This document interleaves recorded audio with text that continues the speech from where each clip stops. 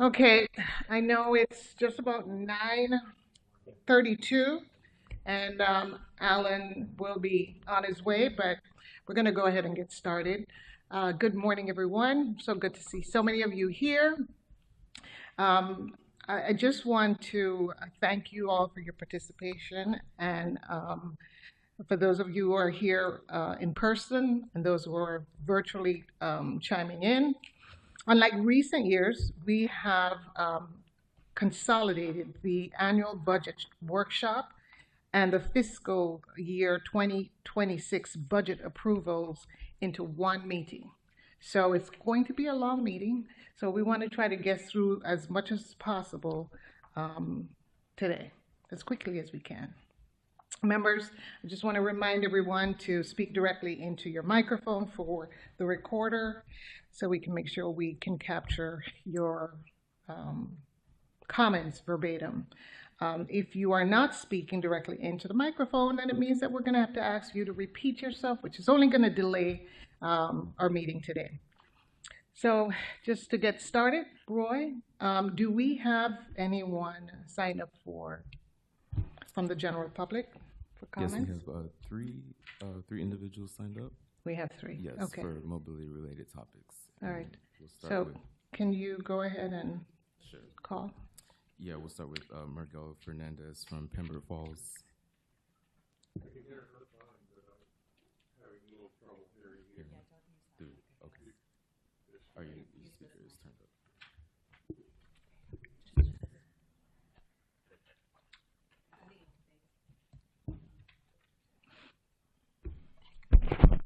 Good morning.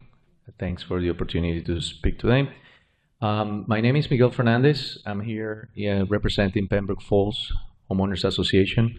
The reason I'm here is we will be impacted in all ways with the sharing expansion project that is taking place and being considered. I want to make sure we set the record in terms of we're a large community, 2,000 plus homes, several thousand residents. And even though we're being affected, we have a group of people that really don't like the idea, they're against, but we also have a group of people that are excited and would love for the project to move forward. So my point is we would like very much to be part of the conversation, to be engaged, to see how we can work together, regardless of how the committee and the department decides to move with the project, that we're considered and that we can be part of any solutions or recommendations. Thank you. Thank you. Thank you. And next we'll have Herbert Vargas from Pembroke Pines.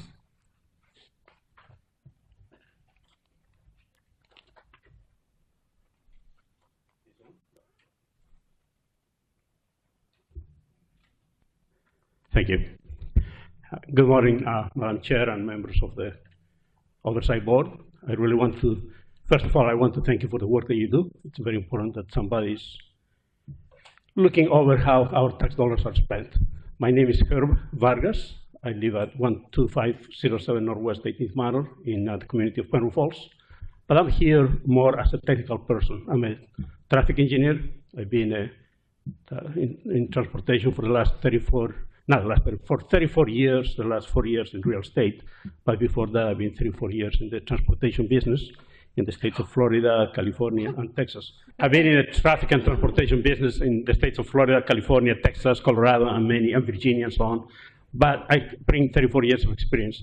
My main topic that I want to talk to you guys today is that your focus is Mobility Advanced Program. In mobility, what we technical people are aware of is that we want to address the nodes, the intersections, not necessarily the expansion of the links, of the highway links. Because the links may have plenty of capacity, but when you get to an intersection is a bottleneck, all we're doing by building the link, we're building a bigger parking lot that causes more pollution, more idling.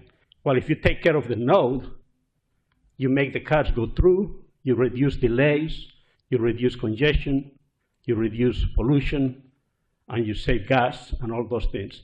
So I bring that up because of the issue of Sheridan Street. In the past, you allowed me to talk to you over the phone, and I want to thank you for that. But Sheridan Street is a good example that the priority of Sheridan Street improvement should be on the intersection of Sheridan and Flamingo. We need to take care of the node. Because if we don't take care of the node, we don't take care of the intersection, it doesn't do us any good to add 3 lanes in each direction of Sheridan Street. So that issue will be, I was hoping that by now, because we've been working on this for almost a year and a half, in many ways, with the city and then with the county, that I was hoping that by now we will have a budget as part of the resurfacing project between 126 and 145th, because we have potholes, it's in really bad state, and do the Flamingo and Sheridan Street probably next year as an intersection improvement. Unfortunately, I haven't seen that change, I haven't seen that moving. But I'm hoping that by the October meeting, we're going to have a special item here to discuss about that project. But I just wanted to bring it up that as you consider your budgets this afternoon, you think about that, put your emphasis on the nodes, less on the expansion. We have another issue with Pine Island and Griffin Road. That's the same thing. The problem is Griffin Road and Pine Island, not going from 4 lanes to 6 lanes on Pine Island. It's cheaper and it's easier to build Pine Island, but that's the problem. Same thing, here on Sheridan and Flamingo. So I really want to thank your time, and I really want you to consider that.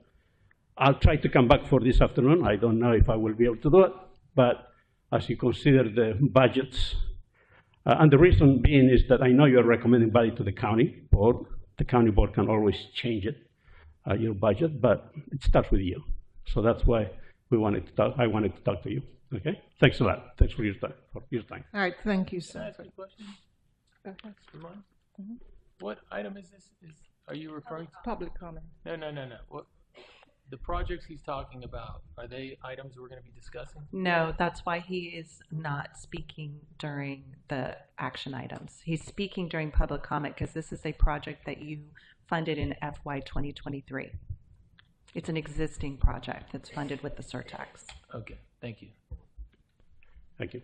So wait, can we do anything for them?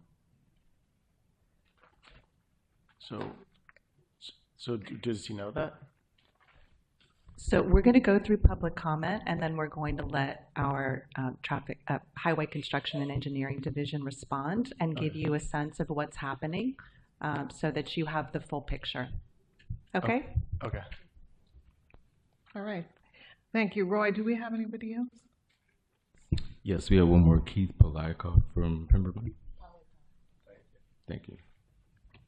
Thank you, Chair, members of the board. Keith Polyakov. I'm actually the town attorney for Southwest Ranches. We knew that the Sheridan Street project is not on your agenda, but because we heard our friends from Pembroke Falls were coming out, I was asked to attend as well to watch. I reached out to Richard Tornese prior to the meeting. The town will be working directly with the county to ensure that our fears and issues are met concerning the project. We thank you all for your important work you do. We know it's not on the budget today, but we were asked to come anyway just to make sure there was nothing new on the topic, which I see there's not. One final issue just to mention, totally aside, I also do work with the city of Hollywood, and last year they came forward with a project for the bifurcation of Hollywood Boulevard to cut through the old Publix there. Just a reminder for this board, it was essentially withdrawn and then put back in. The state in the recent budget hearing extended their funding of that project for 3 years. So we would ask that the board continue to consider that important project as well. Miss, may I respond to Go that ahead, please. particular issue for the Hollywood bifurcation project, please? So there is a new element of the Third Amendment called the grant match program that we've talked to you about in previous meetings. And I know that Mr. Klitzberg is going to mention again later in this meeting. And I wanted to make sure that you were aware that your client has submitted for that project to the grant match program, which should be available as soon as the fiscal year 2026 funding is released and is under consideration right now. Thank you. Well, thank you for your consideration of that important project as well. Thank you very much. All right, I think if we have no one else to make any comments, I just want to note that Mr. Fraser is going to be absent today, so we can go ahead and move forward to. Did you want Mr. Tornese to speak to the Sheridan Street project? Right now? Okay, go ahead. Madam Chair, if it's okay, Tony Hui, Broward County Public Works, if I can start, and then if you have specific questions from Mr. Tornese, he'd be happy to answer them. First of all, I just want to say thank you for the gentleman for taking the time out and speaking on this issue today, because I think it is an important community issue that affects a number of people. What this relates to is our Sheridan Street expansion project. The board has seen that project a couple of years ago. We've funded it. We're currently in the process of designing the project, and that's why it's not an action item for you today. Now, as part of our design in terms of expanding the road, a couple months back, we had a meeting with the community as part of what we typically do in terms of public participation, and had a lot of good comments. And I think there was like a lot of good comments that were for, and there were good comments that were against. And you know, just as part of our normal process, when we receive the comments, we go back and we just sort of evaluate and taking, you know, all the steps, make sure that that all of the comments are considered. We may agree with some, we may not agree with some, but we want to go through the process and make sure that they're all considered. So we're in that process right now. We're getting close to, you know, towards the end in terms of getting back in terms of with the community. So. We expect to be finished with that shortly, within a month and a half or so. And then at that point in time, what we will do is that we'll again go back to the community and sort of explain, you know, this is what you brought up, this is, you know, what, you know, our evaluation, you know, are, and, you know, we sort of go through that process. So that's kind of where we are at right at the moment. And shortly, we, like, as I mentioned, within a month and a half or so, we'll be getting back with the community, providing with more details. And I think this project is going to be a good project, you know, for that area and then also for the county as a whole. If there's specific questions, I'll be happy to try to answer them, or Mr. Tornese will try to, you know, answer them for you. I don't want to delay our meeting moving forward, but I'm just kind of curious, what are some of the overarching complaints that you're hearing? Well, I think there was like some of the complaints is some of the key ones are as an example that in our initial concept, we're expanding the road, so it's adding another lane on each side, so it's getting a little bit closer to the community. And then there's concerns about noise. There's concern about some lighting issues in terms of how it would affect the community. And I think there were issues that were raised in terms of, is the project needed? And so, you know, we want to be able, you know, we believe it is, but part of our process in our evaluation is to conduct additional traffic counts and so forth to just sort of, you know, answer the, you know, some of those questions. Mm-hmm. Okay. So I think we need to celebrate the advantages of having these projects as much as possible. Tony, I'm a little confused whether we're talking about one project, two projects, or three projects. I may be the only one, but I need a better explanation of what the three gentlemen were asking for, because there were no visuals. I'm sorry, I don't understand. I understand the process is a little bit ongoing, but what exactly happened? These projects didn't get approved, or I need a little more explanation of that. Matt, through the chair, the project was a project that you all saw 2 fiscal years ago. You provided Surtax funding for the design of the project, and I believe construction, yes. So there's also construction funding from the Surtax for this project. They're in the design phase right now. And the individuals that are here are trying to make sure that their concerns are captured before the design is complete. That is it. Thank you. Yeah, I think it's important that we do talk about it, because the public comments are the most important to me, because that's why we're here, is to protect the public. But the question is, because I heard one person say, then an expansion of the road, do we even need it? And then you said, Mr. Hugh, that we do need it, that you think we need it. And I would imagine that if we're expanding a road, that at least during peak hours, it's pretty congested, and that there's already been a traffic study done. Can you expand on that? Yeah, does that go? Okay, good.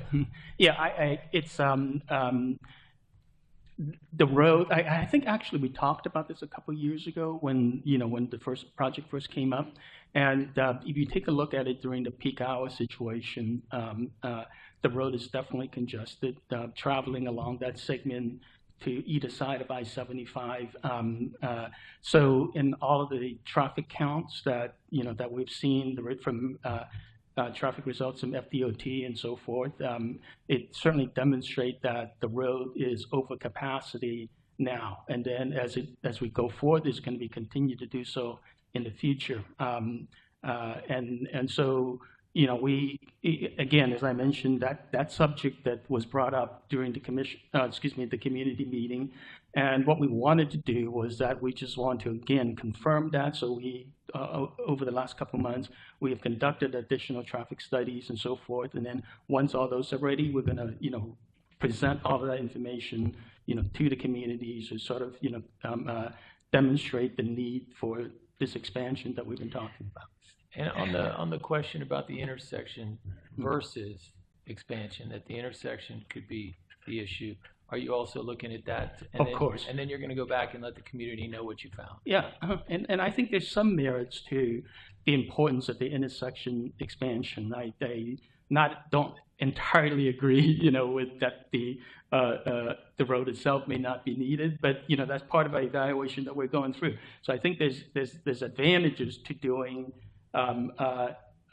some of the things that we've been talking about, but I think what's important for us is that as we go through it, we need to make sure that the concerns that have been raised by the community, some of the issues about a noise and proximity to the community and so forth, they're addressed. I think there are ways that we can work with the community as engineers to make this a win-win situation for everyone. Yeah, and that's the point. The point is that, I mean, there's one thing where some people just say, no, I don't want change, I don't want change. That's one thing. But when the public or people from the public that live in the neighborhood are coming to a meeting that are trying to give you functional support on how the road functions, the intersection functions, I would say that the person that drives it every day has a lot of real good advice or some input that should be included in the design. So if that's happening, and if the community feels like that's happening, I think it's important that this board supports that. Yeah. Thank you. Absolutely. If I can just piggyback on what you're saying, just to be clear, a traffic study was done before this project was put forth, correct? Right. But it was never socialized to the community that we were thinking about doing this project? Prior to, because we've already made some investment in this whole process and we're at the design phase now. So I'm just wondering, prior to doing large expansion projects like this where it could impact residents, are we being proactive in making sure that the residents are aware that this is a possible project? We certainly are, and I think that's part of the results of this. And like I said, I appreciate these gentlemen for spending the time to come out and on all of these projects, we reach out to the municipalities as a first step, make sure that that they understand, they agreed in terms of concepts, and then then we also reach out to the communities that these are the things that we're thinking of, and definitely want to take their comments into account. Not in addition to the gentlemen, all of the people that are impacted by the road. I think we have an obligation to do that, and that's our normal process. Okay, good. All right, thank you. Anthea, real quick, do you know the level of service currently on the road and the future level of service, and then what the level of service projections will be in 5 and 10 years? The level of service, is it D or F at the moment? This is Richard Tornies, Director of Highway Construction Engineering Division.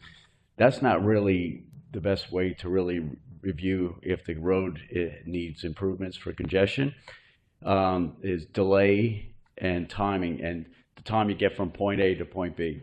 So we did more in-depth analysis beyond what we normally do for level of service to actually, make sure that the improvements are needed. So we're doing that now. We're finalizing it, and we're going to show it to the community. So do we? Oh, so you do not know the current? Oh, of time savings. It'd go at level of service F during peak hour in certain points. Yes. So the level of service is F. And then right. what is at peak hour at certain directions is a directional thing too. So then level of service, what do we think in 5 or 10 years? It's going to get worse without any improvements. No, but if we do the expansion project, the future level of service because of induced demand. We go by delay. We go by delay. Oh. We analyze it by delay. The level of service is still going to be F. So even post-expansion project, the level of service will stay F? A more precise way of knowing what the improvements will do is basically travel time. So if you get delay at intersections, one point to the next point is more appropriate. The level of service and some of the A, B, C, D, E, F is not really the way. That's just a general way that we look at things, but that's not specific enough. But let's discard level of service. I'm just asking specifically, what is the time savings then? Like, what is the metric? Well, we'll be preparing that and send it to the community. We're still looking at it and evaluate and make sure that that is correct. And we're going to come back to the community in a month and a half, like Tony said, and we'll present it. We're not at a point right now to present it. We're still analyzing it. Okay. Okay. All right. I wasn't here in 2023 when the vote was taken. I'm just kind of confused why would we be spending money on an expansion project that doesn't have a time savings metric attached to it. Initially it did with the F. Just now we're trying to do more of an analysis to show what the time savings, whether you do it just the intersection of Flamingo versus the whole corridor. Okay. So there's more to it that we took more of an in-depth review of the roadway link. Okay. Yeah, if you could ever let us know what that. Oh yeah, absolutely. Okay. No, when it's ready, it will be published again. No problem. I appreciate it. I'm glad you guys are working all together, and that's the best outcome is to keep working together. All right. Thank you. Awesome. Thank you. All right, we have a lot to get through today, so let's go ahead and move into roll call. I think we have everyone who's going to be here. Go ahead, Roy. You want to lead us? Good morning. Alan Hooper. Yeah, here. Thank you. Anthea Penner Wallace. Here. Thank you. Debbie Madden. Here. Douglas Coolman. Here. Thank you. Erdal Damas. Here.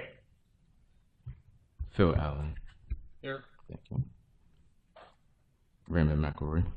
Here. Thank you. Shay Smith. Here. Thank you. And Ronald Frazier is absent today. Thank you, Chair Reverend.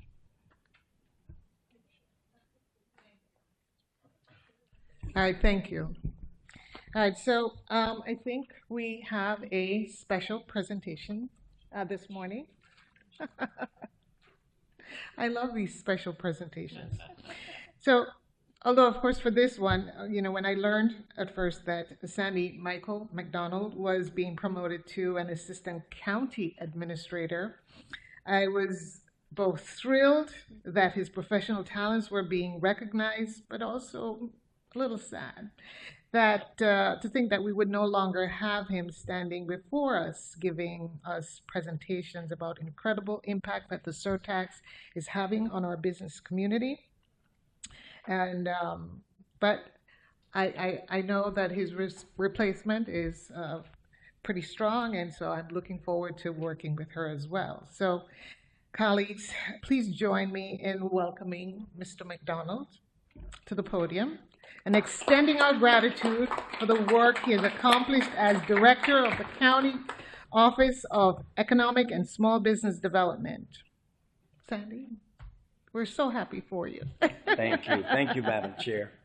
And to the previous chair, and to the first chair, and to all the board members, it actually has been a thrill being with you from inception and recognizing that you, as well as the Broward County Board of Commissioners, when you set out to do this, that you were intentional about making sure there were going to be true value-added opportunities for the businesses in your community, because the businesses in your community also represents the constituents in your community, the residents in your community, and someone decided that economic impact for a 30-year project was just as important as reducing the congestions and the emission and taking a look at where we're going, even with the expansion of rail. So we were excited from day one. We're still excited. And as the chair just said, trust me, you're in great hands, not even good. You know, I'm in a commercial about Allstate or whoever it was.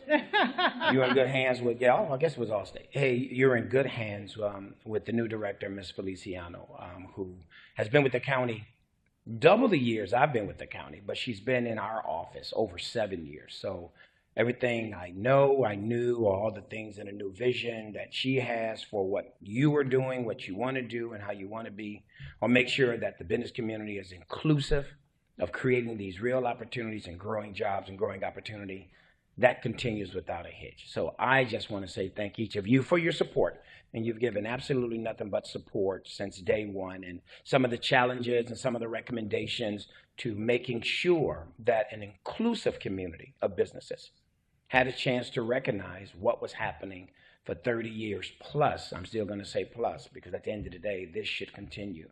And I am just excited that I had a little chance to be a part of it. So again, thank you. And also thank you for just bringing me back for the last time prior to Maribel.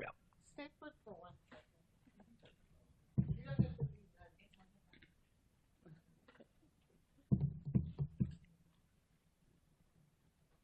I don't know if any of the board members want to say anything, but we also wanted to present you with this. Okay. Thank you. Thank you. Appreciate you guys.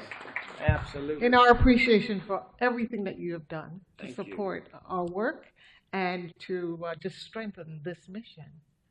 Thank you. All right, good. Congrats. And I'm still around. Thank you, guys. Without any delay, I also have the great pleasure of introducing all of you to Maribel Feliciano, who is an accomplished professional who has worked beside Sandy for many years, and she's now promoted to the position of director. So excited to see you here. I've worked extensively with Maribel, so I'm really happy to see you in this position. Maribel? Thank you. Good morning, everyone, Madam Chair and board. I know many of you, the ones that I don't know, looking forward to meeting you.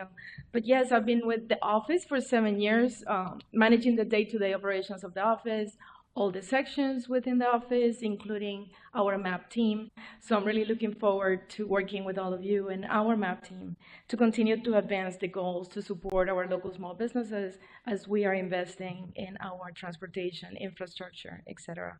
So we have a presentation. No. Thank you. But first, I would like to speak briefly about our program and how do we work with the cities, how do we work with the other county agencies, right? Before any projects go out on the street, our office review those solicitations. We work closely with the cities to make sure that those projects get to us in advance. And then we assign the goals. As you all know, 30% is our primary goal, but we can assign a higher goal if we have enough certified small businesses in our directory. So once we assign that goal, those projects get solicited by either the cities of the county. We work closely with those project managers to make sure that they're reporting on payments to the small businesses, but also we want to make sure that as the small businesses are getting paid, that we're also measuring the economic impact of these projects, right? So today we're going to share with you some of the highlights based on progress to date. As you can see on the slide, we have the awarded projects since the program started.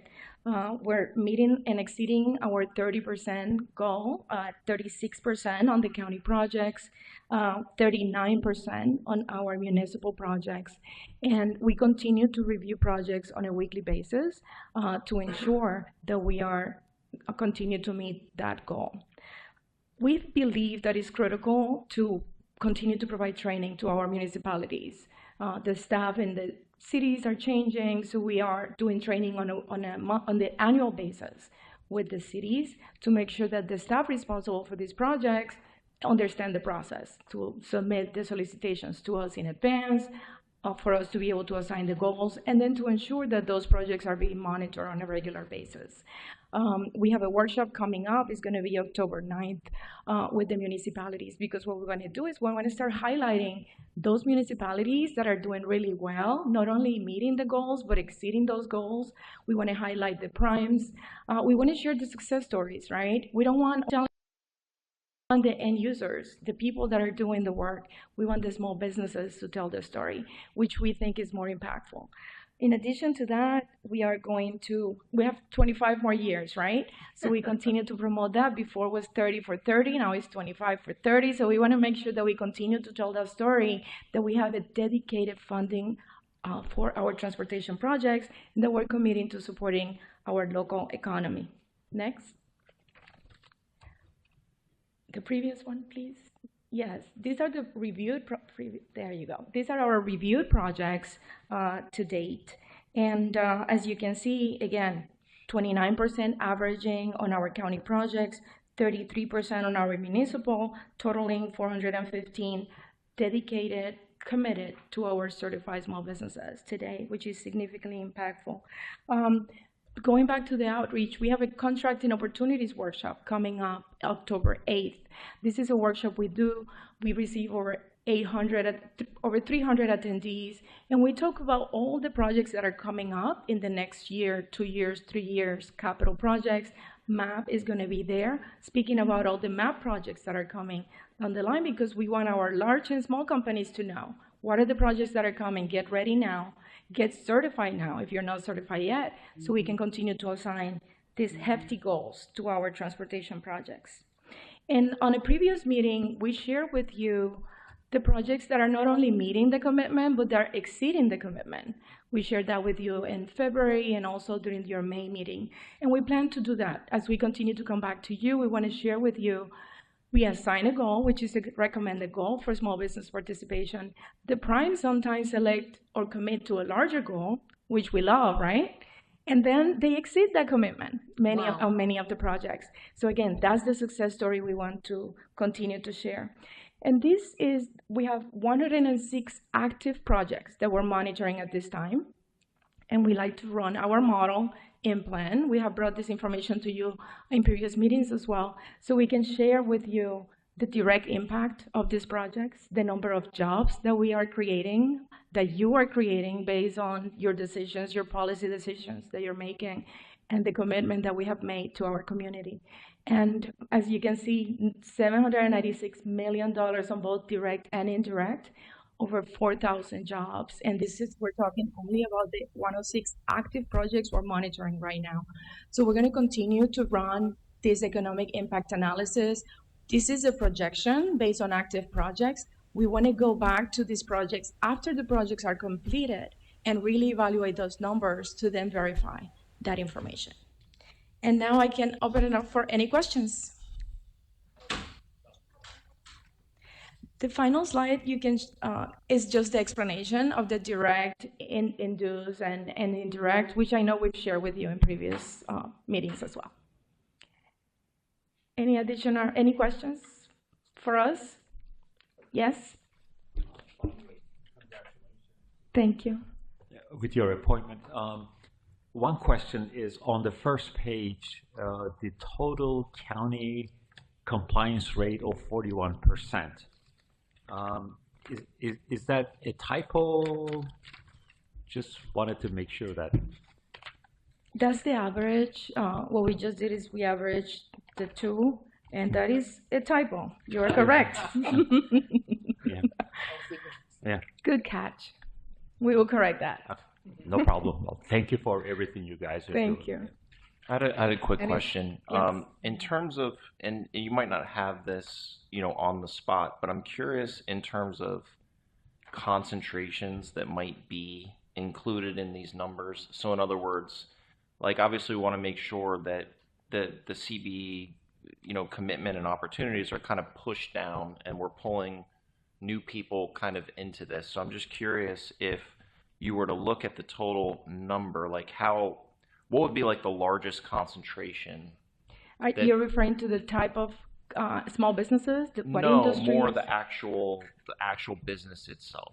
So in other words, are there, if you look at the population, are there entities that are taking up like a very large percentage, let's say, as a participant?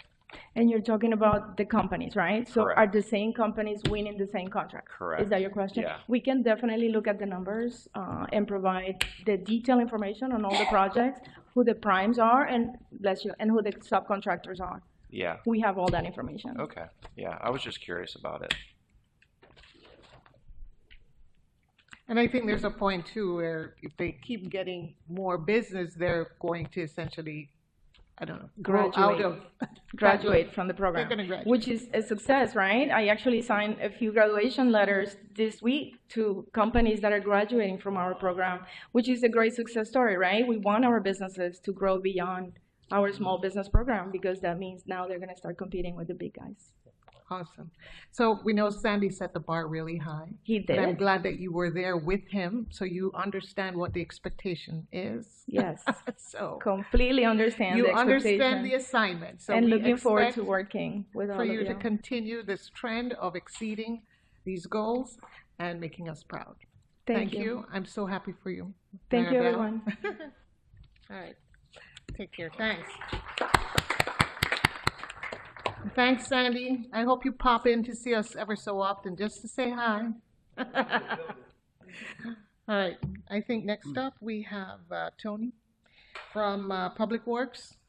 You can control the slides from that. Oh, okay, cool. Okay. Good morning again, members of the board. Thanks for the opportunity to come before you and talk about our program and where we're at and so forth. What I'll be doing is I'll be speaking very quickly about some of the accomplishments that we have made this past year, talk a little bit, talk in some detail about our recommended budget for next year, and then just sort of recap what we're going to do what we're planning on doing over the next 5 years. So that's sort of what I would want to discuss with you this morning. And just very quickly, or before we get into the projects we completed, we continue to be the county staff as a whole continue to be very busy working on Surtax projects. We have about 130 projects or so that we're currently working on in various stages, designing and also construction, including the procurement and that type of thing.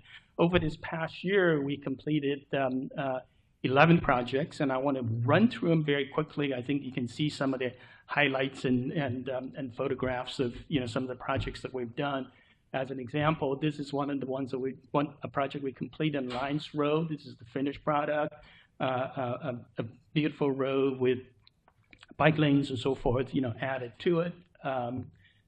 We continue to build out our fiber infrastructure throughout the county. This is part of the backbone that we've been constructing since very early in the program.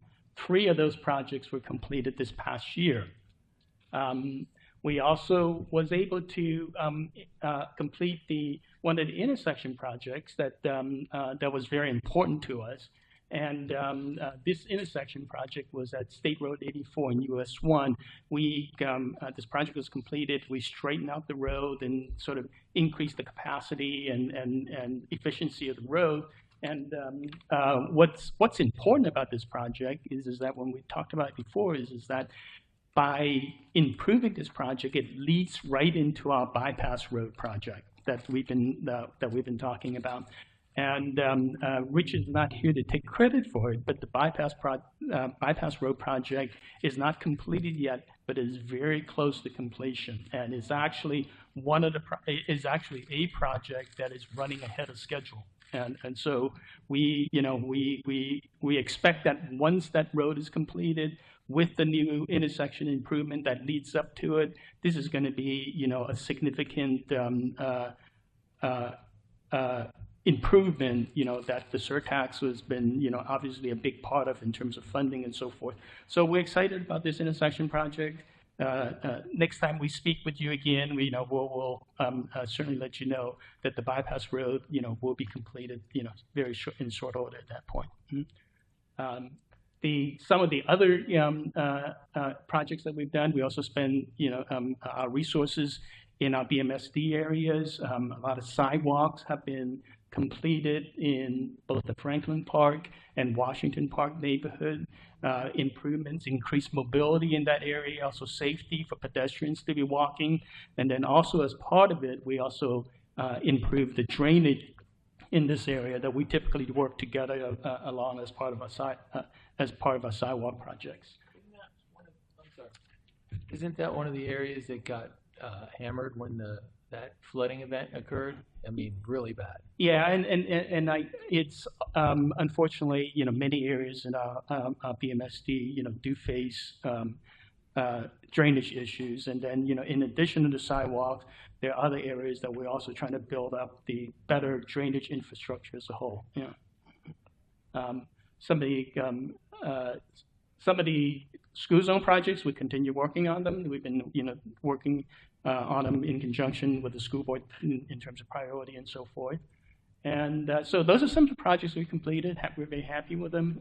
Yeah, Mr. Coleman. Tony, these roads resurfacing, how long do those resurfacings last? I'm sorry, sir? How long do road resurfacings last? Typically, they would be 20 years or so, plus or minus, depending on how much wear. Before this 30 years runs out, we'll probably resurface them again. Then my next question is, where's that money going to come from? Well, because I assume we had money before for resurfacing. Yeah. We've used the Surtax to maybe expand that. I don't know, but yeah, I think we're going to, in terms of funding on all of these projects, there certainly is a shelf life to many of them, and I think it's going to be a continued struggle over the next number of years as we go forth. And what we do try to do is that we do try to help try to do continue the maintenance of the roads as much as possible to try to increase their life as much as possible. So, in many cases, we extend beyond, the 20 years, but I think the funding issues for all infrastructure is going to continue to be, pressure on all of us going forward. I was just curious, that's all. Thank you. Yeah. Thank you, Don. Just to piggyback on what Mr. Kuhlman said, it's really true, though, about understanding the future budget for road resurfacing. And that's one of the critical things we have to remember. I know there's not a lot of road expansion happening, but the idea is kind of insane to me that we would even contemplate road expansion without already having the built-in funds to resurface the current inventory without depending on a surtax. That's just something that I can't, fiscally, at a fiscal level, wrap my head around. Yeah, I like I said, I think it's going to be continued to, to be an issue. I think, in some of these situations when we continue to want to make certainly not just resurfacing and not so much capacity expansion, because we don't have that much space for capacity expansion, but, in terms of trying to improve safety of the roads, it's like building certain things into it to increase safety features. Those are all going to continue to be pressure on the board and then also staff to try to manage something, because I think we would like to do everything all at once, but we're going to have to, plan it out as best as we can given the circumstances.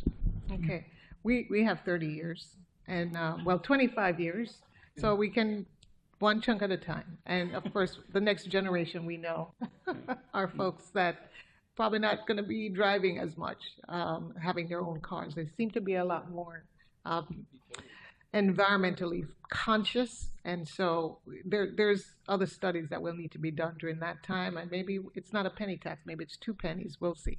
But for now, thank you for the update. Mm-hmm. Any other questions? If there's no questions on accomplishments, let me go into our recommended budget for next year. Okay, and great. I think I'm going to go into the same format that I've done in the past year, which is go through the projects on each project by project basis, and what I will do. And well, let me just quickly jump through the slide in here. This is a very quick summary. You guys are all familiar with it. These are the various grouping of the projects, and they're in sum, their total the total recommended budget for next fiscal year is about $100 million. I'm going to go through some of the projects and go through some of them very quickly. There's no change from what we previously planned, but I do want to spend a little bit of time on a couple of them just to make sure that you're aware of some of the things that we're doing that are a little different, that are a little higher cost, and more exciting, that you can see some of the highlights that we're doing. So that's going to continue to be my approach, and hope you guys will bear with me on the next 30 slides or so, as we go through it. So let me start. The first one is adoptive projects. We this is one of our first adoptive projects that we're starting to go down into the southern part of the county. It's certainly a busy road, and I think this will help benefit from it. There's no change in what our previous plans for the project was compared to in our last year. So as an example, the FY budget request is $8.9 million for construction, is the same as what it was. So that's the one project on the adaptive, and then the next one is what we call a new project, and it's traffic signal O&M. I just kind of leads into what Mr. McElroy talked about just a couple minutes ago, is in terms of the maintenance issues that come up. So this is a project, and by the way, the O&M cost has always been part of the Surtax program right from the start. This is now when we're starting to kick in that our new infrastructures are in place, starting to operate. Now we have to think about maintaining going forward in the future. So this amount of money that we're asking for includes licensing fees for the new equipment. It also includes the major cost component in it is the 2 bucket trucks that we need to help to continue to maintain them and fix the equipment as we go forward, and that will allow us to stand up 2 new crews that will help in the maintenance effort. So as we go forth in the next couple of years, you're going to continue to see maintenance costs associated with them, but hopefully with our 2 new trucks, then we won't see that amount of money going forward in the future. All right, go ahead. So when you're doing O&M on this signal system, is it upgrading it? Is there any upgrade, or is it just using the old signalization system that's already there? This O&M cost is because it is a Surtax O&M cost, so it is not so much the upgrade of the old equipment, but now starting some of the new equipment that we install. You'd be surprised at how often the equipment fail out in our system just because of the weather, lightning strikes, and they're getting wet and so forth, and then also some of the components, and a lot of times it's not the whole equipment, but the components of them that needs to be replaced. So that's the O&M cost. It's not to replace the old system, but some of the newer equipment that that we're starting to install as part of. We have started to install as part of the Surtax. So new equipment. So there is new equipment going in here. Yeah, the equipment that are going down just since we have installed them. Mm-hmm. The performance metrics equipment that you had asked about is listed there too.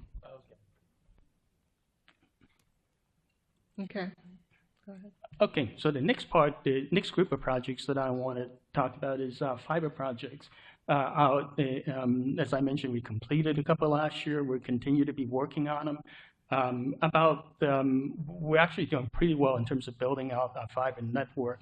If you may recall that our fiber network is not installing fiber in every single road in the county, but we build it along the main road so that we build a backbone that we can connect to. So you continue to work with FDOT on this, as you will see in a couple minutes. And this is a fiber project along Coral Springs Drive. No change from our previous plans. Also Commercial Boulevard. It builds out our network. It provides an interconnection and backup safety and so forth. This is F-106 Atlantic Boulevard. It's labeled as a new project, but it's sort of like it's a new project, but it is not a new project. And let me explain that one a little bit. We have always had in our plan to install an adaptive signal system along Atlantic Boulevard. And Atlantic Boulevard does not have any existing fiber connection. So our project was adaptive project for Atlantic was going to be, or we have it planned out in FY28. And at that time, we were going to install the fiber and then also install the adaptive at the same time. But Lord and behold, we saw an opportunity to work together with FDOT on this, is that they are doing some improvements on Atlantic Boulevard right now. So it makes sense for us to have them do the underground work as part of their project, so that when we get to our project, it makes it easier for us to do it. So we're continually looking for the opportunities to work together and save money. So it is a new project, but when we get to our adaptive, the cost of the fiber is going to be reduced from what we originally planned. So I think it's going to work out much better for us, and it's going to work out much better for not the residents, but the businesses and everything else along the road. I see Mr. Coleman. Yeah, question. You have identified at least a half a dozen quote new projects in here, and those are new from. I mean, how do they get? Do they jump in line or what? I don't understand. We have 5-year programs, and then we have this, and now all of a sudden these are identified as a half a dozen new projects from the county. Right. Mm-hmm. And you can do it as the county, but I guess the cities can't do that, right? I'm really trying to compare what these three gentlemen were talking about and what I'm looking here, and I'm going, how did this new project just get there? Mm-hmm. I'm not saying it's not a valid. I'm just saying, why can't we do that? Are we doing that with the cities, or they're not allowed to do that? Yeah, I can't speak on that part of it, but for this project, I'm just asking the whole with the city part of it. Classified new projects. You don't have to put your 5-year program as these are new to the 5-year program, mm-hmm.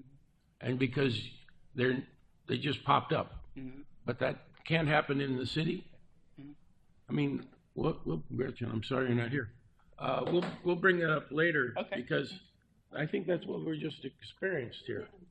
Was something popped up? It was there. It wasn't okay. There. It's back there. I think that. So, Mr. Coleman, in connection with the municipalities, as part of the Third Amendment, we are going to have these new, to some extent, pop-up projects that wind up happening, especially on the rehabilitation and maintenance every year based on the new formula-based funding program. So it's going to be to some extent, similar to the request. That's how this.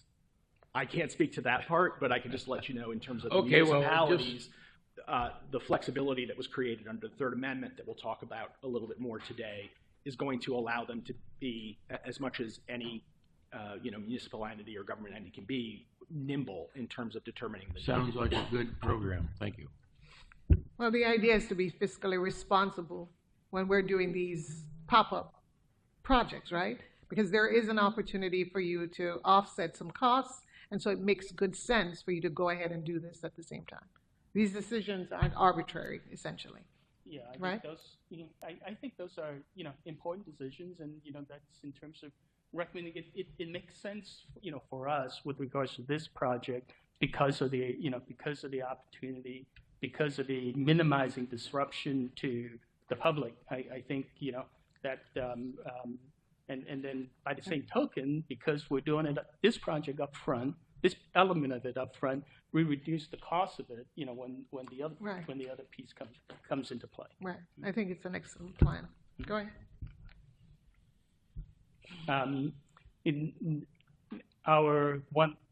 This is a continuation of our road expansion project. No change from our previous plan.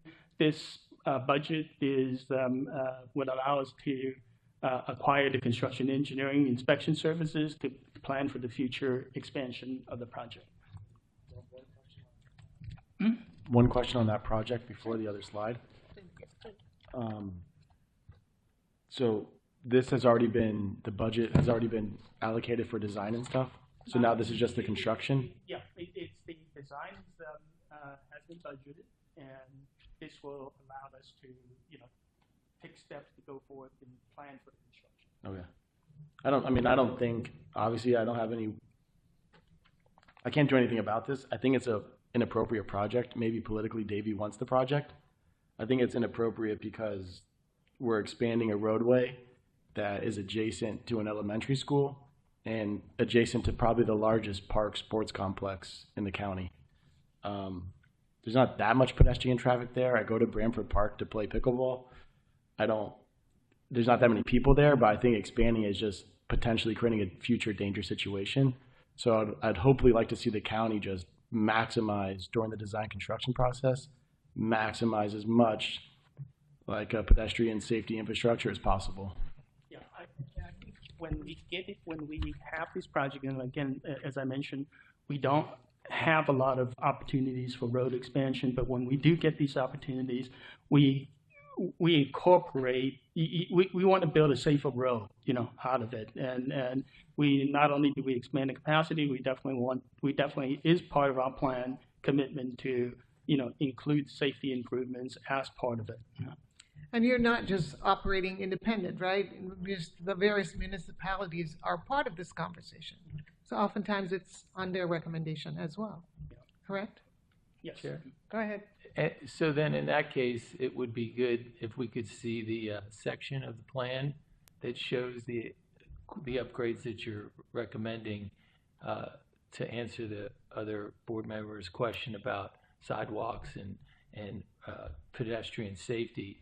It would be nice to see that because we're getting a lot of numbers up here and we're getting a map, but we're really not getting a picture of the overall project. So that would be helpful if maybe in the future you could bring that to us and yeah, show I think us, hey, look, to answer the question of the other board member, hey, look, this is what the project, the overall, so you feel better about, we can feel better about the scope of work. Yeah, that's a good suggestion, and I think that in these type of projects on the next go around, it's a lot of times during the design process we haven't figured out everything out yet, but wherever it's appropriate, we can show you like typical sections, like this is what it's going to look like. This is what wherever there what we've been trying to do is to include multi-purpose paths, as part of the project, and because we've been finding that families and bicyclists and so forth prefer the separate multi-purpose path rather than just a marked out bike lane along the way. So I think that's a good suggestion. On the next session, when we bring these projects up to the best extent that we can, we'll also show you what we think a typical section would look like. I think that's a good suggestion. Thank you. If I could just ask, I mean, this project was also socialized with the community members as well. You're talking expansion and how it will impact their living situations in those areas. Mm-hmm. Was there any kind of, did you socialize this idea with the residents in that general area? Was it shared with in community? Terms of the expansion and the potential impact with the public and public participate. Yes, all of our projects have that, as part Always. of it. We meet with the public and we conduct public meetings and make sure that we also include and consider any comments that they have. And I think some of these elements of these projects, as an example, they in situations that they have traffic concerns and safety concerns, and we in those cases we've incorporated them as part of the responses to the public comments. Okay, very good. All right. Okay, you're good. All right, go ahead, Tony. Okay. Mm-hmm. Okay. So some of these other we're getting into our resurfacing and road improvement projects, and this is on Northeast 6th Avenue. No change from what we had previously planned to do. About $2.35 million in construction. Northeast 7th Avenue resurfacing, it's one of the main elements of it. It ties into some of the, we're going to be working in conjunction with our rail folks on this project, and we're going to get into some of the bike facilities and so forth as part of the project. 37th Avenue, Andrews Avenue resurfacing, no change from what we had previously planned to do. Again, Northwest B40 Andrews Avenue. Okay. On the last ones and on this one, you're mentioning bike lanes. Could you just give us some color on what those bike lanes look like? That they're not bike lanes that are sharing a lane with the cars, because on Andrews that would be very difficult. Tell us something about that. Yeah.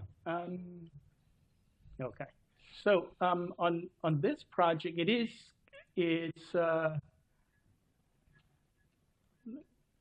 let me try to go back here for a second. You know, while you're pulling that up too, just totally in line with that is, I've mentioned this before, but the bike improvements and pedestrian improvements, they've got to be comprehensive and tie into a greater vision, right? And we have to keep coming back to that, because there's so many examples that I see where these improvements go in, they don't really connect up with anything, and people aren't educated about it, and then they just become kind of dilapidated over time. They look great at first. There's like a celebration. People are out there, hey, we got this. But without them being properly connected, right, and people being educated on how to use them and so forth, they've got to like fall into cohesion here for this to be meaningful. If not, you just end up with lanes that are, as Alan is alluding to, that are either just dangerous or, you know, just don't have a comprehensive plan behind them. Mm-hmm. And I agree. I agree completely. I think, you know, that's part of, you know, some of the things that, you know, what we're actually kind of in the process of, you know, continue to improve our roadway network. We want to, it's sort of like a gradual conversion, you know, in terms of improving the safety, making the connectivity and so forth. And I think that's the reason that the county, you know, through other means, and we're going to be supporting that, you know, as part of this too, is that we want to build, you know, it's a mobility network that connects, you know, some of it, you know, that connects all parts of the county. And I think part of it is going to be, you know, we have to start with some of it, and then we're going to continue to improve and build upon it. So it's going to be, and in terms of tying them all together, I think those are some of the things that we definitely need to, you know, take a look. We need to make sure that we do what you're saying. Well, and in particular, what I would like to see with this sort of thing is we can't look at it project by project. I think each time we talk about the bike improvements, for example, we got to bring it back to what this means on more of a comprehensive basis. Like, where do we stand with the overall connectivity of that? Can people actually get from one place to the next and make use of these things? Right, I think we got to keep coming back to that. If they're living inside each individual project, they're going to fall behind and be dilapidated, and they're never going to connect. Yeah, I think that's a good point. I think one of the things that, as an example, one of the projects that I mentioned that we completed, the Lions Road resurfacing project, that actually connects to a project that FDOT built a couple years back. So when we finished it, it actually provided that connection that, you know, that you're referring to. So we are taking a look at that, and we're trying to build that into it, you know, as much as we can. I think, and it's going to be a gradual process. It's not going to be something that is going to be done, you know, immediately. But I think we have something that we build upon, you know, one project on another. But it would be nice if we did have like if we came back like a master plan during some workshop that shows the bike routes and how they all connect. Right. Thank you. Yeah. Gretchen, that's the most multimodal master plan, right? That with the Surtax funded? But will be used with Public Works, right? In conjunction? All right, great comments, guys. I'm sorry, did you have a question? I'm sorry. No question. I'm just trying to piece it all together, how that plan will work with you guys. But I think I get it. So are the bike lanes tied with the road, or are they on their own lane? I'm sorry, say that again. My original question was, are the bike lanes sharing a lane with a car? Yeah. Well, It's on some of these resurfacing projects. The primary purpose of them is resurfacing the road, that we, and we improve the bike lanes along with it. When we get into opportunities where we can make additional improvements, changing the roadway configuration and so forth, our goal is to install multi-purpose path, not just sidewalks, multi-purpose path along the way. In certain situations, when we're making these improvements, resurfacing as a primary element of it, we may not have all that opportunity all the time in terms of some of these, projects. Right. Which is why the idea of the connectivity of the bike lanes makes sense, right? Because you want to ride your bike to one point and then there's nowhere else to go. The issue with that is that it really gives a false sense of security. I mean, honestly, it would almost be better sometimes to not have the bike lane without a comprehensive plan. I mean, that's the part where we're trying to build for the future, because you can only build in so much capacity for cars. And then at some point, that's where the multimodal is for the future. So I think it's concerning. I don't want to I don't want to stamp things where we're putting sharrows on US 1, which is like examples I've given before. That's just, it's dangerous. People just shouldn't be riding in some of these situations. I mean, same thing on Powerline, where they like put in these bike lanes that then turn into turn lanes essentially, and nobody really knows what to do. Same thing with Sunrise Boulevard right there, past Galleria Mall. I mean, there's so many examples where it's just luring people into false safety. And I think one of the things that's going to be able to guide us going forward in the future is these low-stress mobility master plan that that we've been working on. That's going to be completed in a short period, in some point in the near future. And I think what those recommendations for that project is going to be able to guide us, much better in terms of how we're going to go forth in these projects. We're starting to think about, we're starting to incorporate some of those projects into our program. And I think as as we go forth in the next couple of years, that's where the shift is going to be, is that you're going to see, we're going to have those emphasis where we have the better connections, and we're going to build upon a master framework that we can all work towards. So I think as we transition, as we get into it, with the master plan, that's where you're going to see a lot of this starting to, tie it together much better than, than what we have at the moment. All right, Gretchen. I just wanted to let all of you know, these are great questions. These are the things that we've been talking about all along. One of the biggest goals of the program that was in the ballot language is creating connectivity. So we intend and have been intending to bring back not just kind of a list of projects, but a visual representation of connectivity, of bike lanes, sidewalks, and not only what exists now, but what we're intending to do over the next 20 years, because that low stress multimodal master plan is a 20-year vision of improving safety and creating connectivity. So it's not just for public works, it's not just on county-owned roads, but it's on state-owned roads, it's on city-owned roads. And we hope to have that ready for you later this year, maybe for your December meeting, at least an initial conversation about what the recommendations are coming out of that. The project manager is here. She's in the back. She's listening carefully. We actually have a meeting with the county administrator scheduled for Monday afternoon to go over the preliminary recommendations. So very soon we're going to be starting to come back with some of those recommendations in that plan. And I hope that gives you kind of a visual of what we have now and what we hope we can build in the future.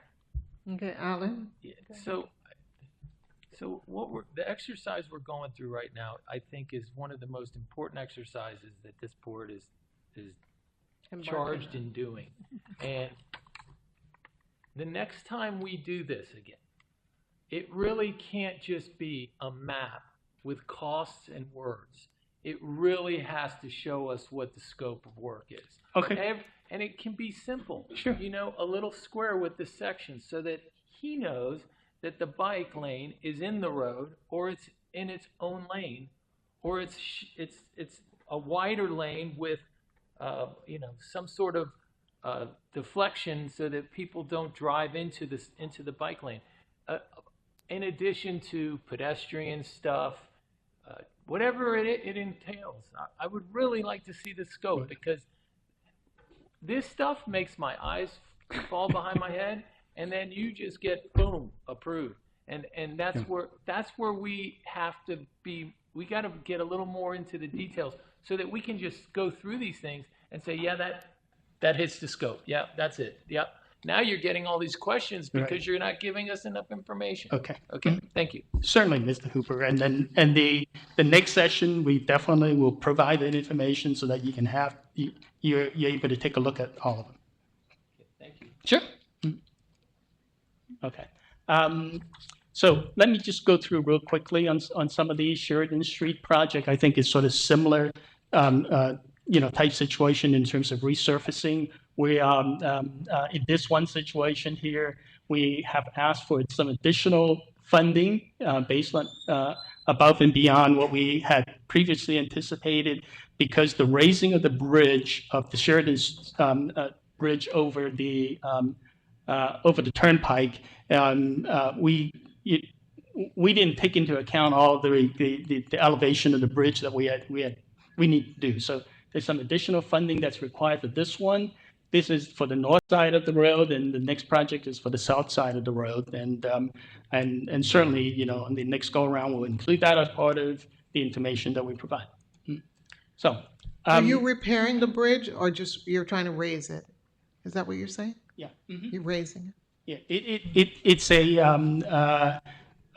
the Sheridan Street bridge that goes over the turnpike, you may recall, have been struck several times in the past. And so, we're in the process of raising that bridge so that it provide higher clearance. Okay. And actually, there's some good news on that project. I just want to mention our intergovernmental affair agency was able to get a grant for this project of about $4 million that's going to help in terms of the cost of the project. So kudos to our group on our intergovernmental affairs group on that. So, so that's associated with that raising of the bridge that we have talked about in the past. All right, go ahead.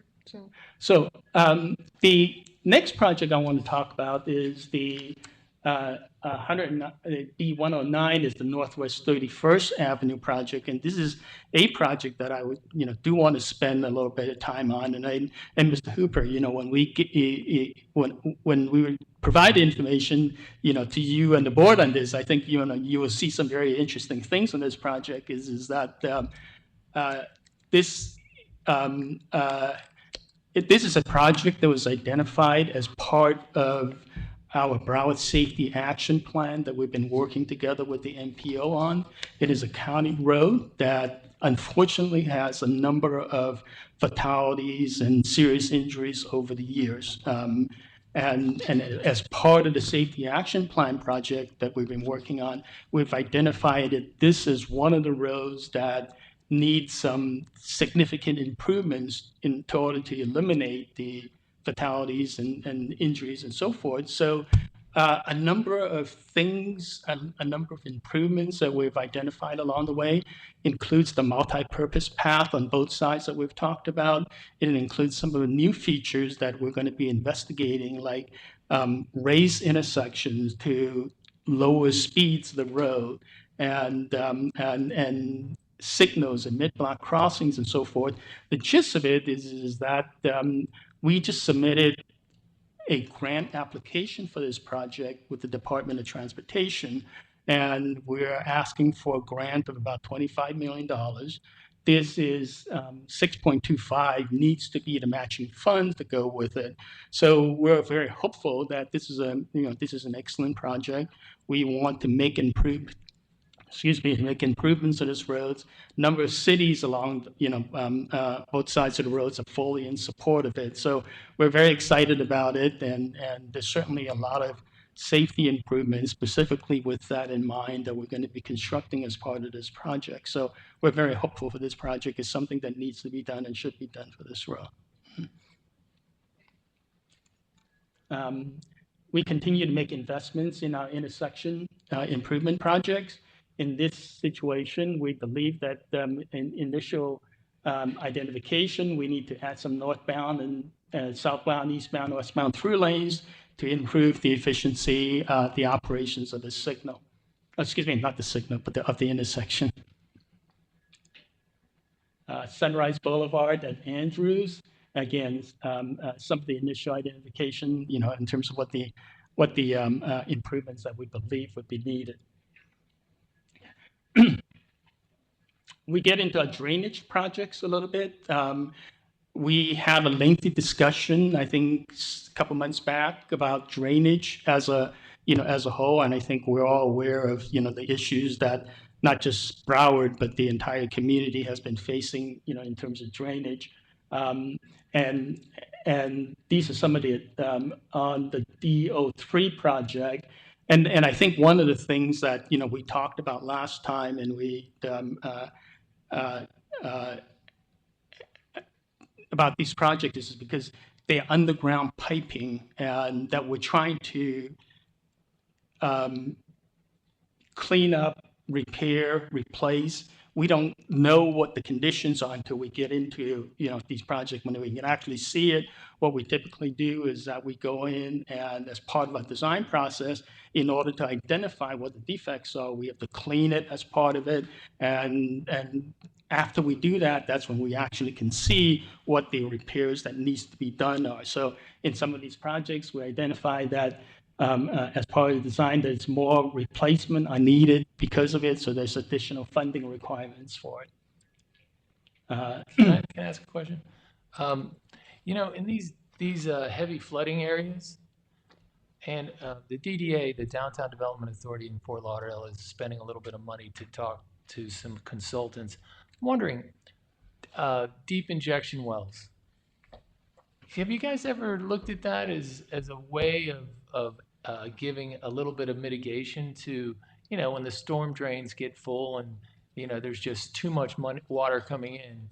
Have you guys ever looked at deep injection? We've looked into injection wells for drainage. And I don't know the specifics of it, but, we as a county are familiar with deep injection wells as a whole. We use it for other purposes. But we have taken, when we take a look at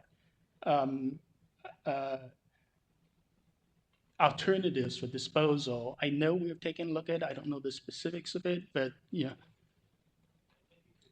it's definitely an alternative in some of our areas where we're close to, let's say, the New River and so forth. The discharge of it, it makes sense, but we do take a look at deep injections. Well, I don't know the specifics of which project did and which project didn't, but but it's part of our arsenal that we evaluate. So there's a couple projects here, DO4, some additional funding that would be required. This is for construction that some additional funding is required for that. Andrews Avenue drainage replacement in terms of the construction, no change in terms of what our previous plan was. This one I do want to highlight, a little bit more. This is the Broadview Park drainage area. We actually received a $16 million grant for this project to make improvements all in this area, all within the Broadview Park area a couple years back. And there's going to be, a lot of green infrastructure, permeable asphalts, and additional drainage and so forth that's going to be provided. Currently, this whole area drains by gravity into the New River, and that was always our game plan, is to make improvements within the neighborhood, continue to drain using the existing gravity drains into the New River. Over the last couple of years, what we've been finding out is the quantity of stormwater has this sort of like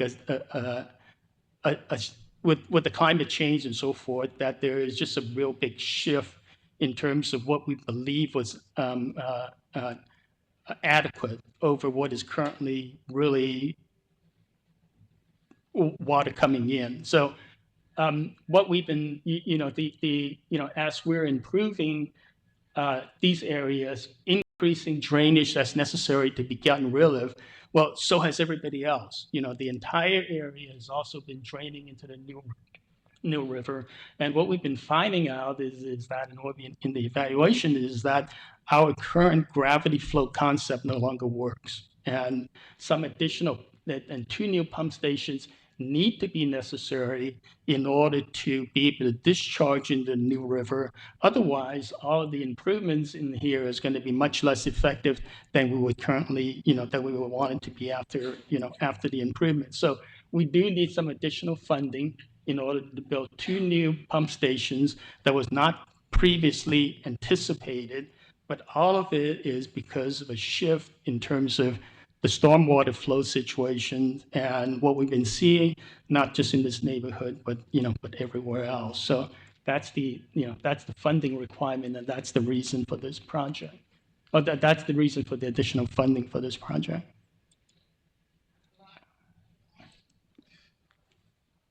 It's a big hit. Mm-hmm. Yeah. Unfortunately, that is sort of, what I don't think anybody a couple of years ago would have anticipated the situation that we see now with regards to drainage. Mm-hmm. I think that it's sort of, I would say, unprecedented, but it's kind of happened worse and worse every year as we go forth. Mm-hmm. Hope the county's planning for it. It's only going to get worse. I'm sorry? I said I hope the county's planning for it, because it's probably going to get worse, especially here in South Florida. Yeah, I think, I think in addition to us, I think everybody else is kind of facing the same issues, unfortunately. D106 drainage, and this is a situation that when we get into the pipe cleaning, in order to minimize future construction costs, it is some additional funding is required. 56th Avenue. This is a new project that I want to point out to you, Mr. Coleman. You mentioned new projects before. Right in this area here, right in front of the high school, we have had significant flooding over the last couple of years, and we have had a lot of resident complain. One of the areas that that we previously had really didn't. Historically, we never had a major drainage issue in this area. Unfortunately, as part of the overall climate change situation that we talked about, this is one area that have faced major flooding over the last 2 years, 3 years or so, and right in front of the school, and we are recommending that this be a new project. We want to start the design of it so that we can alleviate the situation, both not only for the residents, but also for some of the, some of the schools and that type of thing in this area. So a bridge repair, this is construction costs for a bridge repair project. This project, we received a $2.7 million grant from DEP for this project to replace this bridge. And it's always been part of our plan, so there's no change in terms of no difference in terms of construction costs from what our plans are. So the next part of it is sonovoid bridges. I do want to spend just a little bit of time talking about these sonovoid bridges. I think we've talked about them before. We have a video that, that very nice video that we put together on the way that we repair these bridges and so forth. And let me just give you a quick recap. The county has 39 of these sonovoid bridges. They're throughout, they're located throughout the county. They were built in the 60s and 70s, and probably those bridges probably have like a 40, 50 year useful life. The issue that came up, you may recall, with the Sonovoy bridges was a partial collapse of a Sonovoy bridge in Palm Beach County back in 2011. And so we've been spending, not 2011, 2017, I think. And so we've been focusing on these Sonovoy bridges, not the way that we were, not the way that we would design them right now. The county, as I mentioned, there's 39 Sonovoy bridges in the county. The Surtax Fund, excuse me, up to this point has funded 2 Sonovoy bridges. We completed both of them back in 2022, I think. So the Surtax has funded 2 of them. The county's gas tax funds have funded 20 of them. And we have received grants for 3 of those bridges. So what we're asking for, and what we're going to be asking for as part of our program over the next couple of years, is that we're asking for, recommending funding for 5 of these Sonovoy bridges, and then there's an additional 9 coming in the next, within our 5-year plan going forward. And so with that, that will completely rehab and all of our 39 Sonovoy bridges that we have in the county. Those bridges are just an issue. They need to be repaired. They have single points of failures that it needs to be completed and needs to be done. So, yeah, Tony, is Surtax paying 100% of this or part of this? On these bridges that we're recommending, is 100% of the repair cost of these bridges. All right, I'll come back to that at the end of your presentation. Thank you.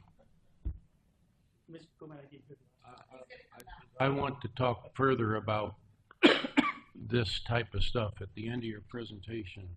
Your 5-year plan, we'll come back and talk about it. Thank you. Okay. Oh, okay. Good. Thank you. So, these 5 bridges, $18 million for the current year. Is it the Sonovoy that is the problem, or is it a bridge that was there before and now you're replacing it with Sonovoy? No, these bridges, as I understand them, they were constructed as Sonovoy bridges. Okay, and now you're getting the cracks and stuff in them. So the Sonovoy bridges, they are built in precast panels. It's like a panel here. And the way that they built the bridges is that there are reinforcement bars that connect a panel to a panel, and then that spreads across. So what happens with it is that over time, and it is that water gets in between the cracks, and it starts rusting the rebar, the reinforcement bars. And then so when that gives, yeah, wow. and the problem with those bridges is that just about all of the bridges that we're familiar with the design is that there's no single point of failure. These bridges, for whatever reason, the way they were designed, that was a single point of failure. So when that fails, that's when it falls. So it's an inherent sort of design, feature, in the past. So when we rebuilt them, we not only put in new reinforcement, but we also put in some additional support on the bottom of it, so that there will be 2 points of connection, so that even when something happens in the future, excuse me, you're not going to get into catastrophic type losses. Great. Yeah. Thank you for that. One quick thing. These are all county-owned bridges. Do we have state-funded bridges and federal-funded bridges? And where are we with the repairs on that? I know it's not, county business, but I'm just curious. Yeah, these are county-owned bridges. The 39 that I mentioned are owned by the county on county roads. There are state bridges that are facing similar situation that FDOT's been working on. And the cities, I don't know exactly which one, but they likely have some bridges that are Sonovoy designed in nature. I don't know the number of them, but it would not surprise me if the cities, and I know the state have them, and I would not be surprised if the cities have some of them too. Oh, wow. It'll be good to kind of get a sense on that. We did provide a report that's in your binder. Oh, wonderful. Okay. All right, thank you. Okay. All right, I know. We're trying to get through all of them. Yeah, right. Promise not to interrupt again. Mass Not arm conversion projects, we have a number of them. We continue to convert span wires to mass arms. We typically, as part of these mass arm conversion projects, we also take a look at ADA requirements, and we do those at the same time, and then and if there's any resurfacing that needs to be done, we also do them all at the same time so that we don't go into on multiple occasions. So these are several projects that we have. There's not much different to them. It's pretty standard conversion from span wire to mass arms. We have 56 on Andrews Avenue, 64. So we continue to build up our resiliency against hurricane as we go forward. Lighting projects, these are some also exciting projects that we're working together at the same time, is that in our unincorporated neighborhood, where lighting is an issue for our residences, we've installed new lighting system to both in terms of travel safety, but also just in terms of security in general. So lighting in Broadview Park, we're doing this in conjunction with our drainage improvements at the same time, so that we minimize impact to our residents. So we just broken down into a couple of different phases. No change to what our previous plans are. And then Northwest 31st Avenue, by the way, these are, when we do our lighting projects, is that we are doing lighting on county roadways that currently do not have lights. And so we're not so much, we're not so much building or replacing existing lights, but we want to install lighting where there's currently no lights, and in order to improve the overall safety of the neighborhood. Prospect Street, again, these areas that currently does not have lighting. Wilds Road, these school zone improvements projects is what you have seen, in the past, and we're continuing to improve upon, bring school zones that are not currently up to standards up to the standard. These are the construction of projects that we have designed recently in the past. These are the group of projects. And then the next group is that we are continuing to work with the school board to identify areas that needs further improvements upon. This is a new supplemental safety enhancement program. What we want to take a look at is that there's certain elements of our school zones that are currently they meet standards, but certain locations that they would really benefit from some additional work associated with it. So these are not situations that they do not meet standards, because otherwise they would be covered in our previous program. These are some additional improvements that needs to be done to enhance the safety for the students and others that are utilizing this. So we want to start, and so this is not one that we take a look at they're more selective in nature. They're a smaller number of it. We want to start taking a look at it and start taking a look at the design of some of these improvements that are appropriate, for those specific areas. So that is a summary listing of our recommended projects for FY26.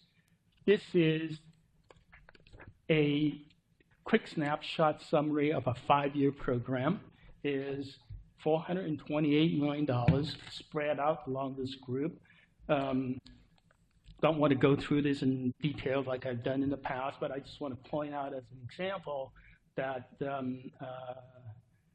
bridge repairs, as an example, that we talked about, and so in addition to the 5 that I talked about today, I also mentioned that there are 9 other bridges. So those costs all would be included in this $85 million going forward into the future.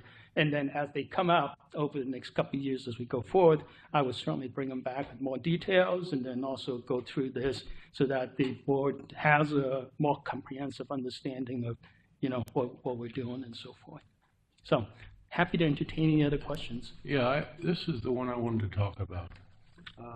There are 8 of the 11 projects here: capacity expansion, intersection improvements, adaptive signals, fiber optic networks, skip drainage replacement, skip bridge repairs, mast arm conversion, resurfacing, we'll skip that, drainage rehab and missing sidewalks, street lighting, and school zone improvement, all screen surtax dollars.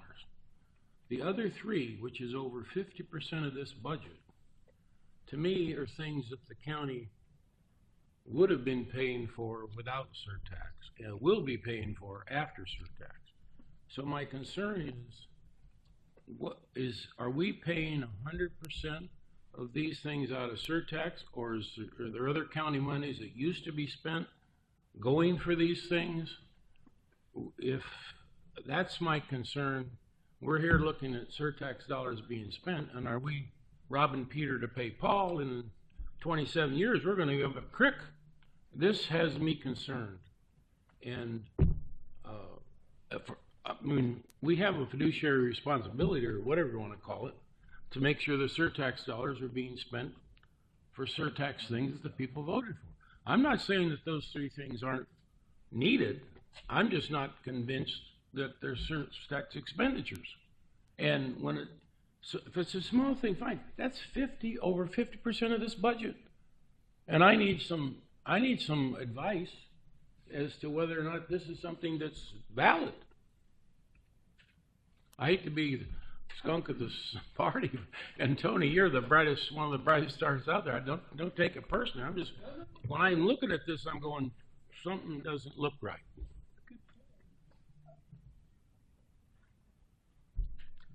So I can speak to part of that. So all of the items that are on here are statutorily eligible under the surtax statute of things that surtax funds can be spent on. In terms of what portion of this is expected federal grants, FDOT money, general revenue dollars, surtax dollars, I can't speak to that and would obviously defer to the agency for what the breakdown is. But every item that you are seeing as part of either a proposed 5-year plan or for specific projects have been reviewed to determine whether or not they are legal uses of surtax funds. And again, legal versus wise versus how the breakdown is to some extent outside the purview of all of us here today when we're just looking at the question of whether or not these things fit within the statutory definition of an eligible use of surtax funds. So I defer to the agency in terms of what the breakdown is. I'll yield. Go ahead. Just one other item to add to that, then it's in terms of all of these groupings of projects, they were all in the initial surtax listing that went, before as part of the went before the voters as part of the surtax plan request or however we want to call it. But these are all the these projects, these groupings of projects are there from the beginning, identified as part of the program. So if that helps in terms of your consideration. Madam Chair. Go ahead. I have I guess the question is, we're asking staff for information, the projects and the scope, and whether it's transportation, public works, or street beautification, sidewalks. I mean, there's just so much. I think the crux of the issue is we're having trouble of following what you're doing. You're doing your job. You're doing it very well, and you have great accomplishments. And here we are, 5 years just for public works is $428 million of projects we're approving, or at least having this cursory, to review. And that's what we're doing. But there are also, new projects added, and they are appropriate. The board needs to ask questions, not to you or not the legal department.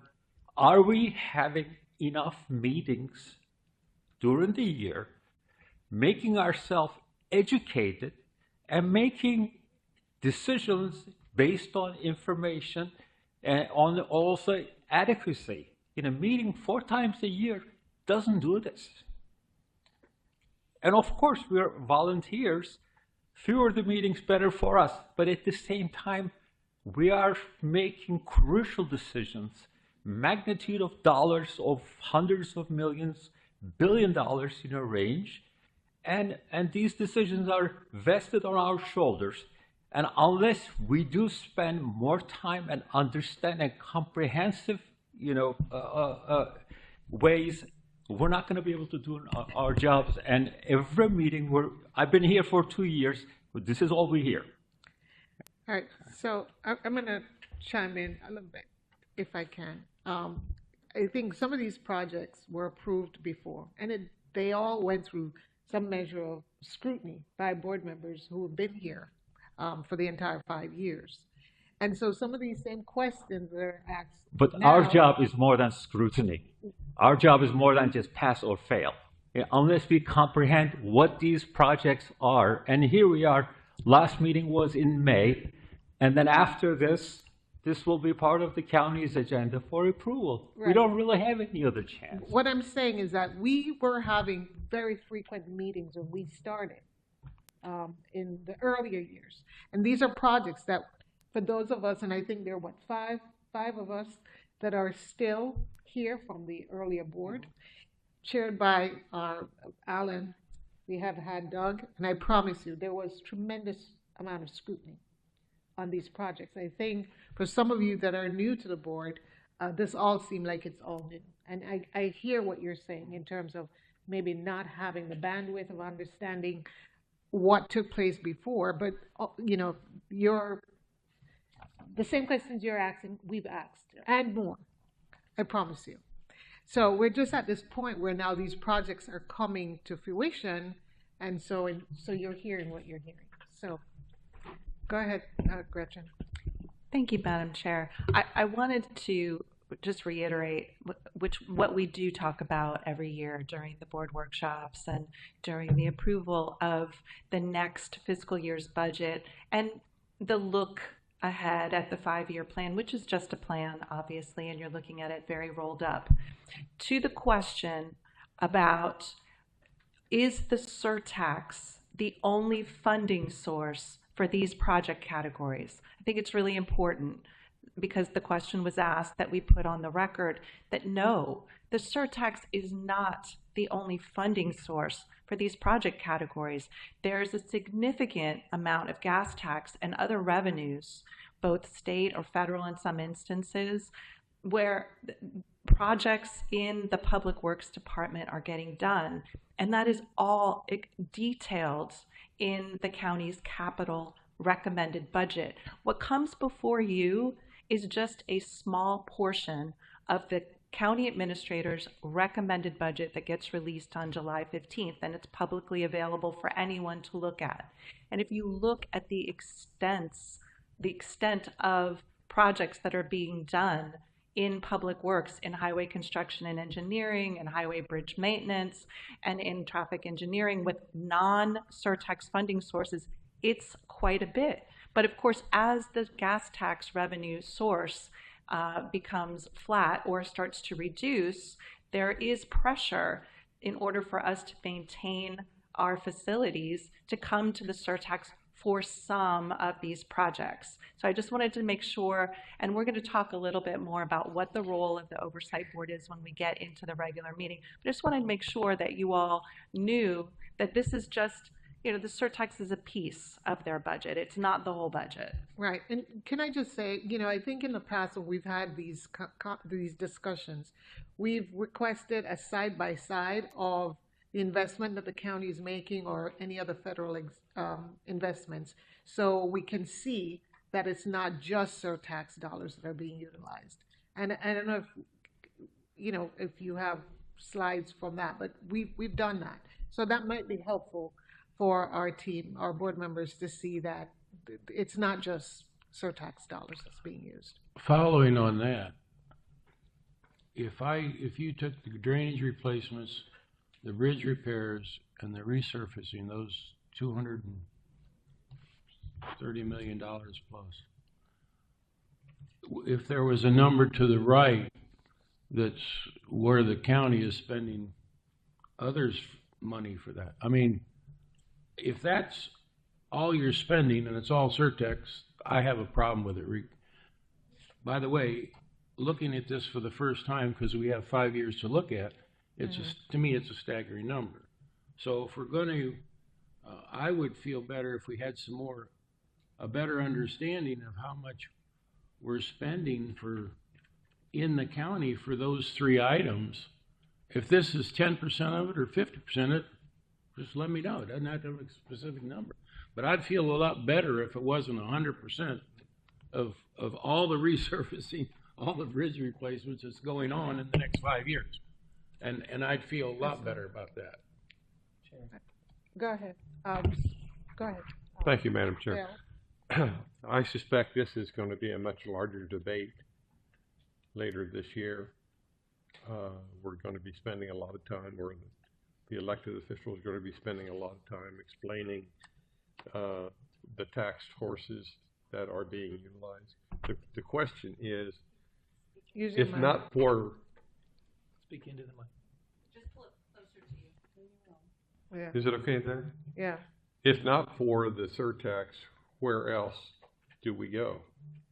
I mean, I think Public Works or Mass Transit or whatever, their job is to convince us that their projects need money.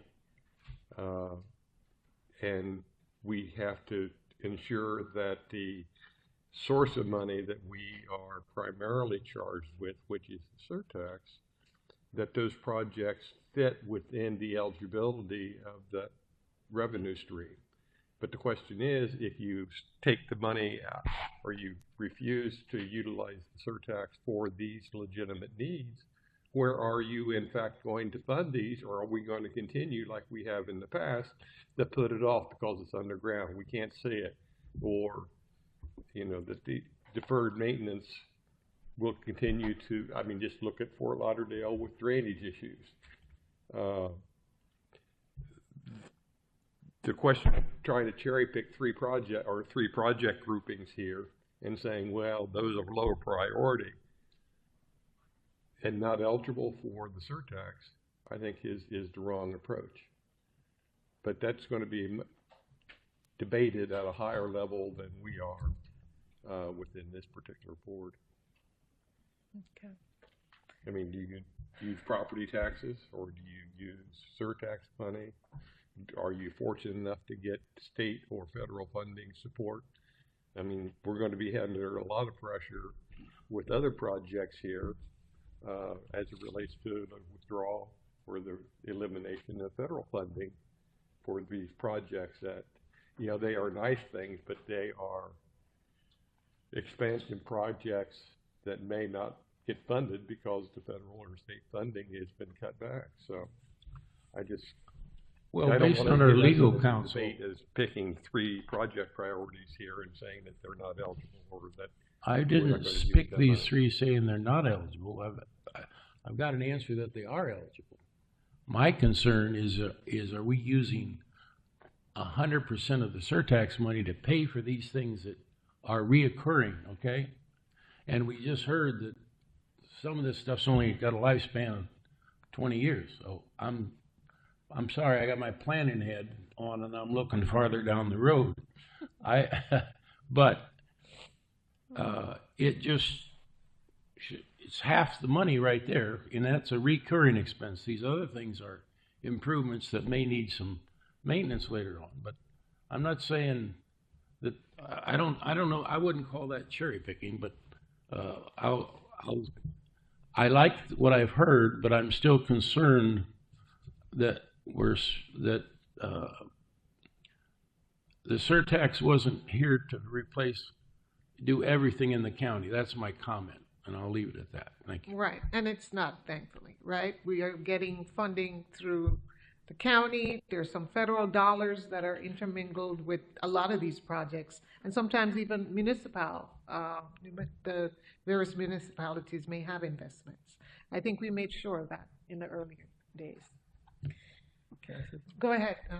Okay, so just to kind of, I have two things to talk about, but just to kind of play off what Phil is talking about, I certainly don't want to grow government and then take away, start spending things that were otherwise spent before, but in the general fund, and then use surtax to pay it. But I can tell you as a developer and a contractor that streets like Andrews Avenue and others had not been repaved in 50 years. And part of having a good transportation, public works system, and the advantage that having a surtax funding is allowing for more robust repair and maintenance so that you have smoother streets without potholes, and we're not waiting until we have enough money to do certain things. We're able to do them better, and we're able to, it's like having a house that gets repainted every 5 years versus a house that gets painted every 30 years. The guy with the 5-year paint job, his house looks better. And I think we're creating a world-class system by not only adding new things and bells and whistles, but also robust maintenance. So I'm for it. I think that all the categories do fall under surtax. I'm glad to hear that federal and state funding falls into that bucket of funding as well. And the other thing I'd like to, now that we're at the end of the public works, I can't emphasize more how this will go a lot smoother for everybody, and the questions will be less intense if we have better information. And then the other thing I would like to do, and I'd like to ask this board how they feel about it, but we can see that you guys have kind of answered our questions when we said bike lanes are important to us. And then when we decided that bike lanes and bike transportation was part of a surtax expense, we start seeing it in some of the projects, and I love that. I love that. But I think we should make a request either to the county commission. I don't know how we do this, but I think it's super important that we either hire a consultant that only does bike paths, okay, and that looks at the county overall and comes up with a plan and says, okay, this is the plan going forward for a safe biking experience around the county. And if you're going to put a bike in with the traffic, because let's face it, on Andrews Avenue, I see it all the time with e-bikes. There are people that are driving their bikes on the same lane as the cars, so they're doing it anyway without the bike signal, the bike logo on the road. And so if you're going to add that paint that says bikes next to the cars, we should put something in there visually that flashes or does something and says, be aware, you are sharing this lane with bicycles. There should be something that gives the driver, other than him having to read the double arrow with a bike painted on which nobody reads. There should be some other form of safety device until we do get those permanent bike lanes that protect the biker and that makes the driver aware. I would like us to focus on really coming up with a good bike plan and not just doing it as we do resurfacing projects. So I don't know how we do that. I would like to ask my board if we can ask the county commission to get a little more in the weeds on this and to allow us maybe to hire a consultant that could really come up with a very good plan. Thank you. All right. Thank you, Alan. All right. Tony Sahui, are you done with your Oh, presentation? I had a few questions, but it looked like Gretchen was going to speak. No, I just wanted to, again, reiterate that we did hire a consultant. We actually added surtax funding. It was originally constitutional gas tax funded.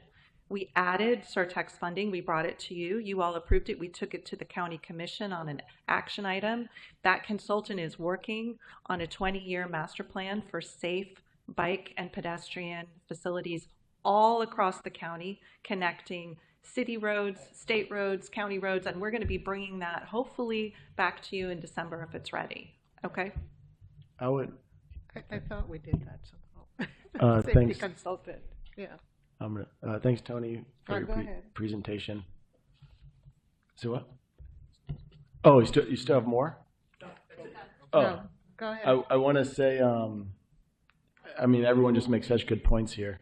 The more specific data we have, the easier it makes our life, and we feel okay approving stuff. Yeah, I personally would like to see more, like, I get this stuff, I get it's surtax. I think also what the board probably wants to see is a more aggressive approach to you guys towards doing like active infrastructure that changes people's life for the better. You know, like another thing I would like is I would like more itemization of this list. Clumping drainage, rehab, and missing sidewalks together. I understand when you're doing drainage, you might be building sidewalks. We need very detailed list. I would love to see itemized how much you're actually spending on bike infrastructure, how much you're spending on sidewalks. I would like the Public Works Department. This is a lot of data, but I think you guys should be telling us how many feet of sidewalks we're increasing per year in our missing segments, how many feet of bike lanes we're doing. We're totally blind to all these metrics right now. All I'm looking at is just a giant number. I mean, like, I just don't know. I know we're doing good. I know we have our plans. I just think we need to do better. And then green infrastructure as well. I see drainage replacement at $72 million. Is that gray infrastructure? Is that green infrastructure? Are we planting trees? Are we de-asphalting some areas to increase permeability? Just more details in this kind of stuff is so important. And it helps us build the metrics so we know where we're heading without just doing an audit, but we know we're doing good, we're increasing sidewalks. So I'll just leave it there. Reflect, I mean, we'll be happy to provide the information that the board is asking for. And we do different type of measurements, but, you know, it's things of that nature in terms of some of the, quantities and that type of thing, we can certainly provide to the board, and in the future, when there are appropriate time to make those presentations, we'll be happy to. Right. And I think part of the challenge is some of these were approved from before and the data that was provided earlier, because I know for sure that some of these had side-by-side showing the investment because that was something that was requested. So I think when they're coming back in front of the board, especially because we have new board members, there's a gap in memory or gap in some of the details. So that would be helpful. And you already have it. I think in most of the case, you've showcased this to us before. Certainly. Thank you. So, Madam Chair, would you like us to? Thank you so much. Thank you, Tony. Would you like us to skip ahead since we are running a little bit ahead of schedule rather than stopping for lunch? Would you like me to go into the Municipal Surtax program briefly? Please. Okay, let me try to do that. All right, thank you.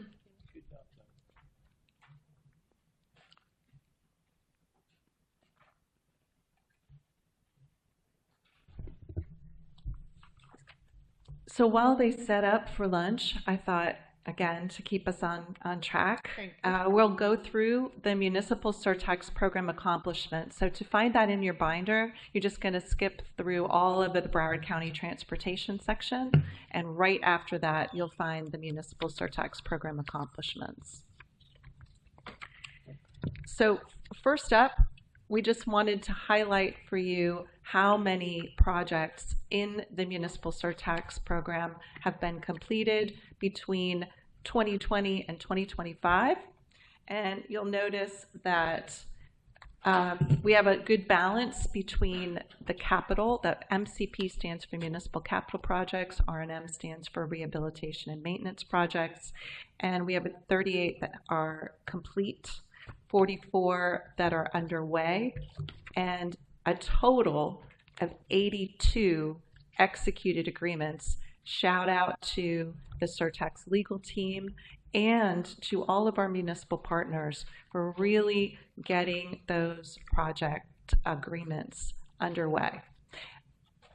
So one of the things that has been a highlight throughout the many meetings that we've had over the years, and certainly a discussion that we just had earlier in this meeting, is how much non-surtax money is going to this. So you'll see there on the second bullet that there's been a significant amount of leverage, that's non-surtax funding, that's been brought to the surtax projects that are being done in these municipalities. 79 million as of June 30th. That's significant, and we appreciate our municipal partners. 44 projects that are active have a total value of approximately $100 million of surtax. That's surtax only. So again, we continue to see municipalities bringing a significant contribution of non-surtax funds to these projects. And we expect, as this third amendment kind of rolls out and gets implemented, that you're going to be seeing even more leverage because of that grant match program. So hopefully by the end of this calendar year, we'll have a really good sense of how many more municipal projects have come into the program, rehabilitation and maintenance, but also some really strong capital projects.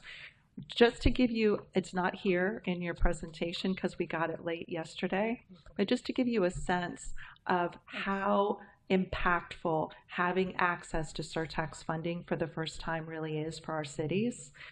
We offered a $13 million pot of money from the surtax that cities could access to go after competitive state and federal grants. And it opened on Monday. We got our first, shout out to City of Fort Lauderdale, we got our first application at 12:02 a.m. from the City of Fort Lauderdale, followed 6 minutes later at 12:08 a.m. from Lighthouse Point. By yesterday, we had over $16 million worth of requests, the whole pot, in literally 4 days.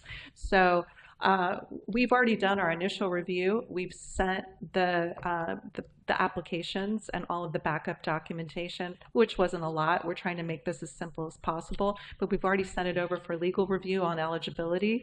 And like I said, we're expecting to be able to come back with some really great leverage information to you all in your October meeting.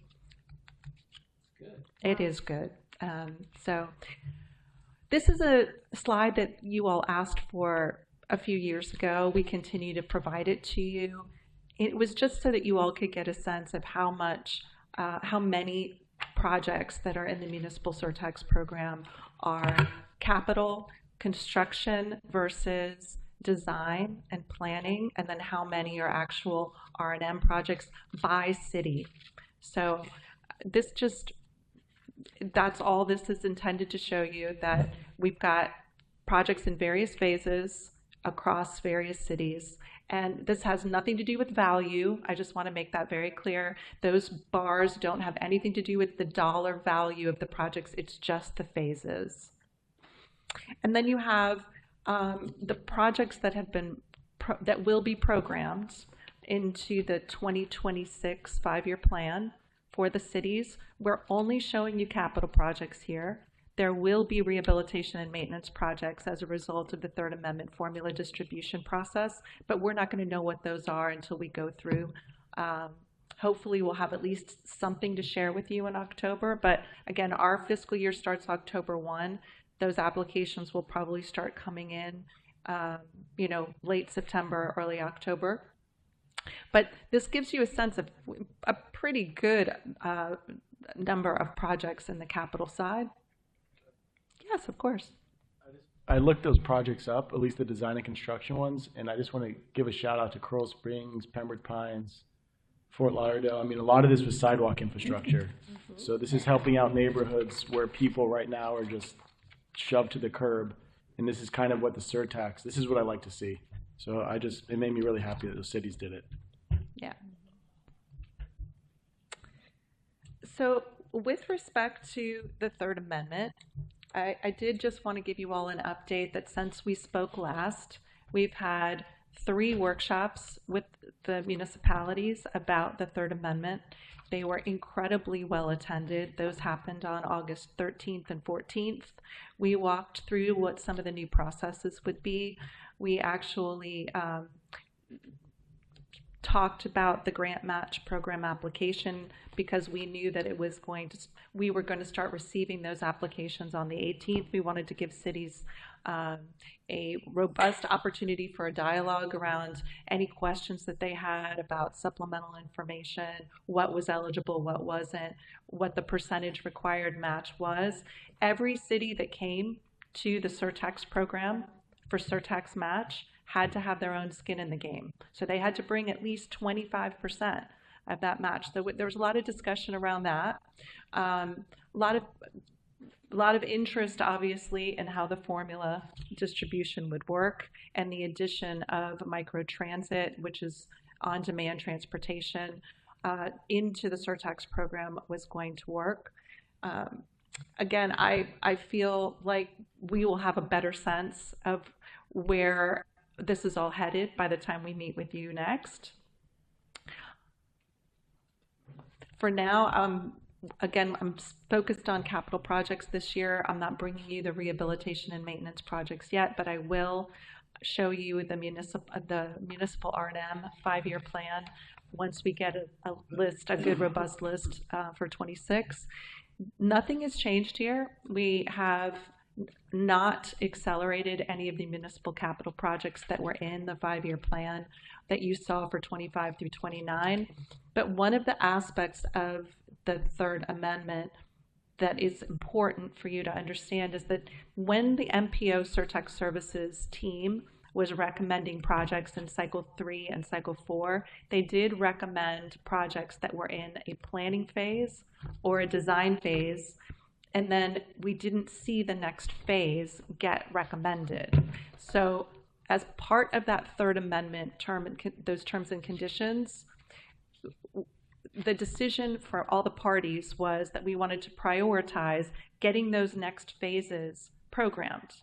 So the 5 projects that became the new 5th year of the 5-year plan here in 2030 were all the construction phase of a project that had been recommended in either its planning or design phase in cycles 3 or 4. So we have, again, I think a really good path forward with the Municipal Surtax program. And I'm going to turn it over just really quickly to Nathaniel to walk you through a few aspects of what he's been doing and other pieces of the Third Amendment. Thank you, Gretchen. To the board, first of all, thank you for the support that you have provided to our office over this past year and the preceding year when I joined. Our team has been working very hard to get as many of the projects that are ready to go under agreement. Just so that you're aware, because our team works not just on the municipal projects, but all projects that there's Surtax funding that's going towards.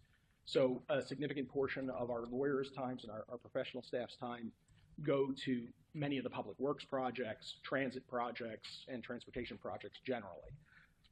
We do a ton of highway bridge maintenance division and highway construction and engineering on the county side. Some of the projects that have gone under agreement this year that are of particular importance is the PD&E study for the Airport Seaport Convention Center connector. So that is going through the NEPA process and the PD&E process right now. That's one of the more significant contracts. We have obviously the Sheridan Street Bridge Design Build project, which was a unique delivery method, not something that the county does on a regular basis. But that is an innovative project in terms of both the engineering and a little unusual for purposes of the kinds of contracts that we draft to allow for this bridge lift to be going on without causing significant traffic impairment along the top of it, because It would be bad if all of a sudden you couldn't continue going up and down the highway there and over that bridge. Besides that, I really think that the crux of what we've done over the past year is that I feel happiest about, and I think it dovetails into the Third Amendment, was $120 million worth of additional municipal projects have been placed under agreement this year. And a combination of, and to some extent, I think that along with the tremendous work from MAP administration, as well as county administration, and our partnership with the Broward County City Managers Association and the elected officials through the league has allowed us to sort of hit a reset button on some of the relationship that we've had with the cities. I like to think of it in terms of, my general philosophy about practicing law is start with yes. If you determine that you can't do it, you at least can get most of the way there. So we have started with every idea that our municipal partners had regarding the Third Amendment with a concept of, yes, let's see whether or not we can include this in. And the vast majority of requests from our municipal partners have been incorporated into the Third Amendment. It's a real sea change in terms of the relationship. As I've mentioned at previous board meetings, one of the priorities that everybody had, and it was very much outside the box kind of thinking, was the cities continuously competing against each other for money results in fewer projects getting funded. And it also requires the cities to put more work into projects and applications that they know are not going to be competitive. So many cities would submit 3 projects every year, and that takes up their staff time because they know they can submit 3. And they felt the need to submit 3. By changing a significant portion of the program into formula-based funding, what do? We allow the cities to supplement that which they're already spending for those bread and butter road improvement projects, whether it's milling and resurfacing, expanding sidewalks, doing bike lanes, all of that rehabilitation and maintenance type activity. Every city that is participant in the program, and hopefully within the next couple of weeks we're going to be every city but one who's never going to join the program. Every city gets money every year to do something for the benefit of their residents. We're limiting the kinds of agreements that need to be done and trying to shorten it to one agreement on an annual basis. So if things have to legally change, we have that opportunity. And we don't have to go back and every rehab and maintenance project that they've done, go and amend those contracts. Again, limiting things to one set of applications, one set of agreements. The grant match program, as Gretchen has spoken about, and I just got the email the other day with all of the applications that have already been submitted, which I'm overjoyed to see. We're going to be reviewing those to make sure that they are eligible under the Third Amendment and eligible under the statute. I have faith that they all are going to be. Being able to leverage other people's money was such a key component of the program, and it was not a key component necessarily of the Second Amendment. So, with Gretchen and her team and county administration and the BCCMA, this concept was developed. It was one of the things that was requested by members of our Board of County Commissioners at a budget workshop in the summer of 2024. And we made sure that we incorporated that concept in. I think the cities are going to be pleased with the ability to come to us to get from the county and from the Surtax a significant portion of their local match on these state and potentially federal grants and competitive programs. So that's been the short version of what the legal department's year has been. We're expecting a very busy fall as the Third Amendment comes into effect, and we're sort of on our shakedown cruise of how it actually works in practice, because you can draft things and in the ether or in your head it looks like it will work perfectly, but I am sure we're going to wind up having bumps and hiccups, and we'll find ways to work through them. But I think that because of the partnership that we've had with the cities through this process and the collaborative nature, it's not going to be a difficult lift as we need to fix anything and as we start reviewing their projects. So you all have copies of this, so I'm not going to feel the need to read it to you, but we're very happy with the Third Amendment. We're finalizing the actual terms and conditions for both the R&M funding and the grant match program funding right now that we expect will be rolled out before the beginning of the new fiscal year, and will be that which all of our new agreements are going to be based. So that's what I have for the moment. I don't know if we want to do this before lunch or after lunch. I'll defer. Well, we have a question. And then I just want to say thank you, Nathaniel. You've been a breath of fresh air, and you're a yes person.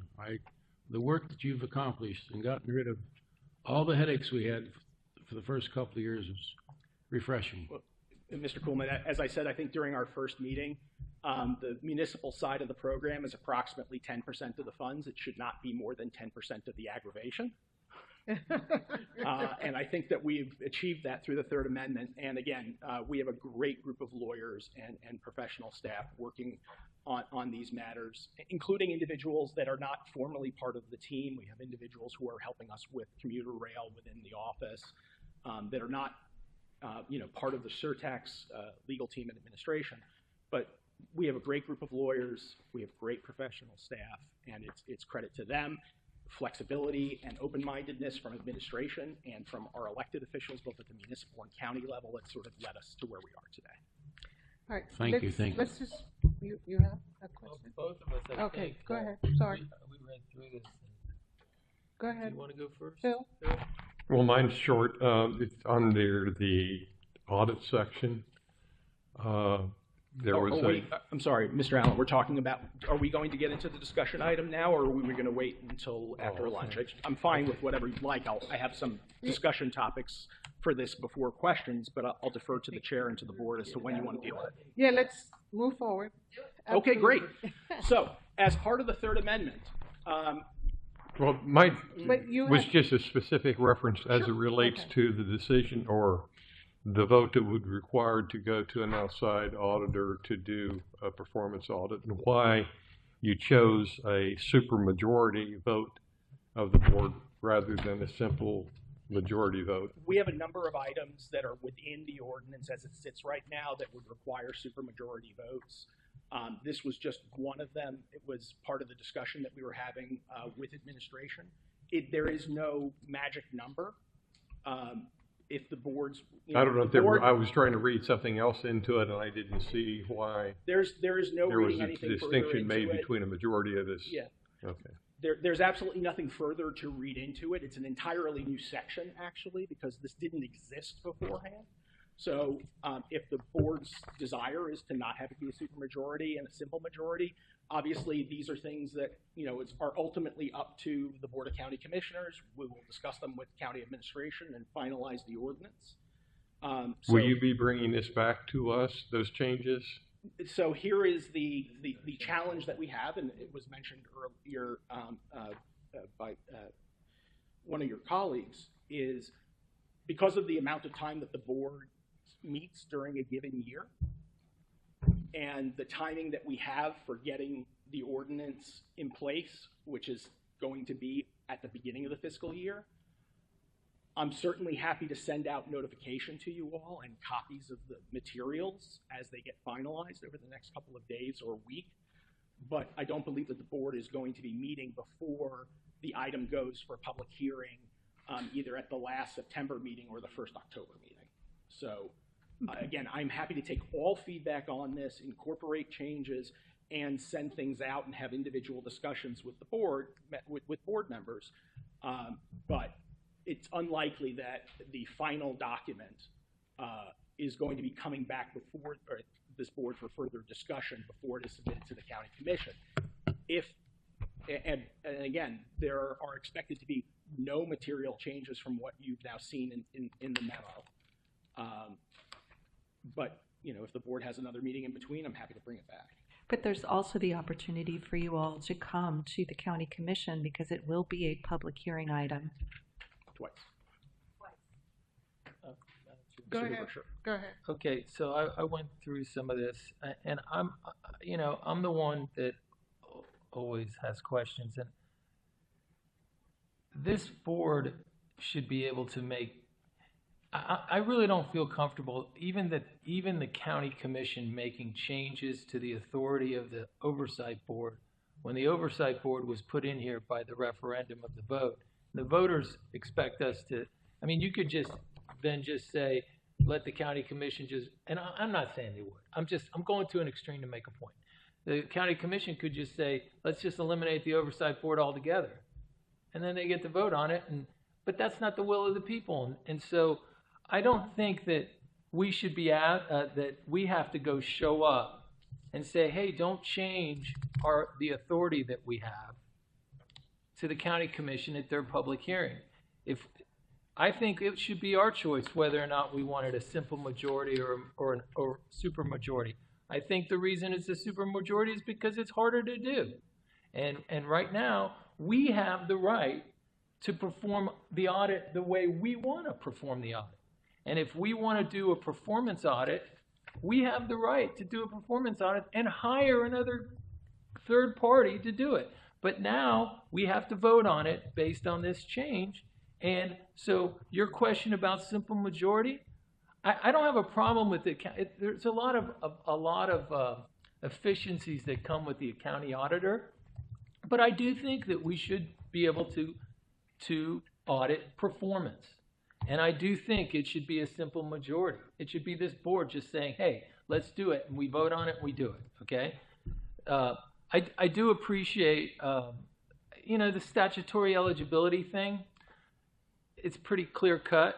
And I do appreciate the language that you added here about us looking at a project and then giving the county advice or recommendations on best practices, because that's really what we want to be doing, is looking at best practices and performances and how things are going to work. So from the eligibility review changes, I would agree with that.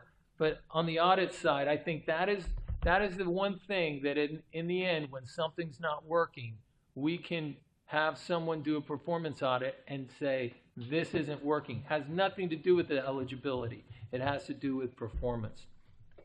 So I think this board, I don't think we need to show up at the meeting. I think this board needs to write a letter, okay?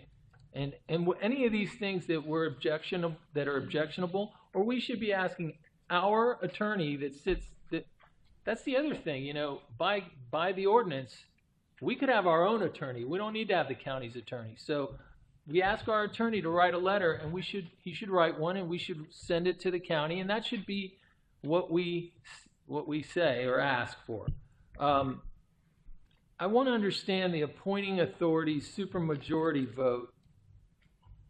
Clarifying language is being proposed to specify that the supermajority vote of the appointing authority be removed, to remove an oversight board be moved to 2/3 or greater. What is it now? So this is, and again, if I had given the presentation that I had regarding this before questions, I think a lot of these things would have been answered, Mr. You want to, then we can do that. No, this is fine also. So here's the thing that we did when we went and looked at your ordinance. The things that you've asked about, by the way, performance audit and hiring an outside auditor, please look at your ordinance. This is new language. This is not something that you have existing authority to do in that form right now. So this is actually providing something for the first time that you have not been able to do. That's why I've referenced it as new language in terms of going outside for a performance audit. If you look at your audit section of the ordinance now, you will not find that in there at all. So this is actually providing this is actually providing something that you all have talked about in the past, but has not actually been part of what the ordinance says. As to your question regarding, and again, to some extent because it's new, right now performance audit, and there's been the discussion, is being performed as will be performed by the county auditor. This is giving some new ability for the oversight board to say, you know what, we want to go outside. And then I appreciate that. So again, this is enhancing the oversight powers of this board. And I would request to the chair that we write or that you write, I would prefer it to be offered up as a simple majority, because there's sometimes, you know, that's what I would refer. We want to make sure we have consensus. Does everybody else on the board Let's agree? finish. Yeah, agree. There has to be consensus, but I'm just spitting out my thoughts. Alan, excuse me. A majority is 5 of 9. A supermajority is 6 of 9. I don't think there's a big difference myself.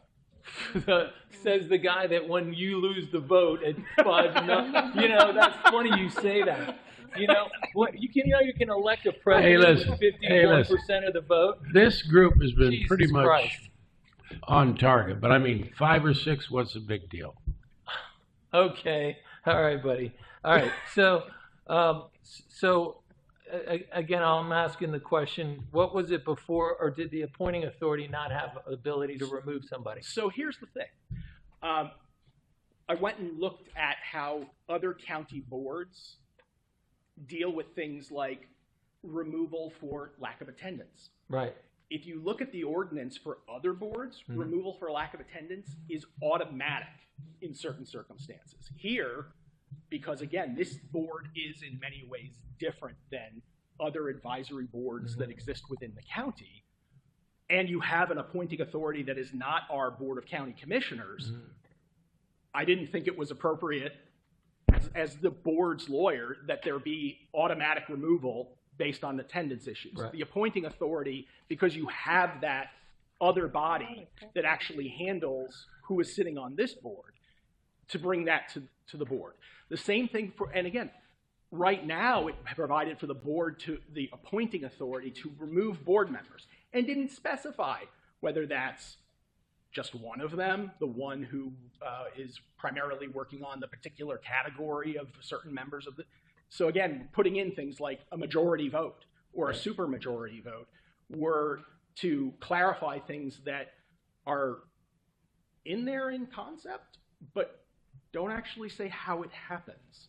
So that was the reason why supermajority vote rather than majority vote for removals for X and majority vote for removal of Y, considering right now, most other boards, if you have 2 unexcused absences in a row, you receive a visit from the Intergovernmental Affairs Fairy with a magic wand, and you're no longer a board member by just the act of not coming. Isn't that something that maybe we could discuss for 5 minutes and say, hey, this is how do I'm you happy guys to have feel? all of that I discussion. mean, if somebody misses 3 meetings, 4 meetings, how many meetings are acceptable to miss? And either they can resign or they can be removed. That's something that we should be talking about. I mean, can we discuss this now, or? Yeah. And if you'd like for me to finish up on the other sections, we that'd could be go great. through each of them since you have a copy of the memo. So a few other things. There's a huge chunk of your ordinance and the related administrative code that is about the MPO's review process of capital programs. It doesn't exist anymore. The MPO relationship and agreement expires at the end of this year and is not being renewed and is not contemplated in the Third Amendment. So that is huge chunks of your ordinance that are gone in the proposal, because again, the board gave direction to the county attorney's office to bring back provisions and amendments to the code for conformity with the Third Amendment and other items that, again, our office was recommending based on, there have been legal changes that, don't automatically happen when the ordinance stays the same way, but state law may have changed. We have a category of a member of the board, the chair in this circumstance, which is an individual who is either the president of a local public institution of higher learning or their designee.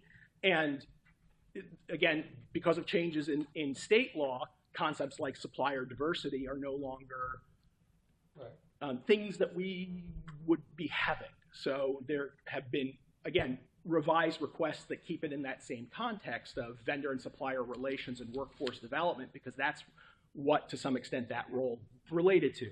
The CBE requirement, there have been changes to state law relating to the utilization of local preferences for vendors in public works projects. So there's a technical change that's happening, that's being recommended to the CBE provision, so that right now, Right now, our statute has an exclusion from the prohibition against using local preference for public works project for projects funded and eligible uses under transportation surtax. So the tweak to the language here is saying that the CBE component is based on the portion of the funds that are going to it from the surtax, rather than state funds, rather than other funds. So we don't wind up in that situation where we are going to be challenged for having any CBE goal attached to projects. So we're trying to kind of future-proof the ordinance based on where we think the legislature is going.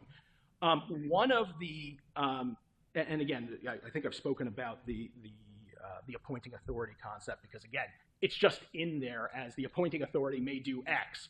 Doesn't say by majority vote, by one person's vote, by supermajority vote, and considering absences are one of those things that are automatic removals for other boards. We at least wanted to make sure that there required a majority vote of the appointing authority before that happens. Gretchen, please. So right now, at least if I'm recalling correctly, the appointing authority, when they created their section of admin code, their bylaws specifically said they would not meet unless every single one of the members were there. So it was always a unanimous vote, just FYI. Right, but that's just in terms of how they meet. One other specific item, and this is really based on the Third Amendment, because from listening to you all over the past year and a half, and the questions that are asked of staff and of MAP administration and of our office are so keenly tied to issues of oversight of specific projects. I know that that is, again, a primary concern of this oversight board. So the Third Amendment was drafted so that currently it shows the county administrator or the oversight board if an ordinance was changed. We have a number of projects, again, that I've spoken about since day one, the Zombie Cycle 1 projects, for example, that we had no ability to do anything with and free up that money for other municipal projects. We've included in the Third Amendment the ability to actually just wipe those remaining few projects off the board and redeploy that money on the municipal side of the ledger for more municipal projects. There are also projects that are not necessarily Cycle 1 that linger for very long periods of time. And this is not a criticism of the cities. Many times they have a lot of turnover. Certain projects may lose general public support or priority. But the other component of this is there wasn't an easy way for those projects to be lopped off and redeploy those funds, because the more money that can be spent on more projects, based on everything that I've heard from this board and from our county commissioners and from administration, was the better. Get the funds deployed. Don't leave them sitting in an allocated box that can't be touched. So one of the things that was included in the Third Amendment and dovetails into your oversight role is if the county determines that a project should be terminated because it's not under a surtax agreement within a particular period of time, or a city has used other funds and completed the project without any of the reporting or things like that to the county now has an authority to just terminate those projects with notice to the cities. If a city disagrees with that, they come before you and say, we're not under contract because XYZ reasons. You'll receive all of that documentation in advance. The Board of County Commissioners is delegating authority to this board, which is legal under Florida law and the Supreme Court decision relating to the surtax from Hillsborough County. It's the Board of County Commissioners that gets to make certain decisions, but they do have the ability, if they choose, to delegate authority to others. So it delegates authority to you if the city provides you with a legitimate reason why they're not under contract after listening to the city and the MAP administration, and if I have anything I feel like saying, if you all want to grant them up to another 90-day extension to get their project under agreement. It's not get their project done, it's just get it under agreement. Who makes the determination, I'm sorry, Madam Chair, who makes the determination that the project is being canceled? It's going to be the county administrator or designee. There's been a designee, which is okay. Ms. Cassini down at the other end of the table. So map administration in consultation with the Public Works Department, in consultation with county administration, the other technical professionals will look at projects and, well, this project was completed 4 years ago with non-surtax funds. We can't give them any money. It's done. You know, those projects get canceled. And again, if the city disagrees, if the city agrees the project's canceled, and the project is in fact canceled, you will have the ability, if the city objects to that, to give them additional time if they give you a good reason why they are not under contract and an expectation that they're going to be able to within the next 90 days. So that is one of, again, that is like project level oversight of things that you all have looked at and approved and sent on to the Board of County Commissioners that they have appropriated or approved in a budget for funds to be given. You all will have the ability to see those ones that are lingering rather than just hearing from me every 90 days when you're having a meeting going, there's still 9 projects that are not under agreement. We're not going to be able to do anything about them. Right. So that is honestly one of the most significant changes in the ordinance, which is providing further oversight power to this board under delegated authority.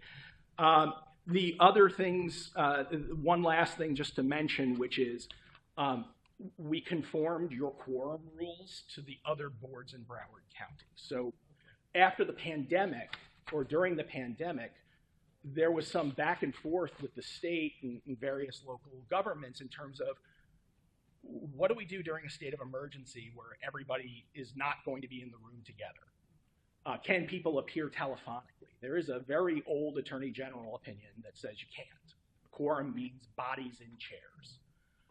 Unless the enabling legislation for that body says a quorum is different than just a majority of people in chairs. So this is, the language in here is conforming you to every other board. So it will allow people, if you are going to be out of town, to still participate in the meeting if there's a requisite number of individuals that are actually here in person.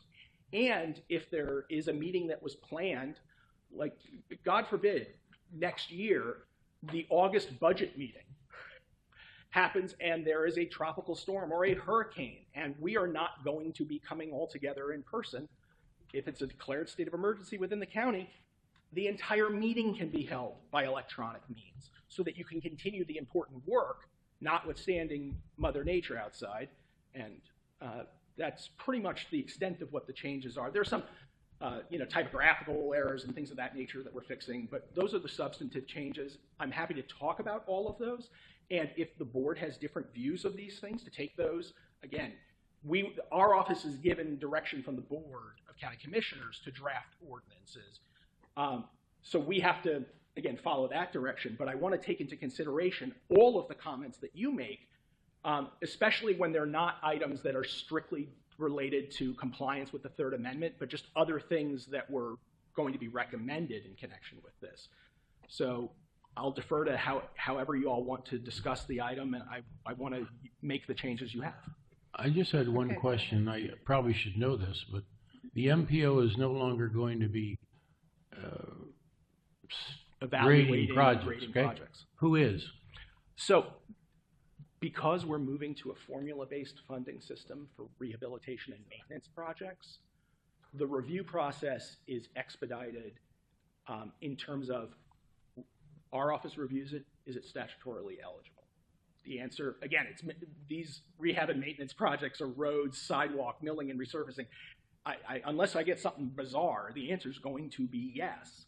And then map administration, in consultation with other county agencies, looks to determine whether or not what they're asking to do with their formula-based funding that year is going to conflict with an existing road project, so you don't have multiple segments of road in adjoining areas under construction simultaneously, because nobody wants that, or if it's going to conflict with a state project. And even in those circumstances, 90% of the time, the answer isn't going to be no. It's just going to be you need to delay your start for a few months so that this other project is finished. So if the projects are eligible under the statute and not prohibited under the Third Amendment, and we've made this very broad in terms of what is eligible under the contract, the answer is going to be yes. It just becomes a question of logistical timing. Gretchen. I think that the question was who will review and potentially rank and recommend new projects, and that in the Third Amendment happens when the BCCMA, so the Broward County City Managers Association, is now a party to the Third Amendment. They were not before, so they are standing in the shoes of the MPO for any future cycles of new projects that the parties wish to pursue. So it's not automatic. It's when there is enough money or a desire to do a new capital application process, then the Broward County City Managers Association will handle it. Did I get that correct? Absolutely, and that's going to be a relatively rare circumstance because, again, we are formula-based funding much of the money for rehabilitation and maintenance projects, and we have the grant match program. We only flip over to potentially having new capital projects that are not getting state or federal money that don't fit with an R&M. It's going to be a relatively rare circumstance where, let's say, there's $20 million, or Gretchen's example, there's $13 million in the grant match program for right now. If everybody that applies that we then set the money aside for doesn't get the grant, there's a bucket of money there. And the question becomes, does it roll over to the next year in that program? Does it get used for a new couple of capital projects? And again, because we want to have the collaboration with the municipalities as our partners in this, MAP administration and the BCCMA are going to be communicating with each other in that rare circumstance where money hasn't been allocated to determine how it is that the cities want to use the money that we've allocated for city use. Because banking it indefinitely is not something that I think that anybody wants to do. So we've created all of these escape hatches for funds to be spent on eligible So projects. I could presume the cities are in favor of this change. Well, 27 cities, I believe, have voted on the Third Amendment, and all 27 have passed. Thank you. Madam Chair. Awesome. So All right. I was Well, going go to say ahead. I have a few things. I like everything that I think everyone appreciates the changes on the municipal side. I just have a few questions on the surtax side, and if we want to take lunch and come back, I'm okay with that because I may get a little bit in the weeds, and this could prolong some things. Okay. So if you want to stop, Right. Yeah, it's up to we you, can Madam take we can Chair. take a break, but I think we also need to revisit the question on whether we want supermajority or Exactly. simple majority. That was one of my So we, yes. I mean, and we can probably take a motion right now and just. Well, Unless again, there are other things that. Because it's not on as an actual voting item, I'd like to get the board's generalized consensus on some of these things. Yeah. Because it doesn't have to, it's not a formal vote. Right. But I'm certainly going to be listening to the feedback that I've already gotten. And if it appears that everybody is in agreement with that, Okay. start to make So revisions. let's just knock that out and then. You want to knock it out? Let's knock it Because out. I think you got to knock out I'm like 3 or hoping- 4 things. I'm hoping we'll be motivated by the fact that it's Okay. standing between us and lunch. Go ahead. Okay, can I go through Yeah. the list of things that I think that we should talk about? The quorum thing. I just want to know on the quorum. Is there a quorum today? Is it like 5 or what's the Majority of the members of the So majority of the then members what of you're doing is you're making the chair and 3, and then whatever the difference is on phone, you've met your quorum. in fact, if there are 3 members of the board present or the chair present plus individuals electronically, you now have a quorum. So you don't need to have 5 bodies sitting here. That's what I wanted. So And then, by the way, that is exactly the same That's- quorum rules as every other board in the county under Chapter 1-233 of our Code of Ordinances. You all were just not part of that because you had a different section dealing with quorum. Okay. So as he brings it up, can we just get a general consensus That's- from everybody? That's I easy. mean, if you agree that we should move forward with this quorum as written, I'll ask for a raise of hand, and so. Or you could just, is there anybody that Or objects. doesn't want to go forward with Right. it as proposed? Go ahead. May I ask, how does that work if there is a supermajority and we have Right. how many members? 9 members. You could have a meeting with a quorum, but Five and then people. do you still have to meet 5 people or 6 Well, people? again, so for anything that would require a supermajority vote of then appointed members of the oversight board, and by the way, the then appointed is also to provide for the possibility that there's a vacancy at that moment, so the number is going to go down So potentially. then appointed means of all the members, not who's present. It's then appointed because if you have somebody yes. Get that. So if there's a seat vacant on the board, and there's only 8 of you that are here, or 8 of you that are members, the supermajority is going to be 2/3 or greater of 8. So again, There's 4 people here. You can't get to. yeah, the reality, and by the way, that is very standard under Robert's rules as well as other board rules. But again, if you want something different, I just wanted the clarification. Sure. I think we can move on. No, but yes, you say that's Robert's rules, but then we have other things like requires removal of officers requires a majority vote. Well, majority vote, and then you put the then appointed members. I think it should be majority of whoever's in the meeting at the moment in time. And if that's what the consensus is, I'm happy to review that. But just so you're aware, because a quorum can be 3 people in person, that means 2 members of the oversight board who are present, because you have a quorum with 3 here physically, and let's say nobody appears telephonically. That means 2 people have the ability to take that action rather than a majority of the I'm reading chairperson. Oh, it says or at least 3 members. Oh, that's. And by the way, that is exactly So quorum is not enough. Okay, the quorum should be what the quorum is. What is a quorum if we're here now today? Right now, yes, this board is unique compared to what are other boards? Every other board in the county. Again, the ordinance. This was conforming it to the ordinance of every board other than this board. It would require a majority of the members to be physically present in the room in order for there to be a quorum.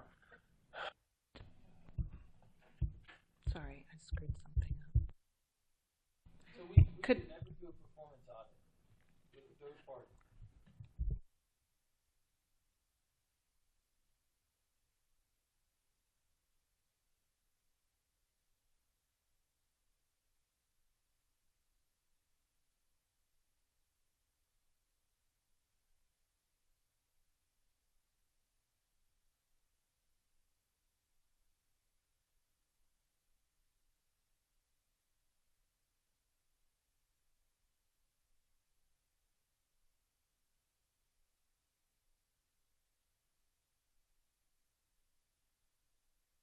Everyone's mics are off. I'm just FYI.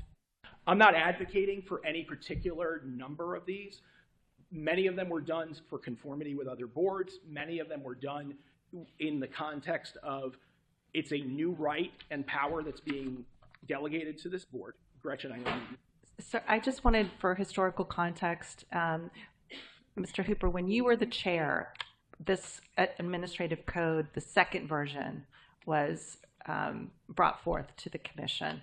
And it was this board's decision at the time, and there was obviously a different membership, that they wanted to be different, because this was offered by your previous Surtax General Counsel, that you could follow the same quorum and attendance rules as all of the other advisory boards. There are like 70 plus, 80 plus. And I think you all were very clear that you wanted 5 physical people present before anybody could participate virtually. So that's why it's different. I just wanted you to know it was your choice. It wasn't, the county didn't impose that on you. And it's bringing up the question as of supermajority and majority, and in all the language of all these things that are being proposed in an amendment, it's requiring of the then members majority or supermajority. In my opinion, I hear you that you're giving us, and maybe in the Second Amendment we lost our ability to do a performance audit, but I hear you on giving us authority, but we're also relinquishing authority on the eligibility review, okay? We're relinquishing authority on that. So we're getting a little bit of something, but we're getting one and losing the other. And what I'm saying is I would think that stick with the 5, okay? Just so that I'm clear, 5 physically present. That's what we already said, according to Gretchen. So if it's 5, then it should be, if there's 5 present. So if we know we're voting on something pretty important, like a performance audit, you bring 5 people in, and it should be the majority of present. That's what we should write. If we have to write a letter to the county commission, and make it, but that's what we should do, because if there's 5 of us here and we run into a problem, I mean, come on, it's pretty important. I have a question. If there's only 5 of us here, you're saying 3 people? That's the majority of 5 can make the decision? Why not? I don't like that at all. Dude. And again, there is no magic number. That's why we're having the discussion. That would also include things like removing an officer from the board. So if there are 5 people here, 3 people could remove the chair. I'm just making sure that you're aware of all of the context of what could happen. The thing I'm talking about right now is the performance audit, okay? And typically it's more than 5 people that show up for the meeting. And so we're making this whole quorum thing. We're all getting caught up in this whole quorum thing. But right now there's 1, 2, 3, 4, 5, 6, 7, 8 people sitting here, right? 8 people.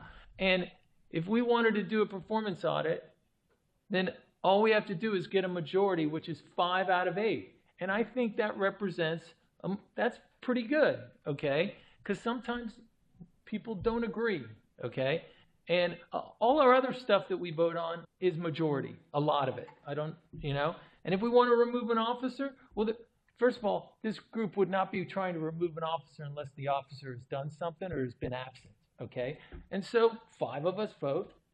We're getting caught up on this quorum thing and thinking that there's only going to be 3 people sitting in this room.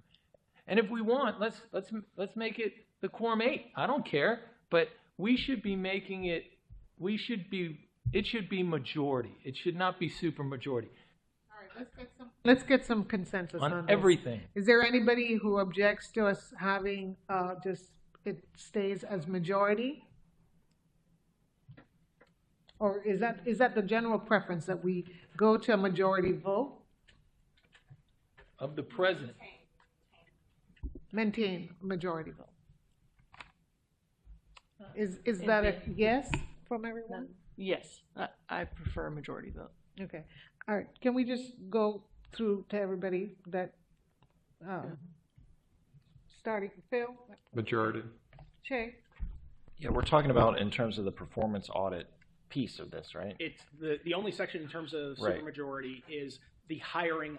In terms of what would happen is coordinating with the Office of the County Auditor to hire an outside third party to do a. Yeah, I don't know why that would jump to supermajority. So yeah, I'm for a majority. Majority. Phil, your comment? Do you want to keep it at majority? Majority. Okay. And you said majority. I'm saying majority. Majority. Okay. Majority. Okay. The same majority. All right. So we Easy have enough consensus. to do. So okay. I will make. That's a change that I have the ability to easily make. It's not anything that was given specific direction for, so we'll change that to be majority of the board members present, so long as you have a quorum. That, just so that I'm clear for when I'm making the other changes, is it the general consensus that you want to keep, you don't want to use the quorum rules that apply to the other county boards, and you want a quorum to be 5 physically present members in the room? Okay.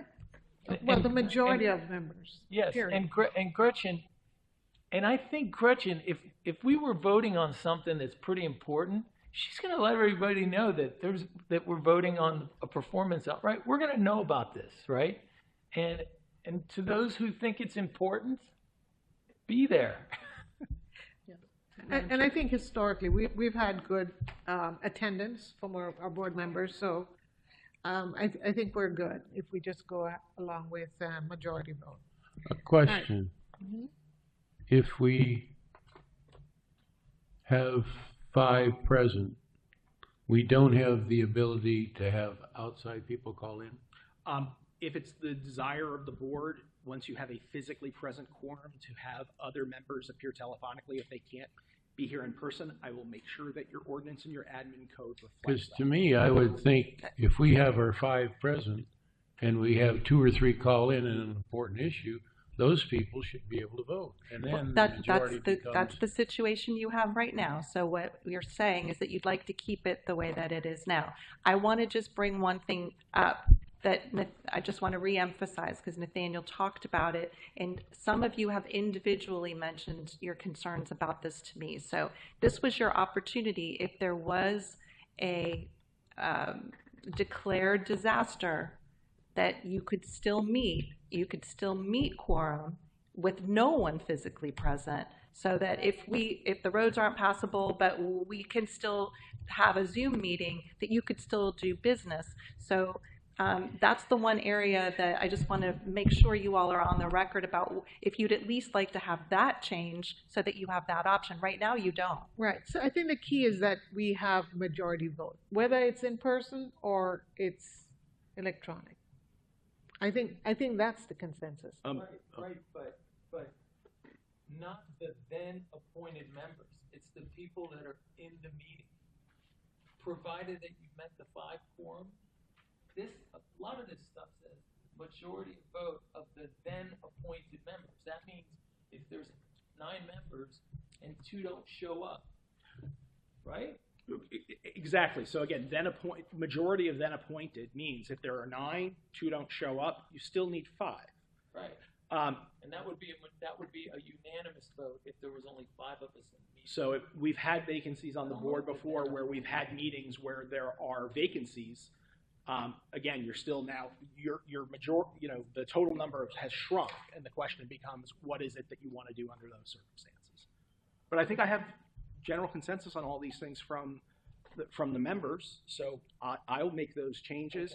That just so that you're aware, the process will wind up being is once we finalize the drafts in the administrative code, they are reviewed, obviously internally within the county attorney's office. They'll be reviewed by county administration, the county auditor. You all get a copy of them. Please, besides not hitting reply all, please send me anything that you think that I have not captured from the discussion that's happened here today. Because the goal that I have is, based on what we've talked about, is to make the changes based on that. So. Okay. We understand your intent. Thank you. That's why I want to circulate it and make sure that I have not missed anything. All right. Is that it, Nathaniel? Because you're standing between us and lunch. I have nothing else. All right, so we'll go ahead and take a break at this time. We want to go ahead and get started. All right, guys. I want to go ahead and move forward to reopen our meeting because we still have quite a few things that we need to get through. And so at this point, I think our next on the agenda is the Broward County Transportation Department. It's Corey. Welcome. Hello. Yes. Welcome. I mean, welcome to myself. Hi. Sorry about that. So thank you so much again for having us here.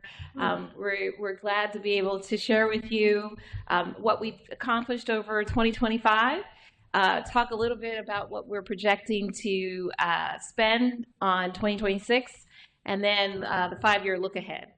And joining me at the podium today is several members of, or 3 members of my team that are responsible for key areas of our capital delivery, and Denise, who is our acting financial lead, and she manages all of our financial department activities in addition to our grants. Abhishek, he's new. I believe you met him at one of the meetings previously. He's our new capital infrastructure officer. And then I have Barney McCoy here as well. He runs our planning, scheduling, and customer service, and he's serving as our acting customer experience officer, chief customer experience officer. So, we have, we want to start this off the right way with a quick video to show you what we've done this year.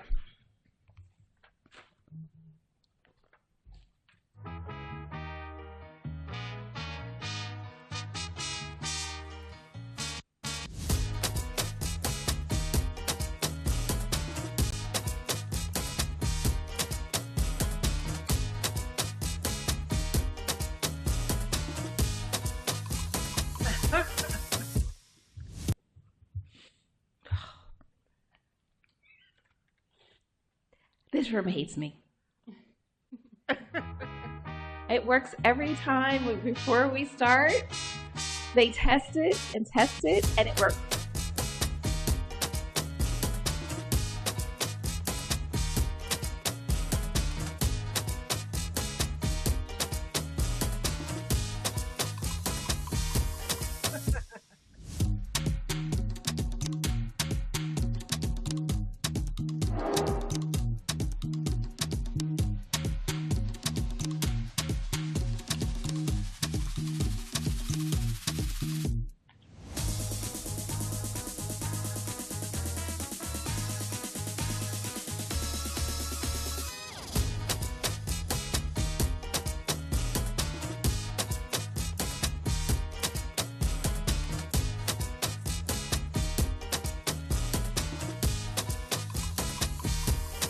This express service will take you from Miramar Park and Ride Lot all the way into MIA. Also, it does say express, and that's what the E is here for, because you're going to be driving in the express lane.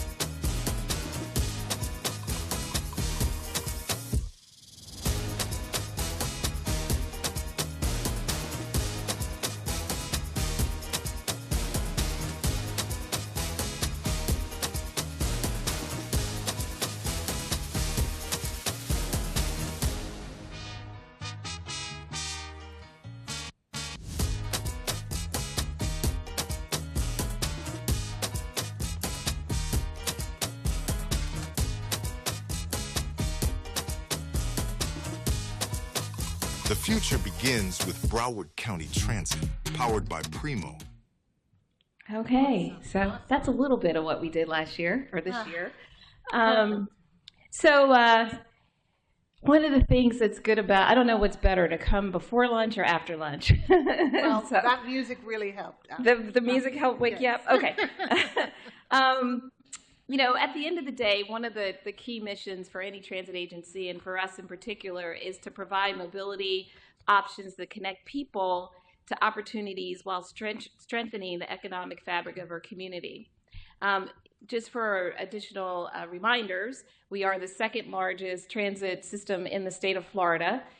We have, per the American Public Transportation Association 2004 fact book, we've gone up from the 40th ranking in the country to 32. Wow. So we're super excited about that.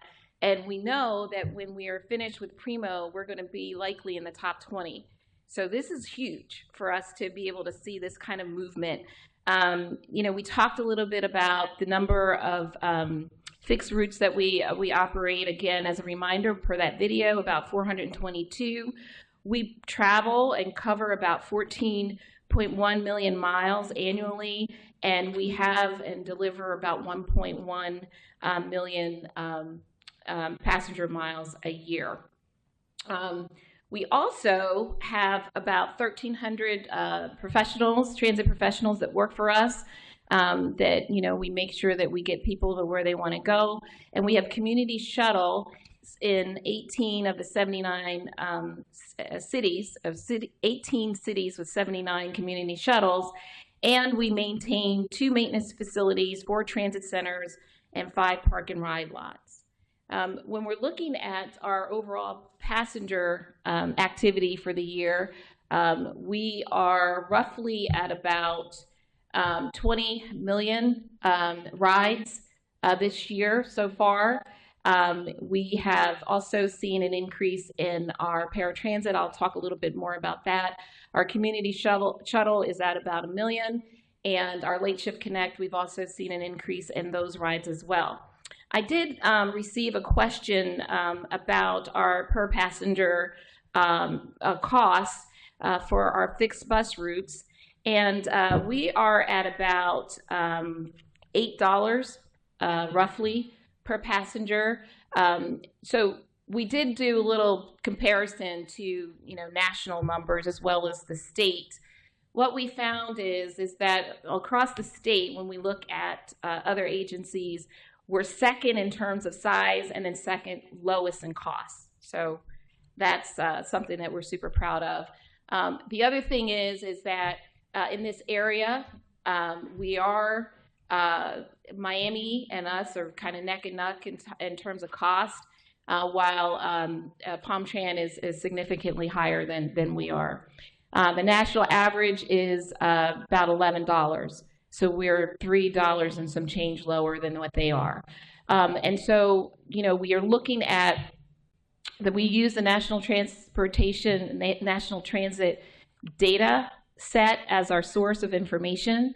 So these numbers are based on 2023, which is the latest numbers that they have in the NTD. But given where we are and some of the trends, we anticipate that we're still in that ranking that I mentioned to you earlier before. So our customer experience, we really work to make sure our customers have a good experience on our system. We really want them to enjoy the ride and come back many, many, many times over. And so a couple things that we've done differently. What we used to do is we would start our customer service team at the same time our service was starting, like a little bit later in the morning than our first route. And what that did, unfortunately, was if I had an issue, I had to wait until the customer service center, if I couldn't get my answer online, open, and I didn't have access to that overnight. Most people who are using transit are trying to plan their trip either the day before and sometimes overnight. And then also, because our service ends so late in the evening, you may have a question or lost something on a bus that you need to have access to. So we have changed our model. We are providing 24/7 customer service and with live agents.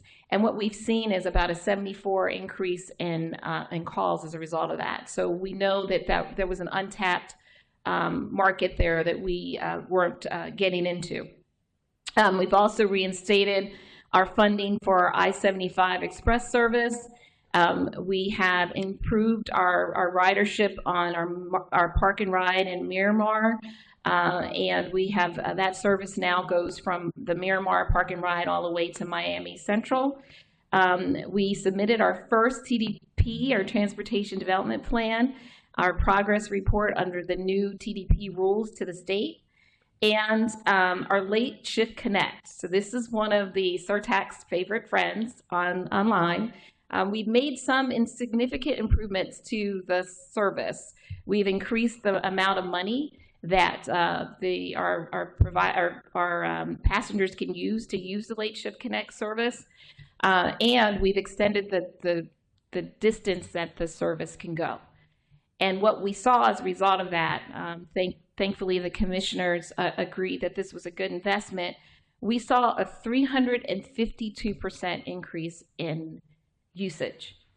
Wow. Now, if you recall the Late Shift Connect, that's for folks that either start their shift after our bus service ends, or which, is kind of a moving target, right? It depends on where you live and what time that bus would stop in your community or near your home. And then it ends the next morning. So if you're working that third shift, now you have service. What we found from our passengers was that they do enjoy, many of them, I don't know if they enjoy this, but they have second jobs. So even though they may be working that third shift, they're going somewhere else to work the first shift. And so now we're able to accommodate that second opportunity that they're going to. So we believe that these minor tweaks that we've done are the direct result, and plus we've been doing a little more marketing on it as well, to be fair. That's why we're seeing those significant increases. So I just want to thank you guys, because this is your baby.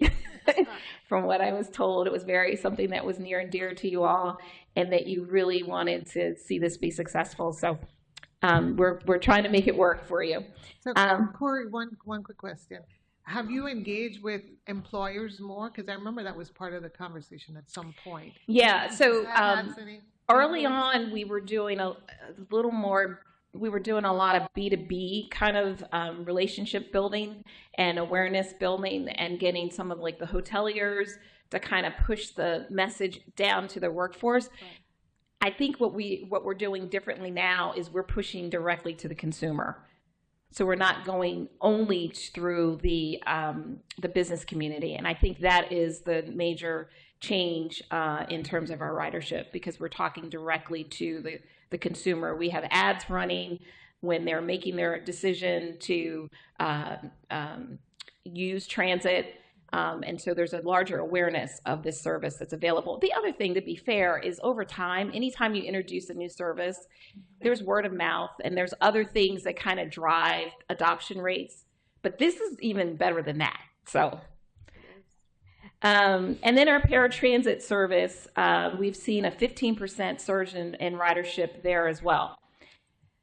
In terms of also elevating the customer experience, we've delivered 2 new bus bays this year in the city of Sunrise and on State Road 7 near Wiles Road. We have also increased our bus shelters in terms of some new additional shelters, and we have seen some really good movement in terms of our security at some of our bus shelters. We have introduced solar lighting, so we're taking advantage of nature and having these pole-mounted solar panels that allow us to have light where we otherwise wouldn't have it. Because sometimes where our bus stops are, there's not the infrastructure to support lighting, and quite frankly, it's expensive in some cases to bring that lighting to where it needs to be. Mr. Hooper, I know you know about that. And so it's really helpful for us to be able to use nature every chance we can to provide additional security for our passengers. Now this story is, I just love sharing this story. Yes? What about it? Sure. Do you mind if I ask some questions No, about the no other problem. slide? The elevating the customer experience slide? Yeah, sure. I guess I'll start with the first one, the bus bay infrastructure upgrades. Is that something that we're going to be looking at incorporating everywhere, or is these select cases? Because I know they can get expensive, and I'm kind of wondering why we're sacrificing good ROI or like good right-of-way. That could be like an enhanced sidewalk with some trees, and we're shifting it and putting pavement there. Brian, you want to take that one? Please. Thanks. Good afternoon, Barney McCoy. You asked why are we using the right-of-way for bus bay investment as opposed to? For the bus bays versus just having the buses just stop on the side. Because from what I understand, like FTA says that bus bays slow down buses because they have to pull into the bus bay and then re-yield back into traffic. So That's not that. Go ahead, I'm sorry.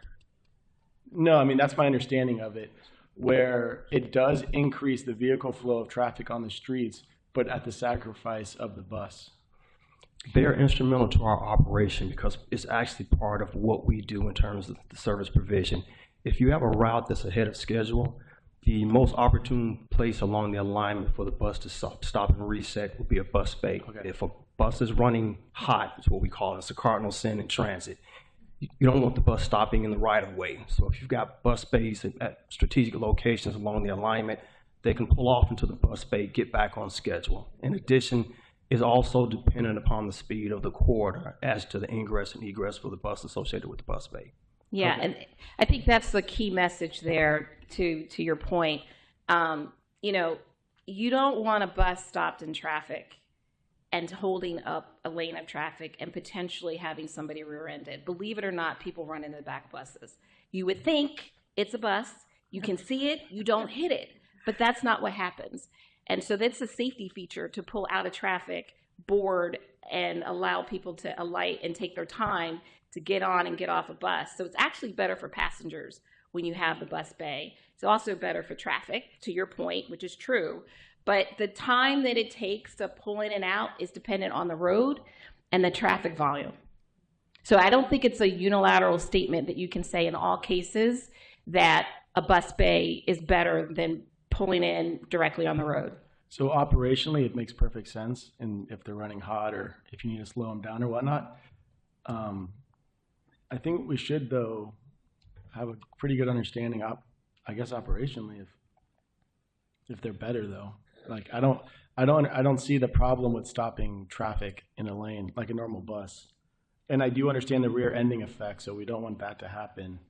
But they're expensive pieces of infrastructure, and it's, in my view, it's car infrastructure, because you're taking what was a good amount of space and you're shrinking it, what the pedestrian has access to throw the bus in there.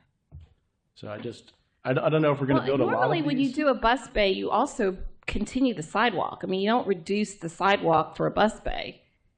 So maybe we should have this conversation.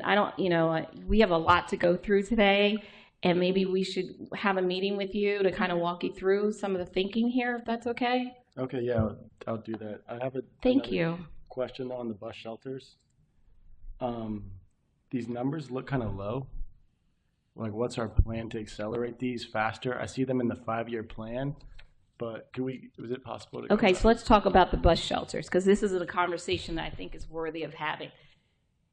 In an absolute world, and you're just building bus shelters, and there are no constraints for the maintenance of those shelters, you can fly through and put shelters everywhere. But the county has relationships with the cities, and the cities maintain the shelters in many cases. And the expense for us to take on the maintenance of those assets would be even more challenging for us. And so we appreciate the fact that the cities have stepped up and taken on that maintenance. And what happens is that we are now very intentional about where we're putting bus shelters based on having those maintenance costs appropriately shared between the county or the city. And so that was a change in strategy that Monica, our county administrator, asked us to pursue about 1.5 years ago. And so what you're seeing is the residual of that, where we've slowed down what we're doing to get those agreements in place, those long-term maintenance agreements in place, so that when we build the shelters, there's somebody there to maintain them. Awesome. So that's an efficiency measure. I get that, but this is kind of tough for me to understand, because we just saw that Public Works presentation of $480 million. And this is arguably whatever those things, I don't know the quality of life improvement to somebody is for some of those projects. People might not even know those projects exist. This is such a direct impact of the surtax, is our ability to provide shelter for people who ride our transit system. And I know you guys are all about this. So if the county administrator is slowing our progress towards bus shelters, I don't understand it. I don't think she is slowing our progress. I think she's being intentional about making sure that the costs are attributed to the right place. And I don't think that she's being anything but responsible for taxpayer dollars. I mean, we all want to make sure that our passengers are taken care of. Trust me, I don't want my passengers out there standing in the hot sun or getting rained on. I think everybody in this room wants that. But we do need to make sure that we have that long-term maintenance in place before we make the investment of those shelters. So we are on that path, and so we're looking for 26, which I would be talking about a little later, so you're getting a sneak peek. We're targeting about 70 buses in 2020, stop shelters that we're looking at improving in 2026, bus stops, bus shelters, and then an additional, over the 5-year period, about 350. So that's what our target is. But again, we're going to do that very methodically based on those maintenance agreements being in place. Right. And I get the cost-saving component, that the municipalities are playing a part in the maintenance and saving us some dollars. It is absolutely. And in some cases, the municipalities don't want to step up and pay anything, and then that's a different conversation. and a different approach. I don't know. I mean, this just might be my opinion. It might be the board's opinion, but I think this is the wrong place to put fiscal conservative and discipline. There's so many projects we do. I mean, just that road expansion project we were talking about earlier, there was no metric being provided of the justification to spend the money. But we're using justification in means testing when it comes to bus shelters. It seems ridiculous to me. I don't understand it. I don't. Okay, now you're singing to the choir on that one. But I can't, you know what? I can't debate with anyone here on the decisions that the commission makes on where to invest money. Philosophically, if you ask me, I'd love to spend every nickel on transit, right? If you gave it to me, I could try to spend it all. But I do think that, to be fair, there are people in this community that choose to drive, will always choose to drive. And while I am a transit advocate to heart, I also recognize as a transportation professional that there's room for all of us to be here. I'm not disagreeing with supporting cars. I mean, at a personal level, then where could my advocacy go then, Gretchen? I'm struggling to understand why we're not doing better about pushing bus shelters. This seems so paramount to the program. All right, so I think we may need to have a separate conversation just to kind of bring, he's still fairly new to the board, and some of these conversations have occurred before, so we want to try to get through the agenda. But they're county decisions, and we don't play that role. So it's not for us to determine how, or, you know, we have to rely on the professionals that are in those positions. And I believe that the right decisions are being made. So I don't know if anybody else wants to chime in, but I'll just chime in. If there's a schedule or a plan or what cities are next, it'd be information we'd be interested in. Sure, no problem. Can certainly provide that to you. Okay, so back to this other thing I was doing with this presentation. This is something that I'm so excited to share with you on a myriad of levels. First of all, we have instituted a vending machine in our maintenance shops. And I'm not talking candy, I'm not talking sodas or chips. I'm talking about consumables.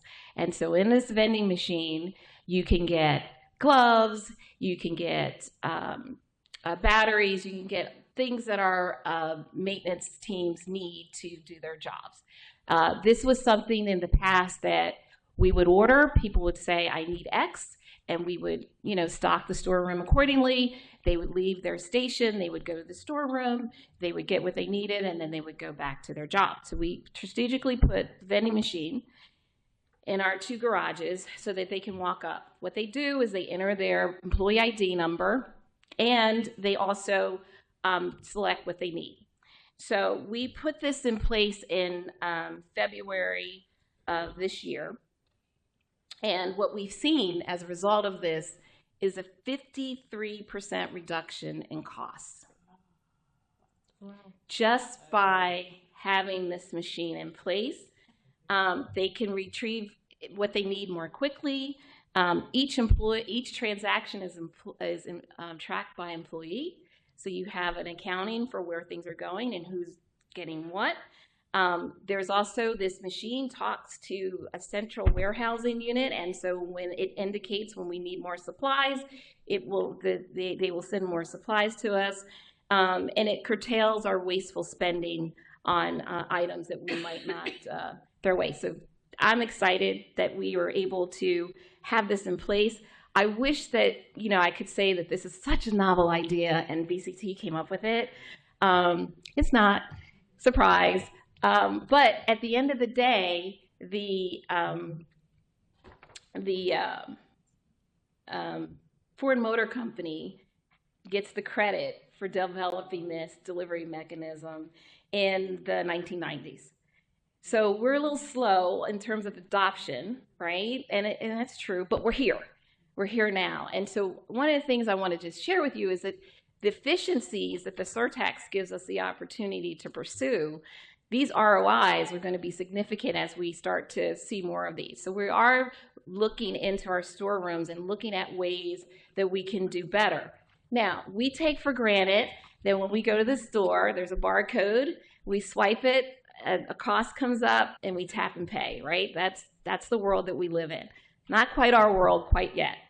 And so we have another initiative that we're using. We have a platform that we use called AssetWorks, where we manage all of our assets out of. And we are now using tablets. So the storekeepers have tablets and barcodes. We're in the early stages of this. We're going to full implementation in a couple months. And so instead of them writing things down and then having to go back to a central computer and indicate and enter when they need new supplies or the status of a particular item, they're going to have a handheld and be able to do it right there on the spot. Again, efficiencies that otherwise we might not be able to even start to think about until we have access to the surtax money. So stay tuned on what that will look like for us. But if the vending machines are any indication on what's possible, this is another one. And so as we look to, some of our projects that we're looking at, and particularly the Copens project, we're looking at what can we do from a technology perspective to make us more efficiency in that warehousing space or that shop space. Are we going to be Amazon? I wish. I hope.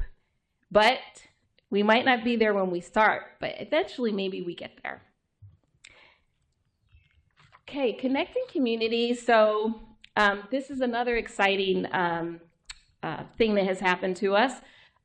First of all, we have 10 years ago, this idea came about more than 10 years ago. What would happen if we connected all the transit systems and made it super easy for passengers to be able to go seamlessly between Tri-Rail, Broward County Transit, Palm Tran, and Miami-Dade? And the answer was, we can't do that, right? We can't do that. And then the next answer was, well, we'll never be able to do that. So that's the progression of things. Now we're in the space of we did it.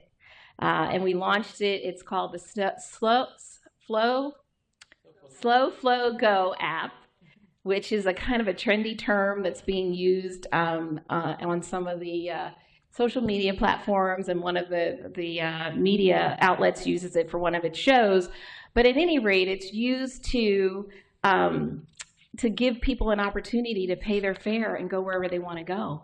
And that is amazing. And so this has been 10 years in the making. We have had the funding for that long. And we launched it, and we're excited, and it's there. So I encourage you to go to SoFlo Go, download the app, and join us for a ride on one of those platforms. Okay, so connecting communities. We've also done a couple of campaigns. We launched the Just Try It campaign. We did that back in the fall of last year. So it was at the beginning of the fiscal year, toward the end of the fiscal year, beginning of the fiscal year, ran into December. We saw an 80% increase in ridership over the course of that campaign. We are now reintroducing part 2, Just Try It Campaign 2, which you should see if you turn on your TV at some point. You will see a commercial or two from us. But the other thing that we've done is we've introduced a new campaign for awareness on how to treat our bus operators. So we did this courtesy campaign a little bit ago, but we also peppered all of our buses with warnings about the consequences of engaging inappropriately with our bus operators. So there's an uptick since the pandemic of operator assaults across the country. The Federal Transit Administration has asked every agency, or has required us to have some response to that uptick in activity. And since we put this campaign out, as well as the signage on our buses, which basically says, if you do this to a bus operator, it is a crime, surprise. We have seen a 40% reduction in activity. And so we're hoping that this signage has been the answer, and that we'll continue to see that trend. but we're not sure if this is the only reason why it's going down, but we'll take it. I'm knocking on all kinds of wood here because I don't want to say that we're on this path of downward trending and then something go bad here, but we are pretty excited about those results. So, in case you haven't heard, we have a champion hockey league team here in South Florida, and they're called the Panthers. Second time in a row, right? So we're feeling really good. Last year, first time ever that a bus was in a Panthers parade. Wow. Because it was the first time they won the hockey league, right? But it was also the first time ever that a public transit bus was in a National Hockey League championship parade. And they invited us back this year. And I think we're their good luck charm. So I think we're on a roll. So let's take a look at what happened the day that we decided to help out the Panthers.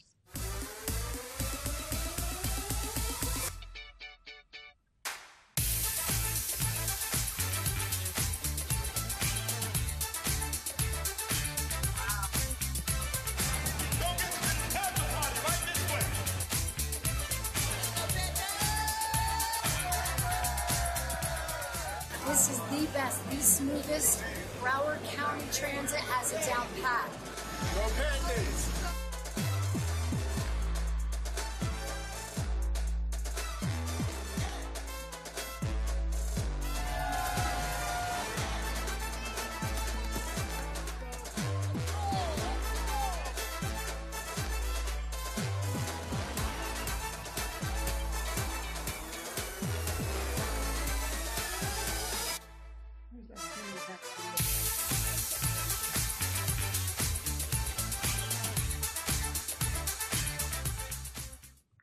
So on that day, we moved 10,000 trips, getting people to the parade and back to the park and ride garage at the seaport. And it was a great event, event-free. Everybody had a good time. And as you can see, we're so proud of our Panthers and so excited to be able to support them in that way. Boosted your monthly ridership. Oh, yeah, it did. Okay. I'm sorry? Right on. Oh, okay, so, you know, from an external affairs perspective and community engagement, we're out there all the time trying to be a part of the community and be a part of the events. Panthers Parade is one of them. But one of the other things that we take very seriously is our financial responsibilities to our grants. We get grants from the state, we get grants from the federal government. And one of the things that's super important for us is to make sure that we are true to what the grant requirements are, and that when we're audited, that we've done what we said we were going to do with the money. So we just received an audit on a COVID relief fund. So it's the CARES Act, in case you're not familiar with it. The COVID relief funds were available to a lot of different entities around the country to help us recover during COVID. And so for us, we had our recent review of what we did with that money. And I can say proudly that we got a clean bill of health on it. I'm sure you hear the stories of how things have been going with some of those COVID dollars and how they weren't spent where they were supposed to be spent or how they were supposed to be spent. In fact, District 9 on the West Coast had quite a bit of challenges with how they spent their money, as $43 million at risk that the FTA is looking into.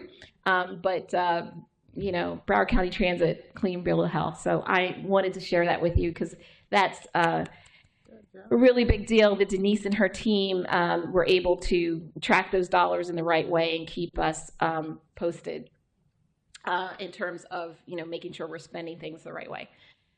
Okay, so I've told you this before. A lot of times we're part of the community. Our bus operators that are out there, they see things sometimes before the police do.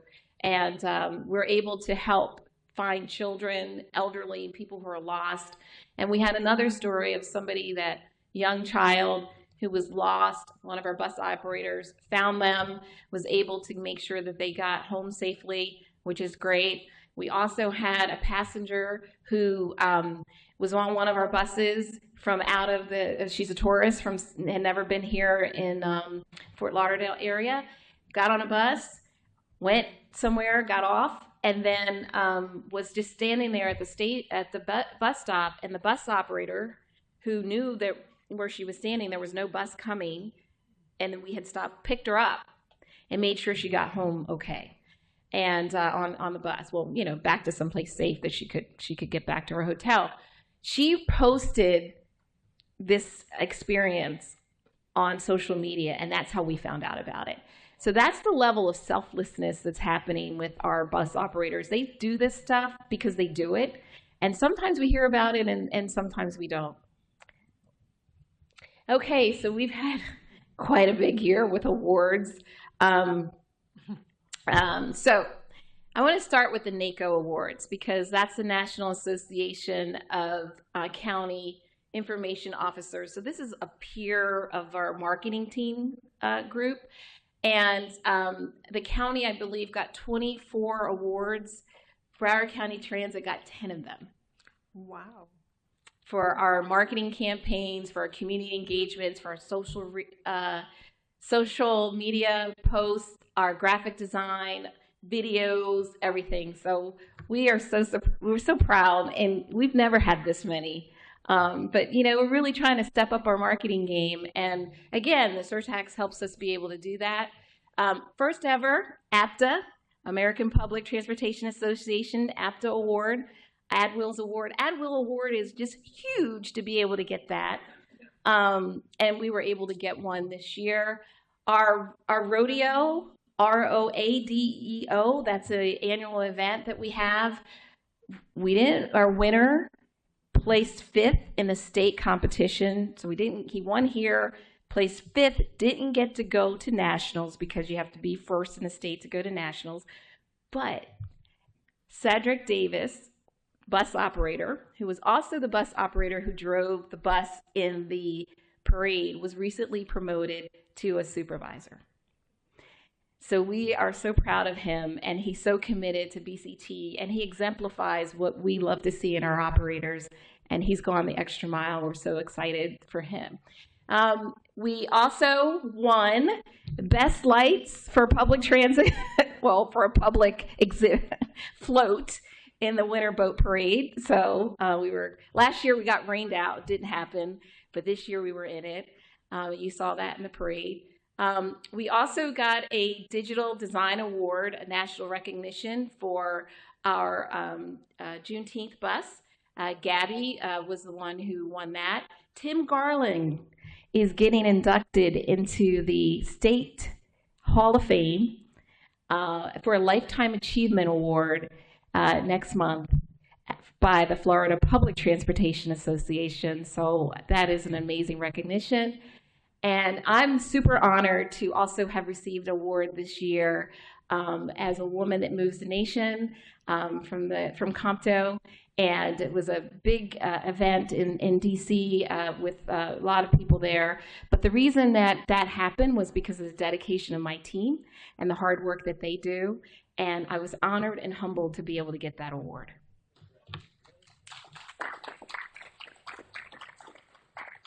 Thank you.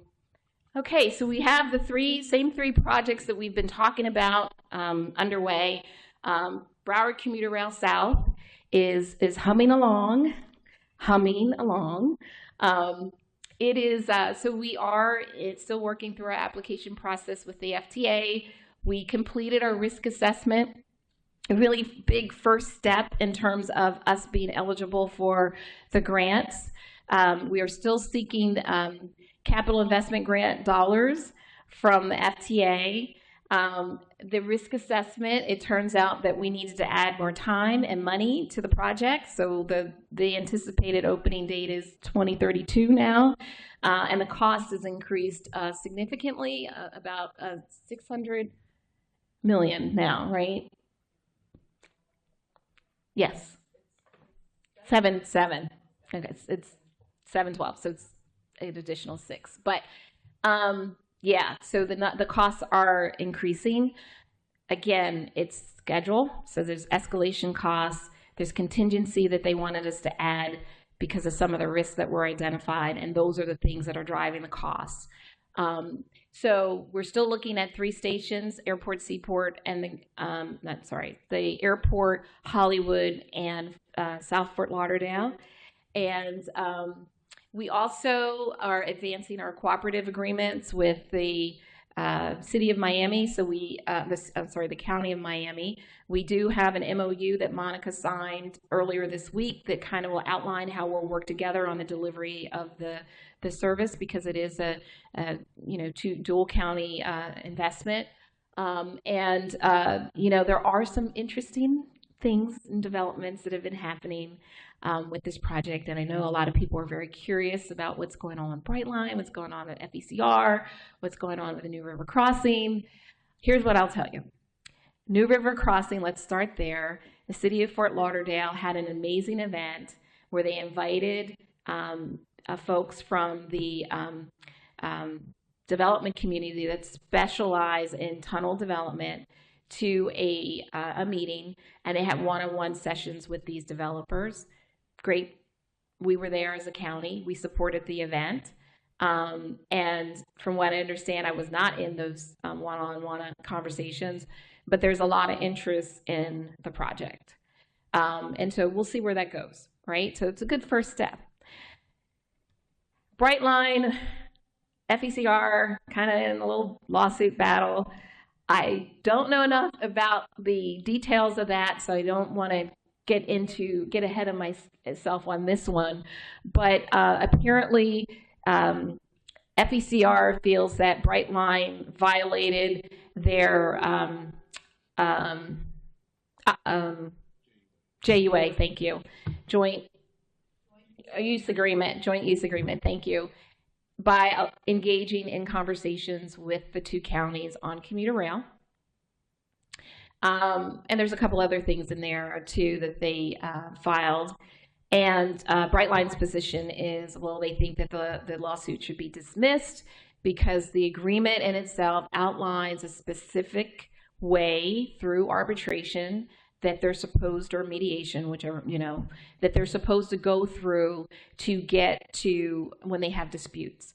So we will see where this goes. We don't know what it means at this point, although all we're doing is we're continuing to move forward, because worst case scenario is this goes away and it goes poof because the lawsuit's dismissed, and then we haven't done anything, so we're stuck.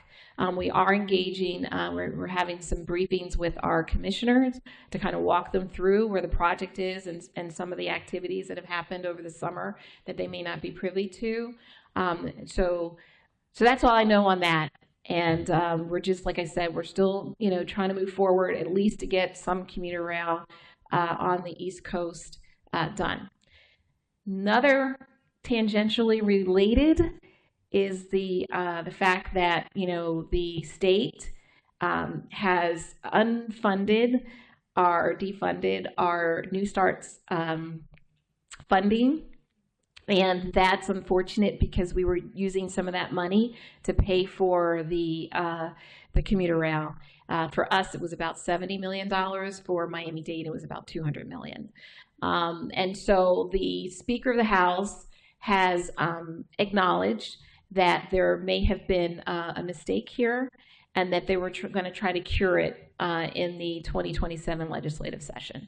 So again, let's hope that this was something that we can come back from and those state funds will be reinstated, because we are using those funds to support the federal funds that we're looking for. So I think there was a question about, in light of, what's going on at the state level with funding, what are we doing differently?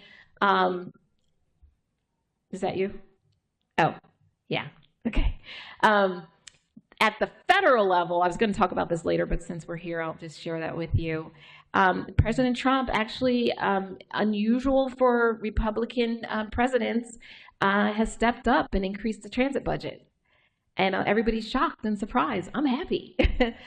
So at any rate, we're really excited that the president has acknowledged that, transit is important and that he's willing to support it. with dollars for the CIG program, as well as the operating dollars for the transit systems. I think I had expressed, Madam Chair, expressed my concern about the major projects surrounding the airport and the seaport, mass transit, the intermodal center. I mean, there are a number of projects. I think the number is something like $3 billion over the next 5 to 10 years. These are separate projects, but yet they feed off of each other. I mean, you can't have the seaport connector without an intermodal center to get the passengers are. You can't get Oakland Park extension of rapid rail until you've got the connector done. I mean, you see how all of these things, I mean, I see all of these things coming together, but I don't see a plan that accounts for, well, if we get funded for this project, but we don't get funded for that project, how is the project going to be affected or impacted? And whether the studies that are underway relative to the equipment, the environmental review, et cetera, how do those all connect to each other and assure that you don't get a quote unquote bridge to nowhere type of project outcome?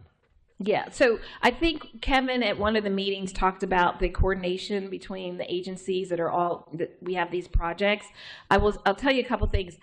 So to your point, we have the commuter rail coming into the airport, we have the light rail airport seaport connector, and we have the intermodal center, and then we have the APM that's going to go around the airport.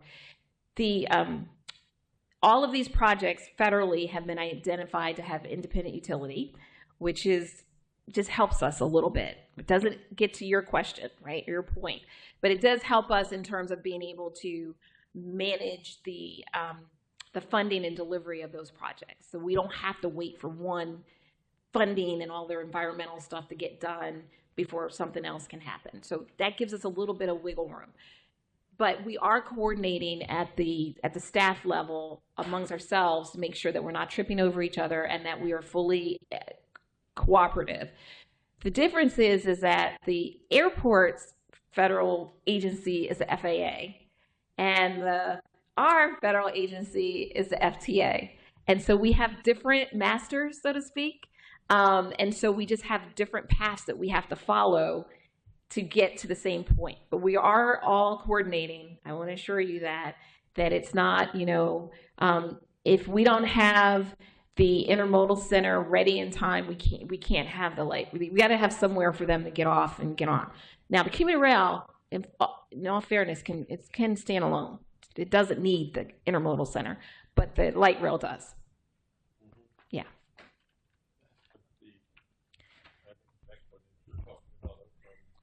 Oakland Park Boulevard. So that is the BRT. That's Bus Rapid Transit. And that one is going to go from the Sawgrass Mills Mall all the way out east. I'm sorry, sir. I misidentified the project. I think it's the one that goes from the convention center downtown.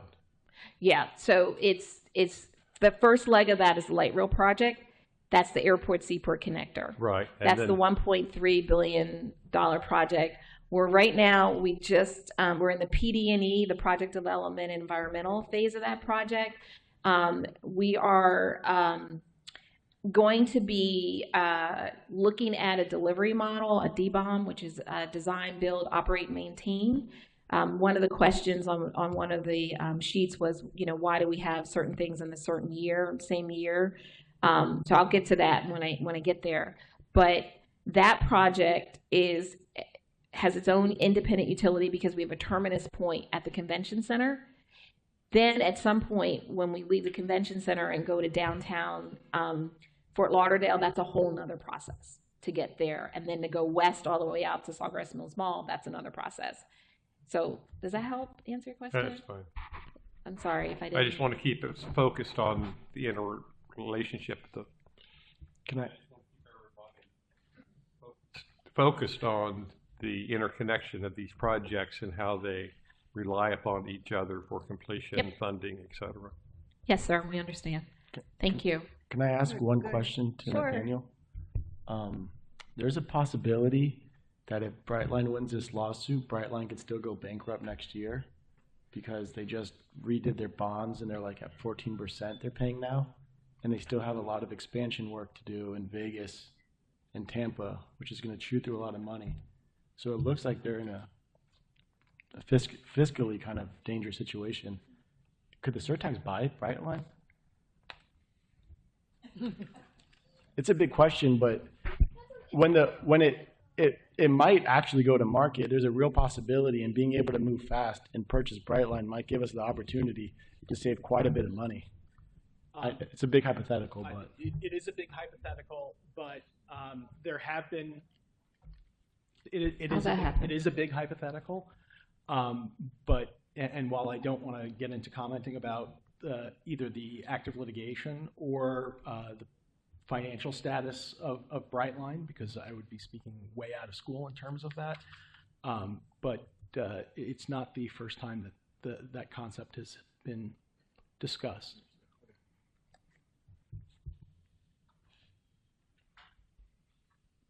Okay, so I'm just going to kind of skip through because I'm going to talk about these other projects in a little bit. Just in terms of our social media milestones, we've increased our audience by about 67%. Our impressions are about 6 million. Our page profiles reach are about 5 million. And this is one of our videos that went viral. So let me let you see it.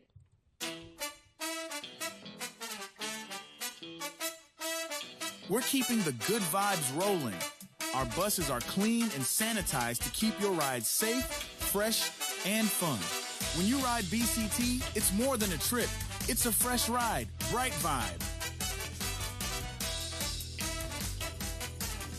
Clean, comfortable, focus on you.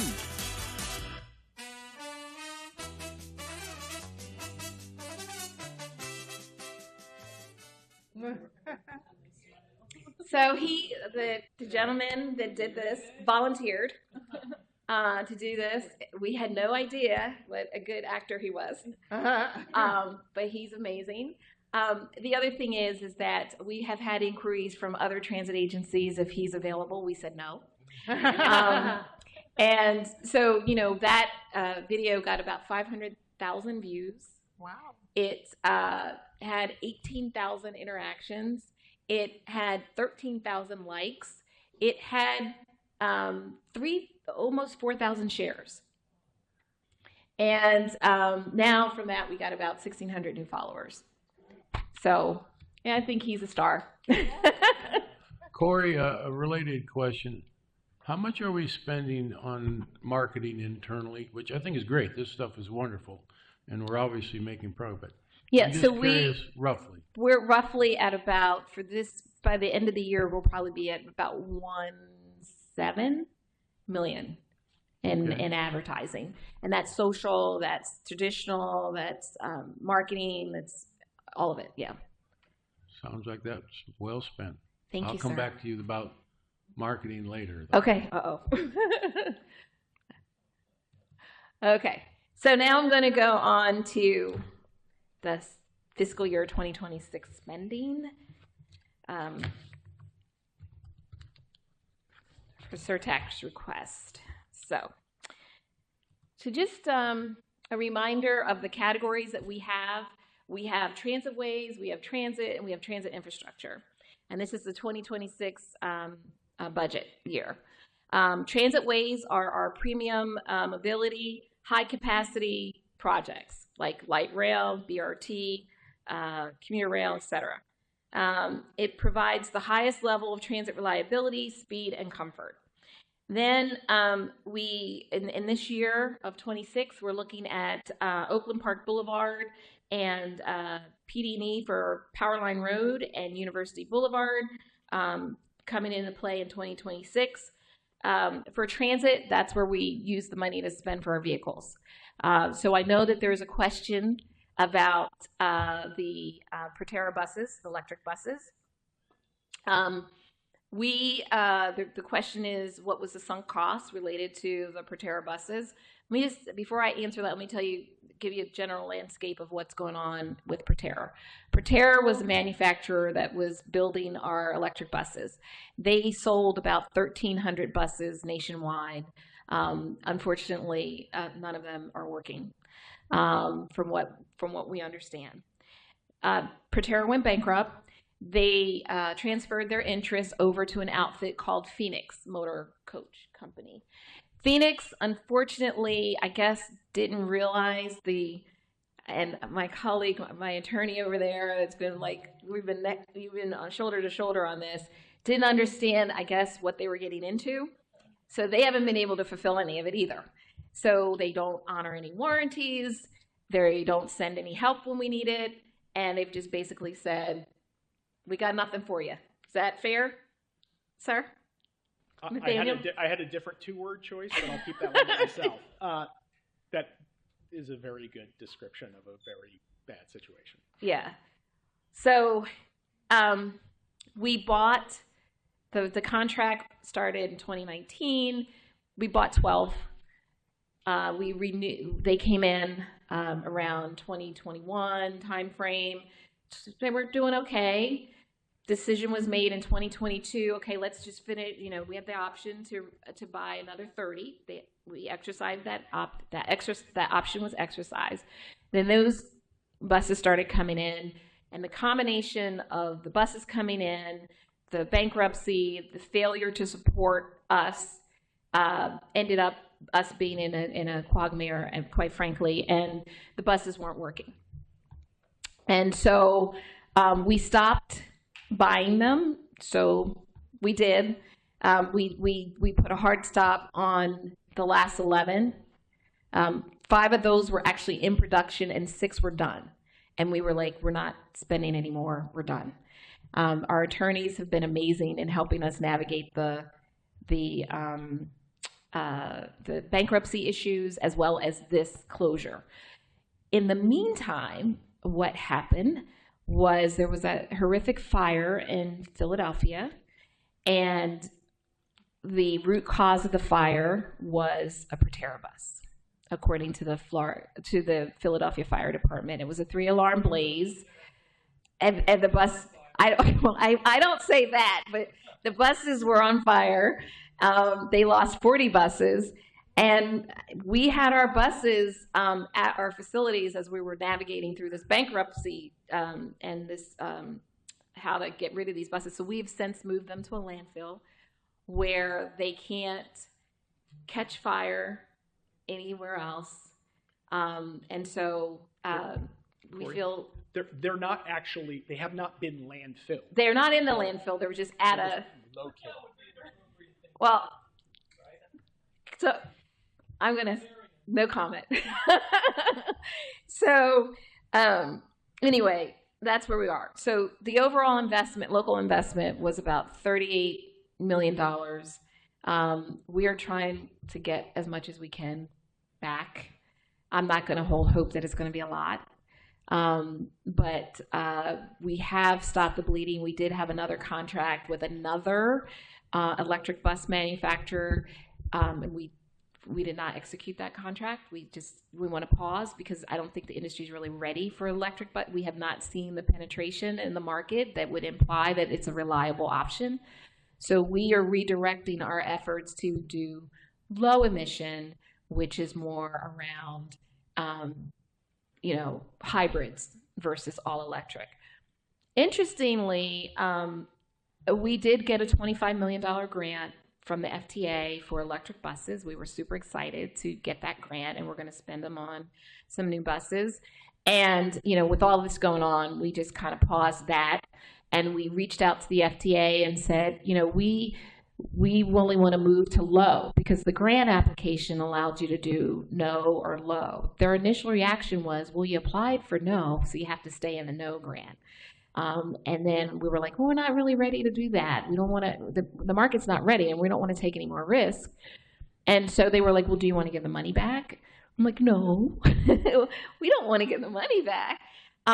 So we just found out, hot off the press, that the new administration is allowing us to repurpose those funds from no to low. And so we can keep our money and we can spend it on a low option instead. So we are, again, thrilled about some of the decisions that are being made in Washington these days, really feeling like we're getting a lot of love and support there. So, okay. Sure. On the electric buses versus the engine buses, whatever they call it. Diesel. Diesel. Do European manufacturers make e-buses that are better? Okay, so how am I going to answer that? If it's a long answer, you don't have to. Well, there is a stronger market in Europe, and they've been a lot more successful. For us, a lot of the requirements are Buy America when we're using federal funds, and so we're using local U.S.-made manufacturers. So. Can we get around Buy American exemptions if we use pure surtax funding, since we wouldn't be using a federal match? It's a much more complicated question than that, because we are a federal recipient of various different grants, not just the specific ones for no and low emission vehicles. And to the question before, all of the FTA funding that we receive, and it also spreads out to other things within the agency, require us to have the Buy America, Build America requirements, which, when you have a mature industry, is something that is obviously feasible and functional. I think that 2 of the 3 electric bus manufacturers that would otherwise qualify for Buy America, Build America, one of them is neither building nor buying anything, and the other one is barely. So to your question, there could be other ways of acquiring non-US made vehicles that wouldn't create violations of the FTA requirements. But again, as we sit here right now, that's not what's being discussed from the agency. But again, the possibility could exist. Yeah. It's not just well, we're not using FTA funds, therefore we can buy from wherever we want. Because of the tentacles that FTA funds spread out. I think we should keep the EV bus door slightly ajar then, and make sure we're just paying attention. I mean, obviously. To your point. Columbia just ordered 1,000 BYD buses. They're not going to be made in Columbia, but they'll be made in China. BYD buses have a whole other set of issues at the federal level, given the nature of the ownership of BYD, and some concerns that even with local funding, they will be rejected, possibly. Possibly, and again, it's sort of the same reason that state law and federal law, prohibit us from purchasing certain types of cell phones from certain manufacturers. It would be potentially bad if a BYD bus, had a button pushed somewhere around the world and all of a sudden stopped. Corey, oversimplified, based on the fire, based on the money that you don't have to get back and everything else, our loss is going to be reduced substantially if those things happen, right? Well, in theory, yeah. I mean, is it break even or 50% back, or I'm just curious. I don't know I don't think we're going to get 50% back. I think if we're lucky, I don't even want to guess. The only other positive is that we have this other grant, and we're going to be able to shift. I can't even put lipstick on that pig, sir. It's just, it is what it is. Wasting more time on it. Thank you. Yeah, no, there's $1 billion of Proterra stuff that doesn't work across the country. So, okay. All right. The COA, Barney, why don't you take us through where we are with that, please, for 26? Please. We've received a rather robust and aggressive set of recommendations from the COA. Those items are still being vetted internally, but what we did peel off or identify early is that we would do $4.5 million worth of capital rather, in the amount of $4.5 million to support about $3.5 million worth of service changes. Some of those are 1 route realignment and service enhancements over 9 routes in the fixed route system. Most of that is specific to earlier service and later service. on average about an hour early start time and 2 hours later service in the PM. Thank you, Barney. This is additional funding for another COA, or is this paying for the COA we are undergoing? The COA is finished now? The COA is finished in terms of making the recommendations. They're still being vetted internally. This here is just a piece of one of the recommendations specific to fiscal year 26. Okay. So it's the implementation side of Exactly. it. When will the public be able to see the COA? Is that like a thing we're going to do, or? At the point that it's been circulated, vetted internally, yes, there'll be another round of public involvement, and it will be shared at that point, yes. Do we know roughly when? We're trying to get that done between now and the Thanksgiving, between now and Thanksgiving. Oh, so to finish it up this year. Okay. Yes. Thank you. Okay. So, this is just some of the infrastructure projects that we have. I just want to point out one thing in terms of the IT enhancements. This is one of the things where we're looking to improve our ability to get money from our passengers and also make it easier for them to give us money. So that's one of the things that we are looking for under this IT work. And, these are just, the same categories you've seen before. The operating budget, great thing that the Surtax does. Ask a question? Oh, sure. Sorry. I guess the last slide, the Copeland's, facility expansion funding, which we approved, additional funding, I guess last year. And part of that was going to pay for expanded electric buses and charging stations. I don't remember what charging stations, components, but so what are you going to do with that funding, which were already, allocated and approved? Right. So it's a really good question, and thank you for asking it. Our plan is this. We do believe eventually the market will catch up, right? So from an infrastructure investment perspective, we're going to put the bare minimum in the ground. The conduit, as example, you can pull wire later, you can pull cables later. We can attach, transfer, whatever we need to attach to it, we can do that later. But we're putting like the pad in, and then you build a house on top of it. What we don't want to do is put all the pantographs and all that other, outward-facing infrastructure in place until we know that we have proof of concept on electric vehicles.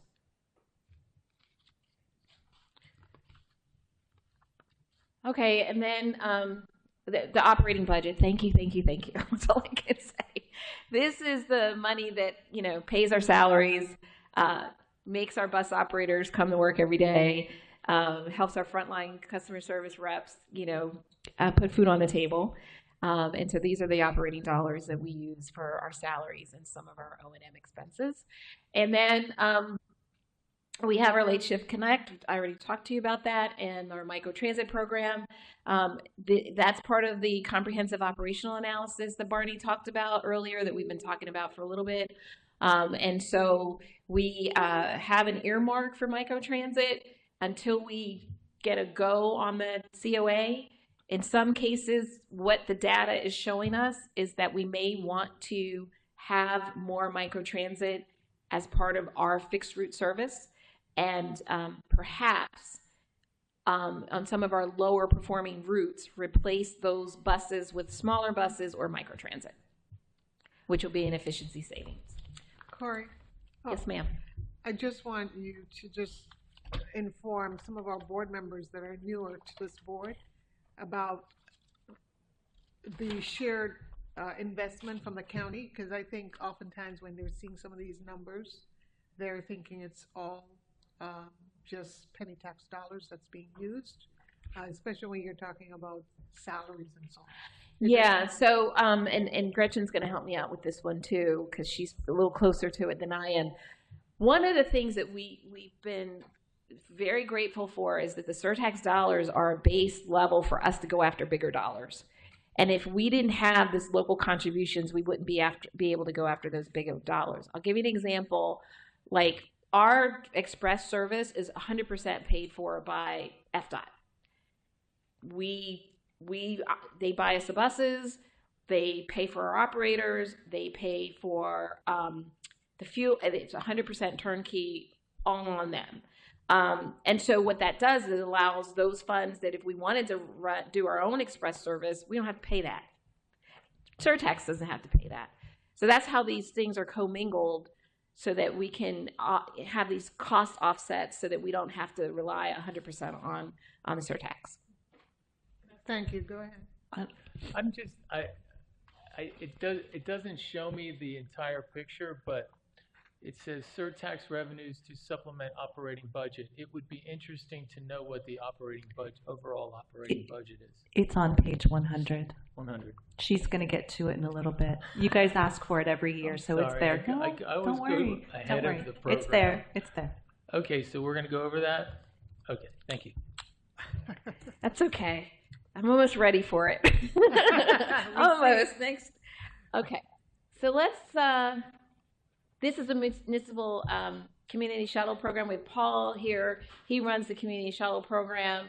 I know that you've probably talked about the new ILA Hammer on time. I'm good. Okay. You know, we do support the community shuttle program with surtax dollars. Our role is not to, we just do the administration of the ILA. We help the city secure the vehicles, and we review their schedules and give them advice on schedules, but it's up to the cities on how they operate them. Corey, back to the community Which one? shuttle. I want to talk about community shuttles too. Yes, sir. They used to be paid by the municipalities, right? Now it's all being paid by county. It used to be surtax, right? shared Or wrong? between the county and the municipalities, sir. It used to be shared. Used to be shared? yes. Now is? Now it's mostly paid by the Surtax surtax. County. Yes. That's pretty nice. Is that part of the Third Amendment? Yes. Thank you. Thing went off again. I must be talking too long. It keeps shutting itself off. Okay. Which way am I going here? Raymond, did you? Is this another question? I'm sorry. Yes. I had some comments and questions about the shuttle program. I took the math. It's a little weird, but just so everyone knows on the board, roughly estimates divided by the actual what we spent, it actually came out pretty good. It looks like it was $8.85 a rider. And just for comparison, Broward County, according to the FTA data for last month, was $6.89 a rider. And then what? Oh, this is from the FTA's report last month per rider. So it's not that big of expense. Miami-Dade County's bus rider was $8.46. So our shuttle program is actually in line with what some of our bigger tri-county bus services cost per rider. There is some anomalies though in the data though.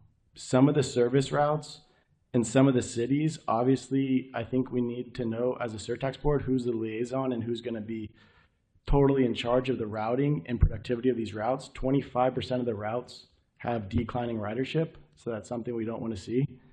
And some of the routes go really high. Coconut Creek's trolley service or shuttle service is at $16 a rider. Davies trolley service is about $19 a rider. Really bad offenders, Miramar at $25 a rider. And then you have some really good riders that Pembroke Pines is doing an excellent job at $5.93 a rider. Lauderhill is doing an amazing job at $4.67 a rider. It's probably just a more transit dense rich area. But I think it's not a big part of our budget, but really focusing on this minute data is very important. And just to not get off topic, but protecting the shuttle program is very important in my eyes because a successful shuttle route leads then to a fixed bus route, then which can lead to maybe like a rail route in the future. It's the natural progression of transportation. What's going to start happening though is a lot of these cities are going to start applying for the on-demand money for their own little circuit cricket thingies.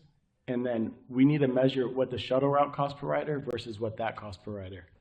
So this is important because Via Transportation, if you guys are familiar with it, is going to IPO soon at like a $3 billion valuation.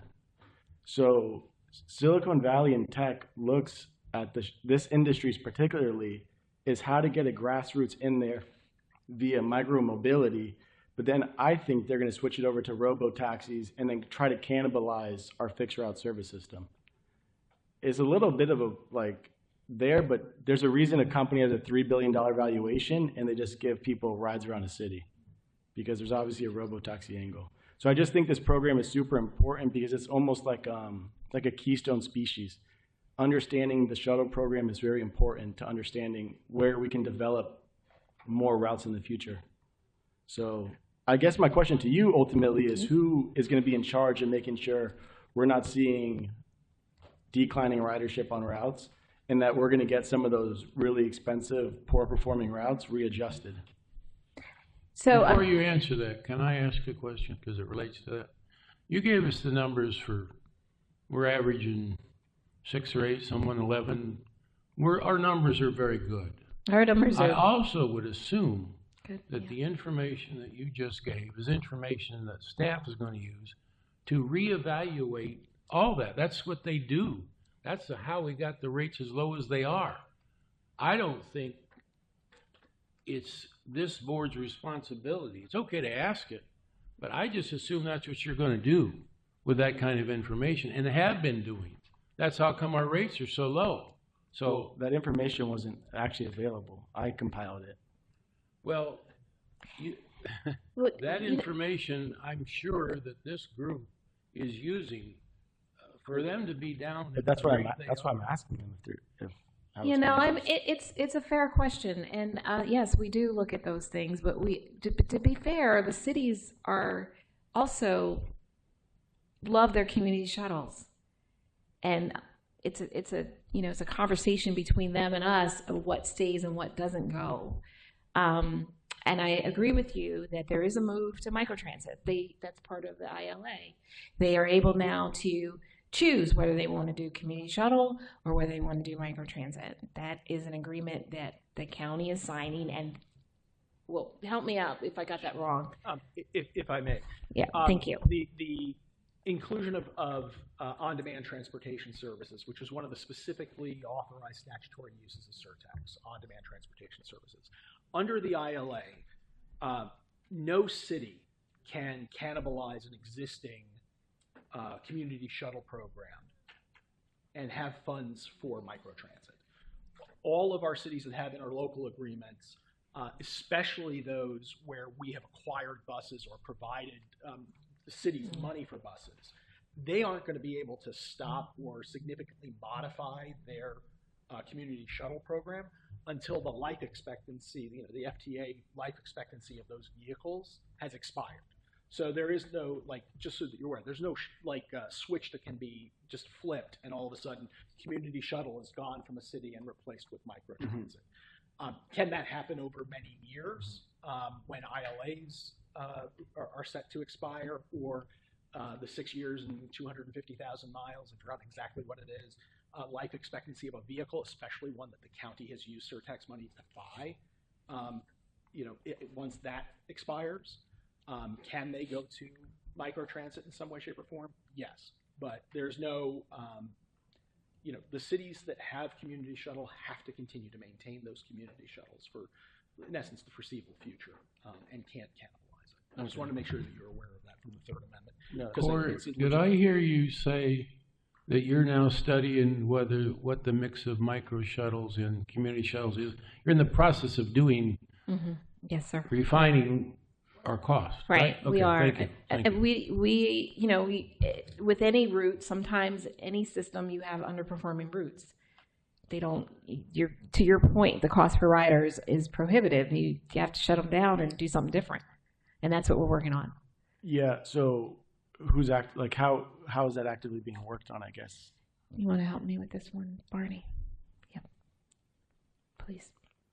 What you mentioned is actually covered specifically in the COA. Okay, that's kind of what to Corey's point, there are routes in any transit system that are what we call coverage-based routes. They're meant to provide coverage. If you look at the way that the county is laid out and how the county was developed, we're not a spoken hub, we're coverage-based. So we've got even fixed routes that perform worse than some of the community shuttle routes. But what they do, they provide basic connectivity to make sure the system is connected. But again, the COA made recommendations for community shuttle, made a very robust set of recommendations, and a lot of that incorporates the implementation of microtransit. But you'll see that at the point that the plans are shared with the public.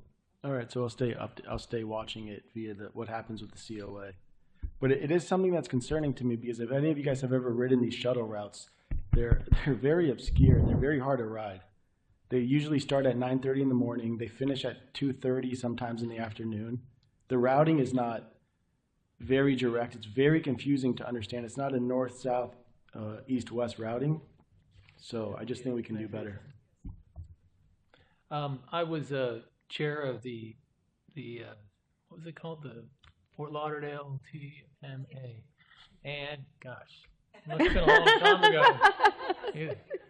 And our routes, we had a circuitous route that didn't work. We had routes that went exactly east-west because it seemed normal to go down Sistrunk, east and west.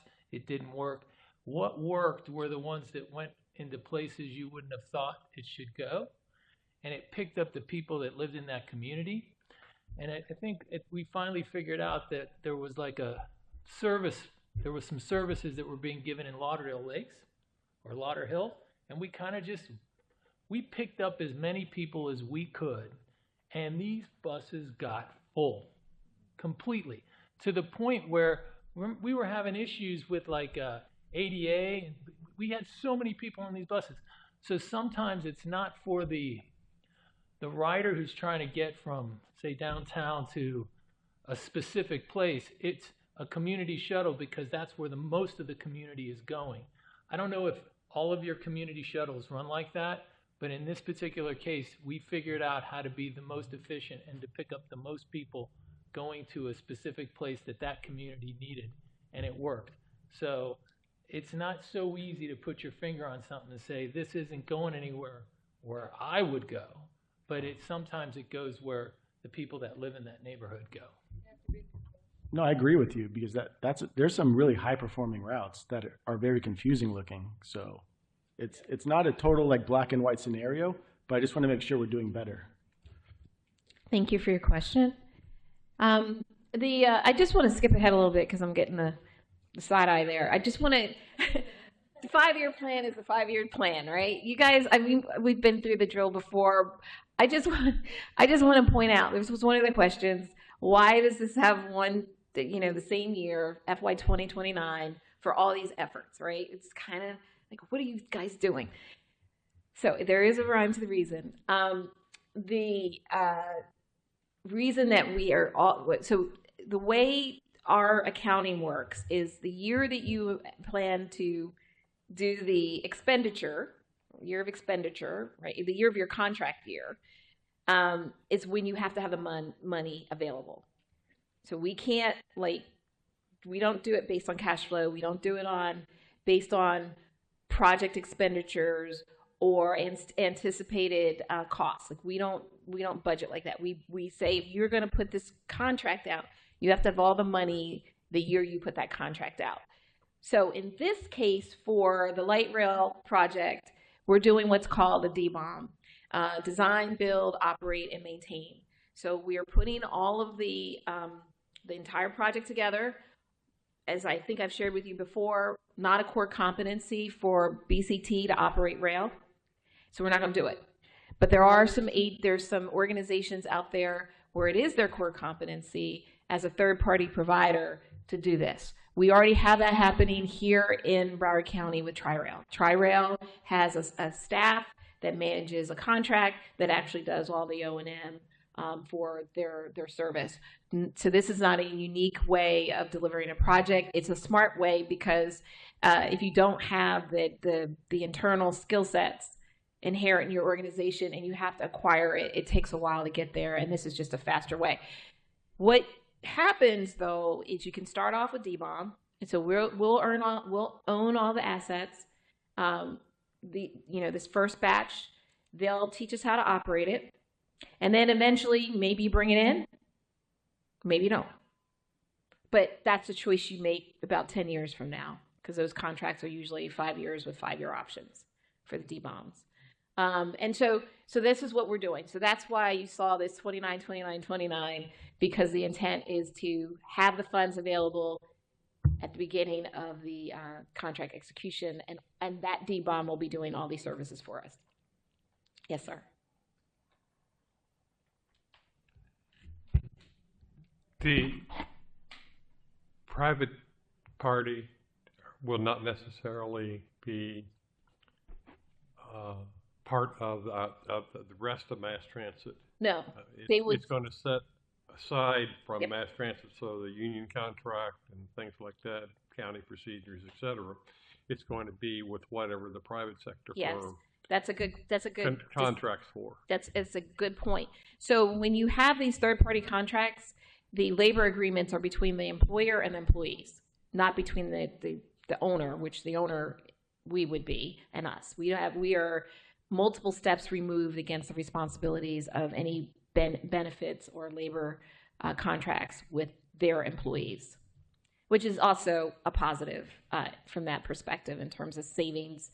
But again, this is a way to ease into new service without trying to build it. Now, you know, if we were like in another city where they already had rail and you had that infrastructure in place, you had the capital, you know, the human capital in place, you also had the facilities, you had, you know, it would be economies of scale to, you know, bring that new service in. It's not as big a deal. But when you have nothing and you're starting with ground zero to build out a rail organization, we would have to start hiring now.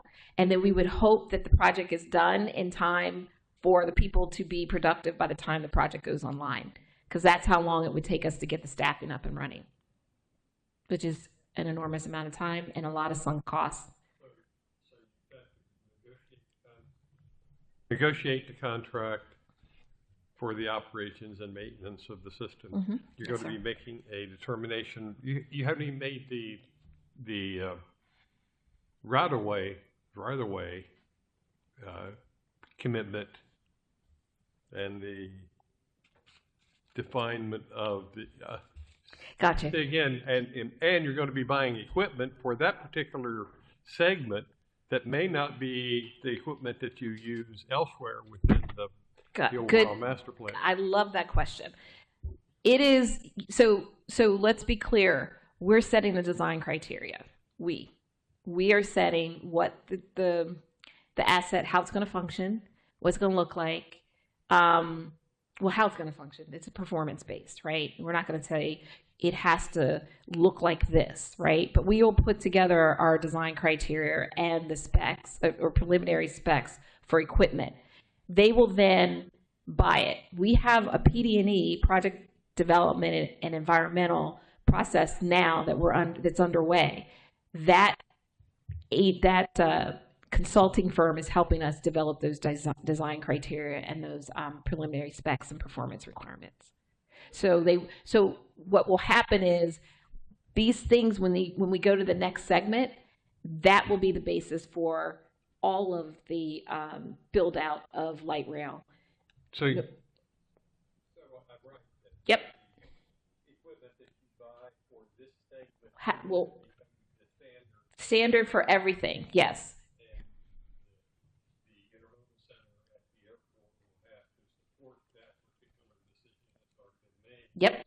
But again, if you don't have funding committed to the total system, you run the risk of like the electric bus that doesn't have any go to the landfill.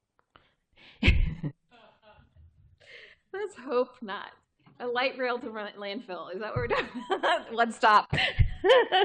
All aboard. No, it was good.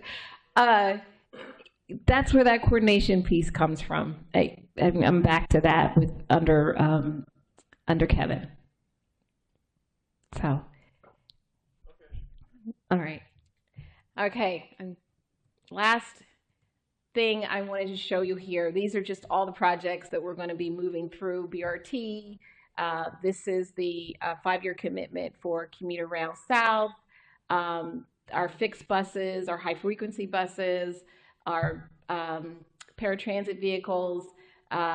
This is for our high-frequency bus service and the paratransit program and transit infrastructure. These are the projects that we'll be working on.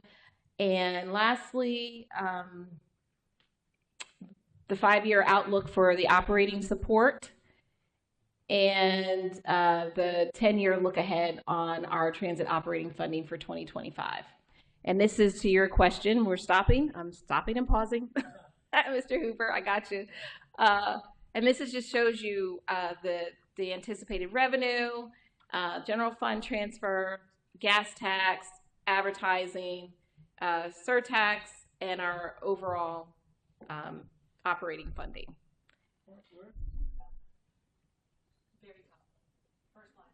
First line. Oh.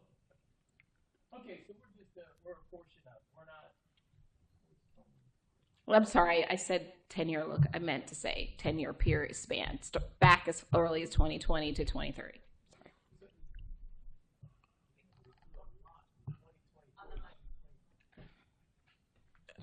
So why did it grow so much in 2024, 2025? You know, COVID relief funds went away. I got you. Denise, you can confirm, please. Thank you. Yeah. I got you. Yeah. I see how it kind of went down and then it went back up. Okay. Thank you. Sure. Corey, one question. Sorry, sir. On your advertising, the $1.3 to $1.4 million income, I assume that's from selling bus ads, right? That is, yes, sir. Question for you. We're spending $1.7 million of Surtax money to advertise Surtax, right?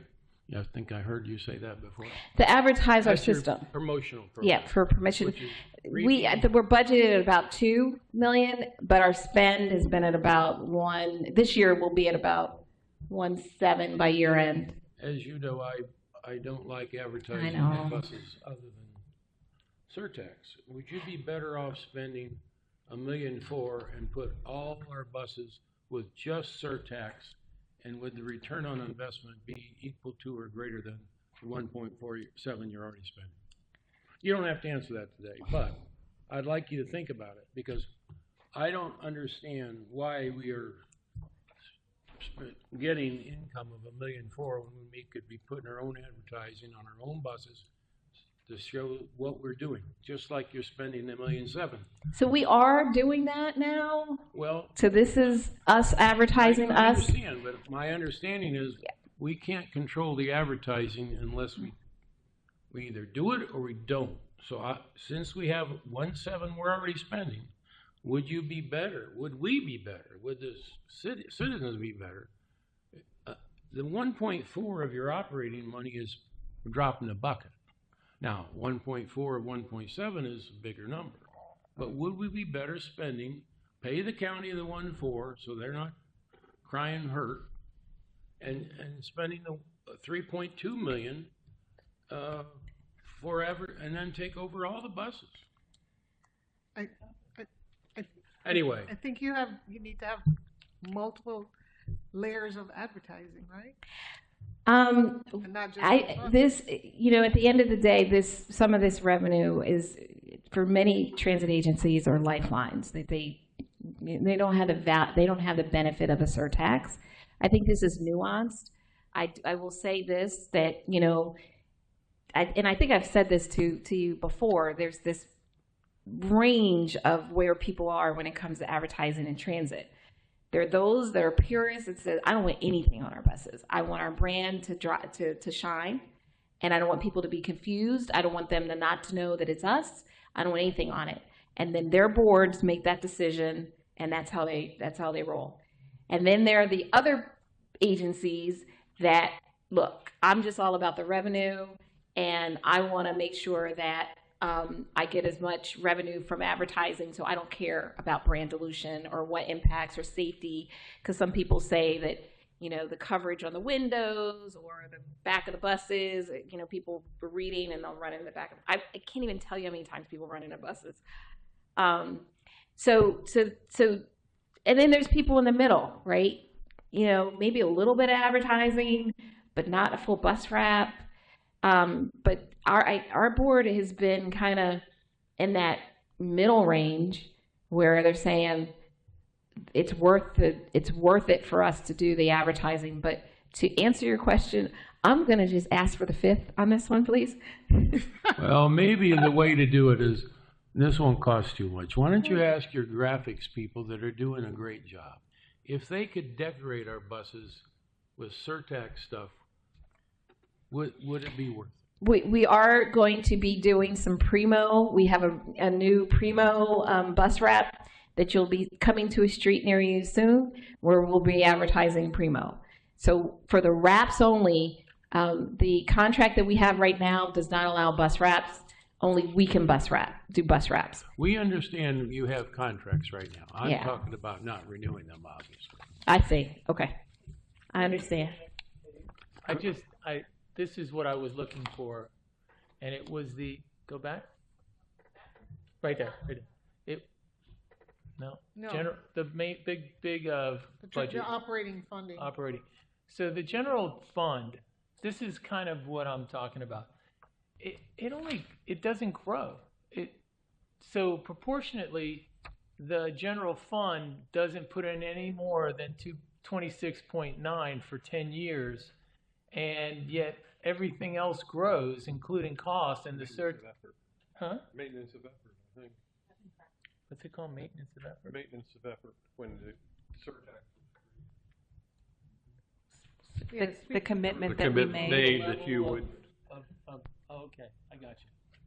That answers my question. On the topic of advertising, though, I would like to say, is there any way, I know we're just an advisory committee in that sense of what our scope is, but maybe as a group we could vote on it and make a transmittal letter or something. I would just, you may, of course, you have every right to do that. I just wanted to give you some historical context. This is a conversation that has been happening since the Surtax passed. And this particular board has communicated its desire to not see any advertising on any bus that's paid for with the Surtax to our commission. Our commission chose to continue advertising. So, of course, I'm happy to transmit any letter, but I just wanted you to understand that the county commission has taken a position that they'd like to continue advertising. Okay. Maybe, well, I don't know. Maybe when the contract's time to renew, we send another letter. Because, to be fair, none of the county commissioners have stickers on the side of their car. So unless they're advertising for Papa John's and personal injury on their personal car, it's not fair for someone who rides a bus and that is their car, their form of transportation, to have to be advertising. It's not an equal standard. I think the commission knows how we feel. I was just trying to find a way of not them losing any money and us getting more advertising. That's all. I understand, sir. And these are valid concerns. I mean, I share, the perspective also that I don't want my brand diluted. I mean, with all kinds of stuff on the buses, especially if it doesn't benefit us directly. It's one thing when we wrap the bus and said ride BCT and we have a nice Panther on it because we're supporting the team and it's advertising. Let's transfer all our wraps that they're paying for to the electric buses and park them somewhere. In the landfill. Okay. On that note, everybody, I thank you for your time. I appreciate you. You mentioned Primo coming out with an advertising campaign or program. Yeah. I thought we also had a commitment that would incorporate MAP. Oh yeah. We do put the logo on everything that we have, and we do appreciate you. So we want that logo, that stamp on there. And but the Primo one, I can't wait to show you. It's really slick. It's pretty cool. I wish I'd brought it with me, but I didn't. One last question? Just one last thing, and then we can move on. I'm not trying to circle back, but I kind of need like a resolute answer about the bus stops. Of like how can we accelerate that program? Is it again a transmittal letter coming from this group? Maybe the people who sit on this board don't agree with me that we need to increase our bus stop funding. But I understand the maintenance future liability of a bus stop, but we're not taking that same logic, applying it to the transit we're building, the LRT we're building. We're not applying it to any of the public works things we're building. But for some reason, we're overly focused on the maintenance of the bus stops. And I get it. I get homelessness is an issue, quality, garbage and stuff. But we have so much money in this bank account right now that the fact that someone is sitting out in the sun or sitting out in the rain, this very moment, riding a BCT bus is disturbing to me. Like, we're not doing the most basic level of what we should be doing. And I'll have to keep bringing this up until we can figure out a solution to this, but it doesn't make sense. I appreciate your passion there, and I will say this, we're not doing bus shelters, just for clarity, and so we're all grounded to stop homelessness. Like, we're not doing it because we have a homelessness problem. That's not the driver. But I can't speak for the board. Madam Chairman, whatever you feel as a collective body the next step should be, I will honor whatever our county administrator asks us to do, or our board, and I respectfully will submit that to you for next steps. I have a question. How many new shelters are you programming and put in? 300 and what? 350, and we have 14 and some change. Over what time frame? Over the 5 years. Well, that's 50, that's 60 some a year, right? That's 5 a month, right? Why don't you wait? Go ahead. I mean, I'm for all, I don't know how you can move it any faster than, I mean, there's plenty of what they're already programmed to do. There's But plenty of that's my 2 cents. subcontractors doing stuff. So, Okay. I wouldn't support Let's your have motion. one conversation, please. One conversation. And if you're talking, please be on mic. Mr. Hooper? I mean, it's up to the chair. Athena, if you would like to, I would like to say that I would like to write a letter to the commissioners, or at least, I know it means whatever it means, but I would like to say this program should be accelerated at the maximum capacity, and we should be clearing the way as much as we can.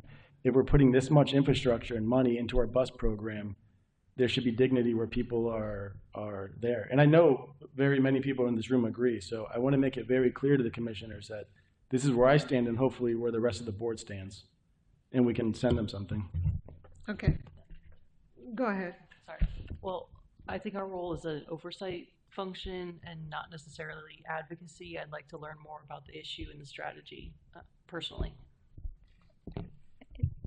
And if I could just I think Go ahead, Phil. since one of the controlling elements that I hear coming through here about building more, et cetera, is finding cooperative cities that are willing to absorb the maintenance costs. We don't know, and you haven't defined for us here, what is the maintenance cost of that acceleration. You can talk about the capital cost of building it, but then you've also got the operations. So how much of that money, or how much money is being spent to maintain that kind of a program? Go ahead, Abhishek, please. Good afternoon. Abhishek Dayal, I'm the Chief Infrastructure Officer. So as you know, we've got 31 communities, and we're working with all of those communities separately on the stops. So the maintenance cost is actually, it varies from community to community because of the level of infrastructure we put in on the stops. In some cases where there's high ridership, we do put a larger shelter. In some places we put a smaller shelter, so it really varies from stop to stop. So it's a little bit hard to kind of just quantify just per stop how much it is to maintain. So I might have to get back to you on a specific or just an average. We can give you a range cost. Yeah, we'll get back to you. If you think about if you look at University right here, right, and you look at the Plantation bus stops, they're very different. They're brick, they're bigger, they're, and then you go into Fort Lauderdale. They're plexiglass, they're lighter. And so, this is what Plantation wants in their community, that their shelters look that way.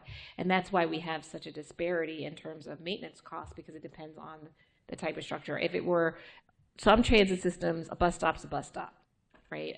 It's going to be this, and that's it. We have standards, there's nothing more, nothing less. We have already taken the position that we want to be receptive to the character of the community and to build what the community would like to see. And also, they have skin in the game, Yeah, right? right. They're That's a good point contributing. too. So you have to be respectful of their needs. Okay. It sounds to me that the strategy you have in place in terms of the number of bus stops, shelters you're trying to build is sufficient. Certainly worth exploring to see if there's any way to fast track the volume of shelters that we can add to the complement that is already established. But I think everything takes time. And even though we know that we may need all 300 bus stops right now, can you do that? You can't, right? So there is a process to it. Yeah, there's the, I mean, to be fair, there's getting the contractors, it's getting the materials, it would take a minute to do, to expedite it, but you know, like if it may, but it's your call. So I just like to point out that when we show you all the dashboard, and we will be demonstrating the updates to the external and the internal dashboards, you're going to notice that there have already been hundreds of bus stops and shelters just in the first 7 years that were installed. Most of those are Surtax. Some of them were paid for with other funding sources as well. And the actual plan included thousands of bus stops and shelters over the 30-year period. I'm sure that when you all complete your comprehensive operational analysis, there'll be additional recommendations that come with that. So if you wouldn't mind just kind of holding off on this until we see what the comprehensive operational analysis is recommending. And what I can show you has already been done, just like I said, in the first 7 years of the program. Maybe we could just kind of table this for another few months. Would that be acceptable? I mean, that's acceptable, but it's already 7 years in, and we still are making 5 years plans for bus shelters. This is the thing. If you don't ride the bus, you don't understand.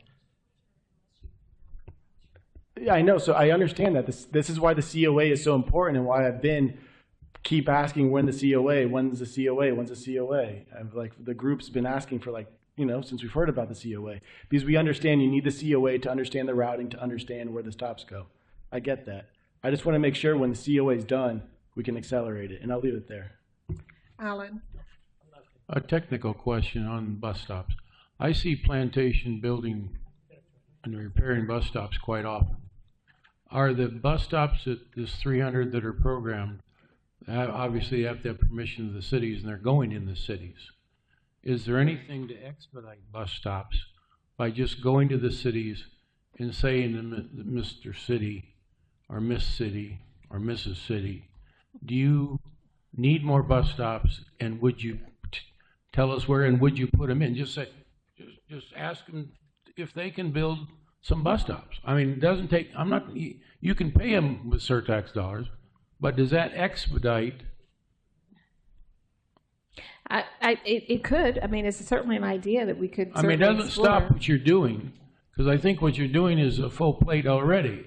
But if we go to the city and say, if you think you need more bus stops, could you go out and let them do their thing, and you'll reimburse them for the bus stop? Is that a way of maybe expediting this without changing it? So, Mr. Goldman, there have been municipal surtax projects that deal with bus shelters and bus stops. Also, since our office gets all of the requests to please prepare contracts for these with the municipalities, BCT works with the municipalities on a regular basis, both to identify existing bus shelters that are within the city that are not covered under the maintenance agreement, as well as to add these additional ones. And I could say with some certainty, because I could probably go through my email now and probably find about 20 of them, we are in a constant flow of amending agreements with cities, adding in new bus shelters based on existing routes. To your point of, if the city says, yeah, we want bus shelters in all of these places, but then again, we wind up with, comprehensive operational analyses every few years that make recommendations to changing the fixed bus routes. You may wind up with shelters, yet no bus. So I know that it's all part and parcel of a combined and collaborative system with both the cities, BCT, in terms of them hiring engineers for design as well as doing the construction, and working with the cities as to what they're able to and are desirous of having and maintaining. So just to your point in terms of going to, random city to say, tell us where you'd like to, have, this is where we'd like to have bus shelters and please Yeah, because I reimburse us. assume all these bus shelters are going into the cities, right? They're not going into county land. Well, they go into the BMSD. They do go there too. And some of them are also built on county And right the- of way and things Yeah. of that nature too. Well, All right, so I'm going to suggest that we kind of table this conversation so we can move forward. We still have quite a bit that we need to get through. And until we can get some of the information that's being requested, then we can, be in a better position if, as a board, we want to write a letter to the county commissioners. Okay? Thank you. It's always a pleasure to come here and meet with you guys. Good to see you. Hope your summers continue to be great, and I'll see you next time. Thanks. Thank you, Corey. Woo-hoo, thanks.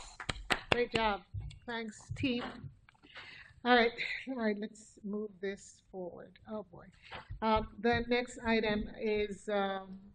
It's up I on think your screen. A presentation? Yeah. For you? All right, so this will be really quick.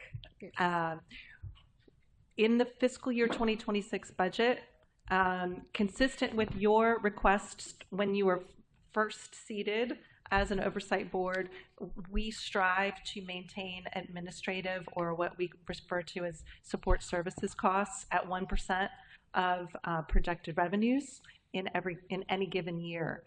There are no new positions that have been recommended in the support services area. And I'll just remind you that that includes your Surtax legal team, the auditor, the math administration staff that supports the oversight board and the appointing authorities roles, as well as does all of the contract administration for all the municipal projects, and the Office of Economic and Small Business Development, and 2 positions in Public Works. It also contains some contracts, and these are contracts that have come before you that you all have seen and approved and that become part of the county's adopted budget. So for fiscal year 2026, these are not new projects, but they are additional funding requests. One is for the road sensor, flooding sensor project that you first saw and approved last year in fiscal year 2025. They are requesting an additional $500,000 for the installation of additional sensors, software, and analytical tools. And then the near miss pilot project, which you all are very familiar with, and you've seen several presentations from our partners at the University of Florida, and I'm happy to report that they are going to be providing you with an update at your request on what has changed and how have the conditions improved as a result of the implementation of these innovative options. So with that, I'm going to turn it over to Dr. Lee. And I think we have Dr. Ranka virtually joining us by Zoom, and they're going to walk you through just very quickly where they are with the project and some recommendations and next steps. Thank you. Good afternoon. Good afternoon, Madam Chair, Madam Vice Chair, and members of the board. Mintong Lee, Broward County Traffic Engineering Divisions. I am the project manager of the near-miss pilot study. I would like to report to you that we are in the home stretch of wrapping up the pilot study at the current phase. And today, Dr. Sanjay Ranka, who is leading the UF project team, finishing up the project, will give you a quick summary on the overall findings up to this point, and provide some potential area for further exploration next. So with that, I will let Dr. Ranka pick up from here. Thank you. Thank you, Mingtang. Thank you, board, for giving me the opportunity to present to you. Is it possible I can put my video on? You just want me to talk on the audio part? Yeah. That's okay. Dr. Ranka, if you could just speak, since we were having some technical issues earlier, and then if you'll let me know when you'd like me to advance your slides, I'll be happy to do that for you. Wonderful. Thank you so much. So just to give you a quick outline, I'll go back and talk about the video and LiDAR system, which we have been using for the last 2.5 years or so. and we have now conducted before and after safety evaluations on at least 2 signalizing intersections, for which I'm going to report the results on. The interesting part which we see is that we did a before study where we analyzed the data, as you shall see, and based on that we suggested some changes, and then you'll see the after part which shows a drastic reduction in potential severe events on that intersection, on those 2 intersections. And then I'll talk a little bit about some of the future work which we would like to do as part of the work which we are already doing with you so far. Next slide, please.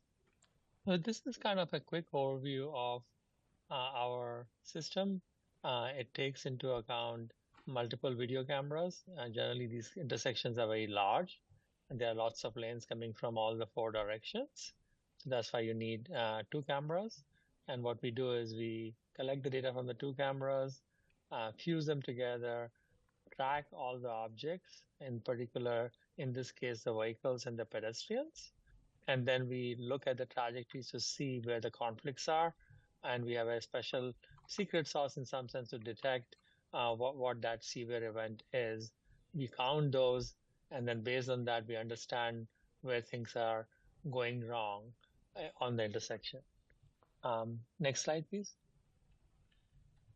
So this is kind of an example of the kind of events we'd like to detect. If you can play the video, please. So as you can see, there's a pedestrian walking on the top right there, and then this car which came very close to that particular pedestrian, right? Obviously, the pedestrian was walking on a phase where they're not supposed to walk. So we detect these kind of events, and our goal then is to say, hey, can we minimize these kind of events? Because each of them can potentially result in an accident. In this case, fortunately, nothing happened to the pedestrian, but obviously, in a bad case scenario, that could have been a major accident. We have been able to show that our technology can handle 8+ streams of video on a single GPU.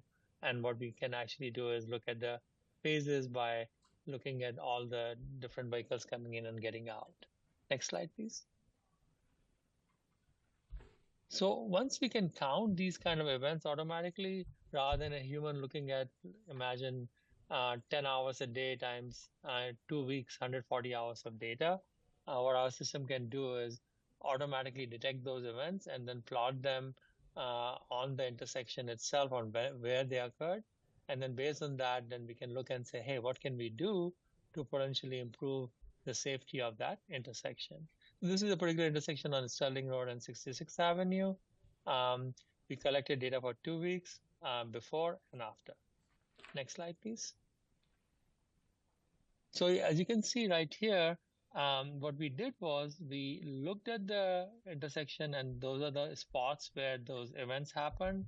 They're shown in different colors based on whether it was a left turning vehicle or a through vehicle or a right turning vehicle.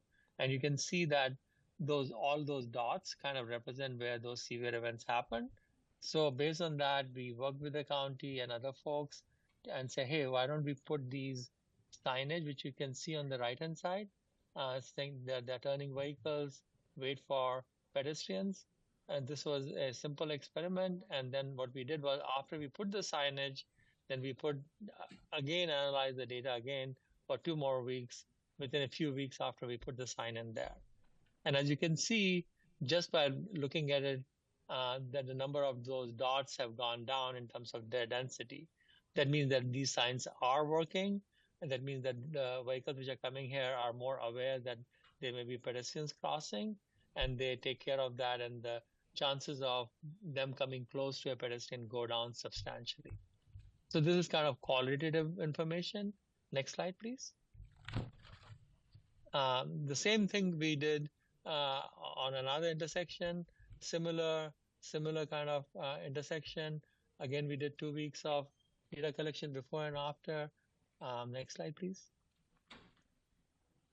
And so you can again see the before and after map. Again, the number of dots have gone down substantially. You can look at that visually, and again, it shows you where the signage was placed, because in this particular case, we saw most of the dots were happening here, here, and here, not at other places. So the signage was in some sense based on that information itself. And as you can see, after adding the signage, the number of these severe events have gone down. Next slide, please. So this is kind of more quantitative. It takes into account how many vehicles are crossing on that intersection. So we divide it by the number of per 1,000 vehicles or per 1,000 pedestrians. And as you can see, whether you use the denominator to be per 1,000 vehicles or per 1,000 pedestrians, in each of the cases, in both the intersections, you can see that there was a big reduction, roughly somewhere around 80% for 66, and on 68, roughly around 40% per 1,000 pedestrians. So this shows that the technology is able to figure out the safety issues on the intersection proactively, and this is a very fast experiment. You collect data for 2 weeks, analyze it. It takes us less than a week to analyze the data, and then once you put the changes, in another 2 weeks, and then you can see the impact right away. So this technology has shown the benefit in terms of being able to reduce these near misses or severe events, as we call them. And our hope basically is that this improves the long-term safety of these intersections. Next slide. So overall, our conclusions are that the video analytics which we have developed can localize areas where there are issues in terms of vehicle movements and the interaction with pedestrians. And we have been able to show before and after a study that demonstrated that signage changes in this case could lead to reductions in the severe events. Clearly, these findings are portable. In particular, putting the signs is something which one can do on other intersections. And then our goal would be to collect data on more intersections to verify and solidify these findings. And our also approach would be to say that rather than having static cameras, we can have a mobile system which can be moved from one intersection to the next one. So we study for 2 weeks on one intersection, make changes, study for another 2 weeks, and then move the system to another intersection. So that way we don't have to spend a lot of money on physical assets. Next slide, please. So a couple of future directions based on what we have seen so far. One is the fact that we have been able to do this near misses, but since video technology works well during daytime, it does not work as well in the really low light times, especially in the nighttime and maybe early part of the day, like 6 a.m. or 5 a.m. So we can use other technologies like LiDAR instead of video, which are less impacted by amount of light which are available, or infrared cameras. And we already tested the LiDAR technology at an intersection in Gainesville, which shows that benefits compared to a video, especially in a situation where the light is not as much. So that's one thing which we want to potentially pursue. Next slide, please. And then the other part is that clearly we want to be able to make sure that near misses are near misses. Do they actually then correlate with the crash data?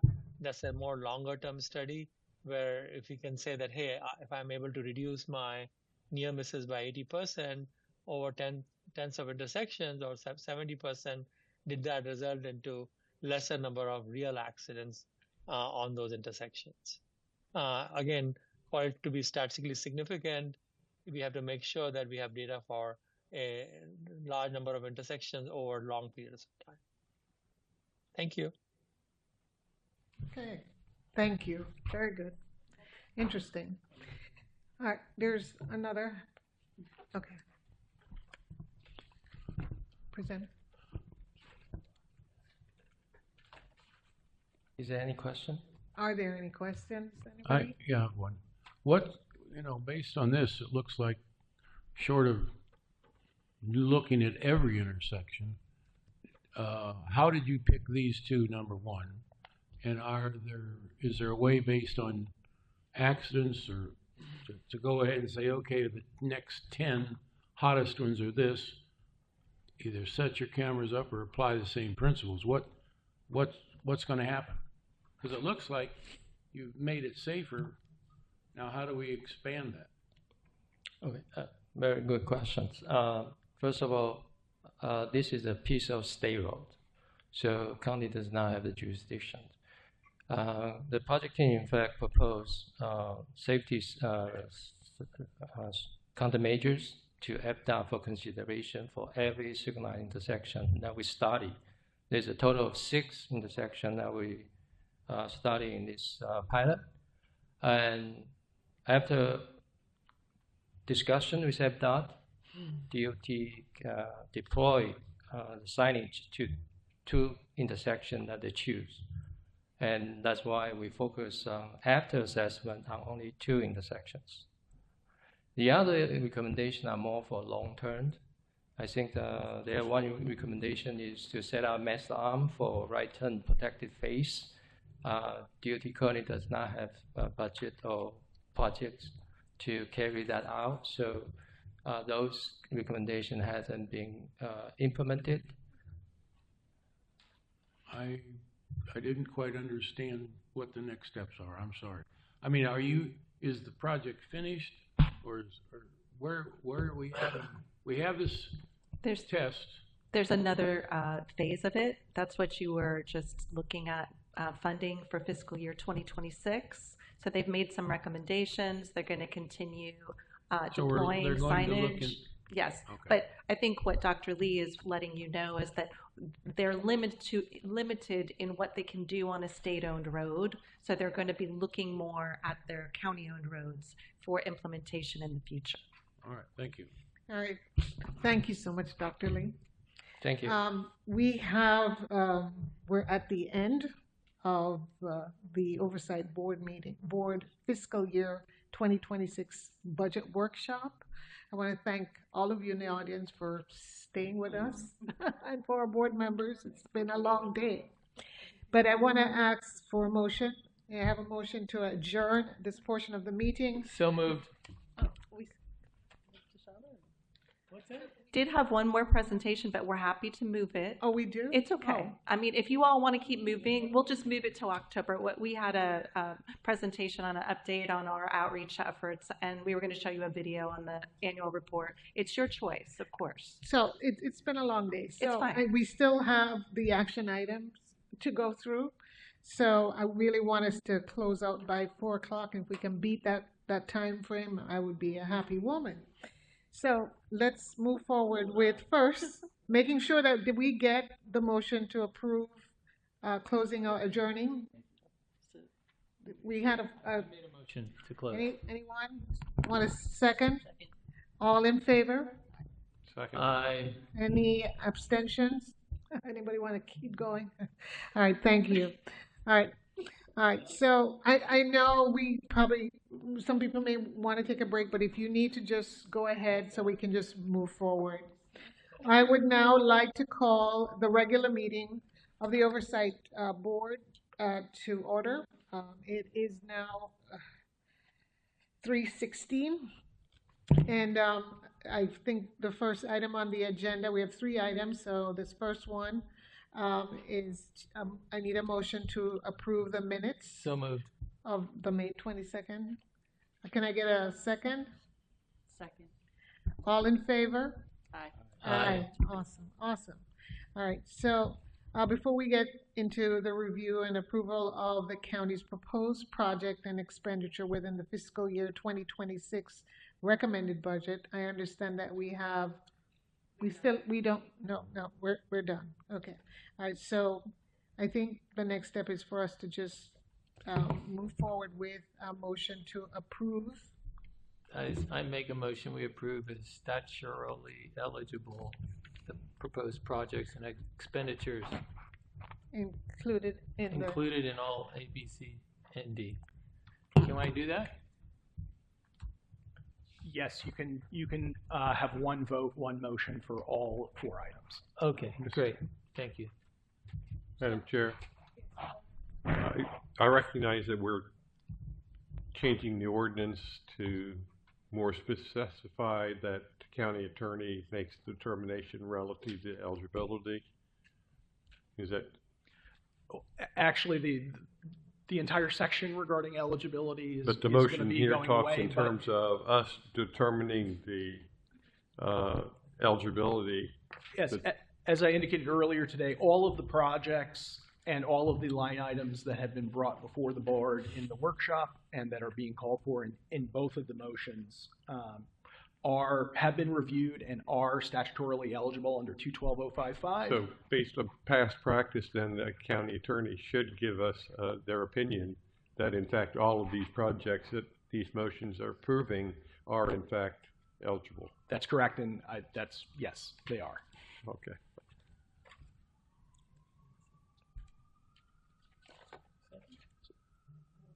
I think there was already a motion. No, I just want to make sure I didn't jump too far ahead here. All right, so I think everybody understands what the next, the second agenda item that we're going to be voting on.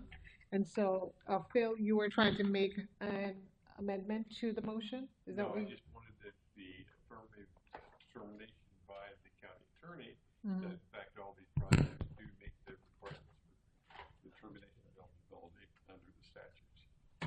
Okay. So, Nathaniel, I see here that you may need to provide your assessment and recommendations related to proposed projects and proposed expenditure. Did we cover all of that already? We've covered all of that. I believe so. I have no recommendations other than the fact that they are all statutorily eligible. Okay, very good. All right, so we have a motion on the table, and we have a second. Second. All in favor? Aye. All right. Aye. All right, good. Gretchen, do you want to add anything else before we move into item number 3, why a 5-year plan? Do you have that slide up? Do you want to? So just to remind you all why you're here today, we do have an ordinance that we've spent a lot of time talking about how we're going to be changing potentially in the future. But currently under that ordinance, we are required to bring you a budget every year, and we are also required to bring you a 5-year plan. So that's why we do that. And then it's also very helpful for us to communicate that transparently on our website. I've already shared the municipal 5-year plan with all our municipal partners as required, and they are aware that you are taking action on the municipal Surtax project plan today. So with that, I have nothing further to share. All right, so essentially that concludes today's regular agenda. If we to have a motion and an approval of the 5-year. Yes, I will. I just we are doing well with those 2 items. So I don't know. I want to end this meeting on a really high note. So if we can cue up that little video, I don't think it's very long. Do we have? Wait, you haven't made the motion on this. You haven't made a motion for number 3. I thought I did. Oh. No, we've only done. Can I get a motion, please? I'm sorry. I'm racing ahead of myself. I'll make a motion to approve as statutorily eligible the proposed projects and expenditures for the 5-year plan 2026-2030, consistent with 31.5-75H3 of the Broward County Code of Ordinances, A, B, and C. Can I get a second to that? Second. All in favor? Aye. Aye. Awesome. All right, so I think we have time. Folks came here prepared to watch a little video or to show it. Let's just get it done so we don't have to worry about it for the next meeting. All Next right. time, you need to be put in the front so that, right? Yeah, we can test the video capability. Good, easy stuff to watch. We're good. All right. So yes, it's been a while since I've been before you, but I come bearing good news. First and foremost, as requested by our chair, the fiscal year 24 annual report video, which, well, first of all, I came here to give you all an update from my last presentation, which was the initial groundwork for the 5-year outreach and engagement plan. So this is just to give you an update on our progress and accomplishments. You're just going to do the video. Just the video, yeah. But I just wanted to say one little tidbit that this video was produced because we wanted to keep up with times and with the industry going more video oriented with how people digest information. We wanted to make sure that we're staying ahead of that and making sure we're using it and adding it as part of our arsenal of outreach resources to make our reports in a more video format. So you can go ahead and play that.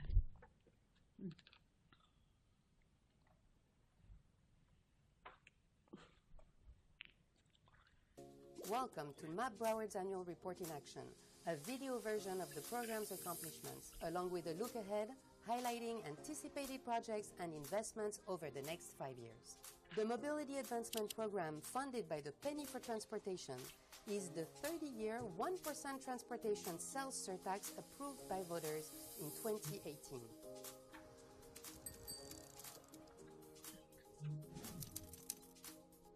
This year's annual report theme is Creating Connectivity. Starting with the county's Public Works Department and its Surtax-funded program, by September 30, 2024, Public Works had 131 Surtax-funded projects underway, totaling over $424 million. 6 Public Works projects were completed during fiscal year 2024. Key construction projects to improve connectivity and reduce congestion included the Port Bypass Road at Port Everglades, which is partially funded with the Transportation Surtax but also includes other sources, the Northwest 31st Avenue at McNabb Road, and Northeast 6th Avenue. Public Works developed innovative design and emergency repair methods to replace damaged beams after a severe vehicle strike occurred to the Sheridan Street Bridge. Subcontractors received honors from the American Society of Civil Engineers Broward chapter for the 2024 Small Project of the Year. Public Works also designed and constructed several school zone improvements in furtherance of the MAP Broward goal of managing traffic congestion. The Public Works team has been investing in innovative technology and strategies intended to improve traffic flow and create safer roads. Some of the projects that we're working with FDOT on University and also on Broward and so forth, we're going to start seeing some of those things shortly. Speaking of safer roads, another initiative that was underway in 2024 was the Broward Safety Action Plan, a collaborative partnership with the Broward Metropolitan Planning Organization and Broward County. The plan is the result of a $5 million Safe Streets and Roads for All grant. This joint effort is designed to develop strategies that prevent roadway deaths and serious injuries. This plan consists of 3 projects: the Countywide Intersection Improvement Prioritization Study, the Near-Miss Study, and the Low-Stress Multimodal Mobility Master Plan. Broward County Transit secured funding for key projects within the Premium Mobility Program, PRIMO. Not only are we talking about a commitment of $1.1 billion from our Surtax fund, we're also having non-local total funds coming in at $985 million to support that. We got a $25 million discretionary grant from the FTA. This is the largest discretionary grant that we've had in the history of our organization. Our local match matters. The first phase, which is the pink in the graphic, represents our light rail project. The initial project is 3.5 miles. It connects the airport, seaport, convention center. BCT welcomed more than 120 new bus operators in 2024 and celebrated their largest ever graduating class of 67 operators. I want to make sure that we're clear about the 30 for 30, about how we start with your goal with a commitment based on the activity. Our cities and primes are exceeding the commitments. There are several commitments. They're committing more than the goal. That's a good thing. We don't force that. Just this snapshot of those that were reviewed as of September last year, guys, that's an additional $415 million of real activity, of real payments to CBEs. We need more small businesses participating in the development process. Part of the surtax to demonstrate just another way businesses, especially small businesses, can participate and grow. As of 2024, 29 of Broward County's 31 municipalities participated in MAP Broward, making them eligible to access Surtax revenue. The Municipal Surtax program includes funding for municipal capital and rehabilitation and maintenance projects, as well as the Community Shuttle program. By 2024, 5 years into the Municipal Surtax program, $244 million had been appropriated for municipal projects. 45 municipal projects are underway. $43 million was provided through contracts to the Municipal Community Shuttle program. Municipal projects brought in approximately $50 million in leverage, which is non-surtax funding from federal, state, and other sources. To learn more about the MAP Broward program, visit mapbroward.org. You can view the full annual report by clicking the link in the description. And don't forget to follow MAP Broward on social media for the latest updates. Very nice. Good job. Thank you. I like to boast that that was created completely in-house. The voice you heard is our public information specialist, Katia, who's out there mixing. So thank you, Katia, and thank you to our county agency partners, Transit, Public Works, OESBD, and of course our internal MAP admin staff. It was a joint effort. So I hope to speak more to you all in the next meeting. I won't hold you any longer. Awesome. Good job. Woo-hoo. Good. Yeah, and we don't have a $1.7 million marketing budget, so I just want you to know that got done by 2 people. So, woo! Wow. Awesome. Very impressive. And so that's a nice way to kind of close out all of the presentations we've had today to end on a really high note. I just want to know, non-agenda, any members have anything they want to say before we close for the good of the cause? I had some questions about for Nathaniel. Maybe this is a more CFO question. The funds we have in the bank account, are we able to buy treasury bonds, like 1-year notes? Because the interest rate looks so low. It's like less than 1%.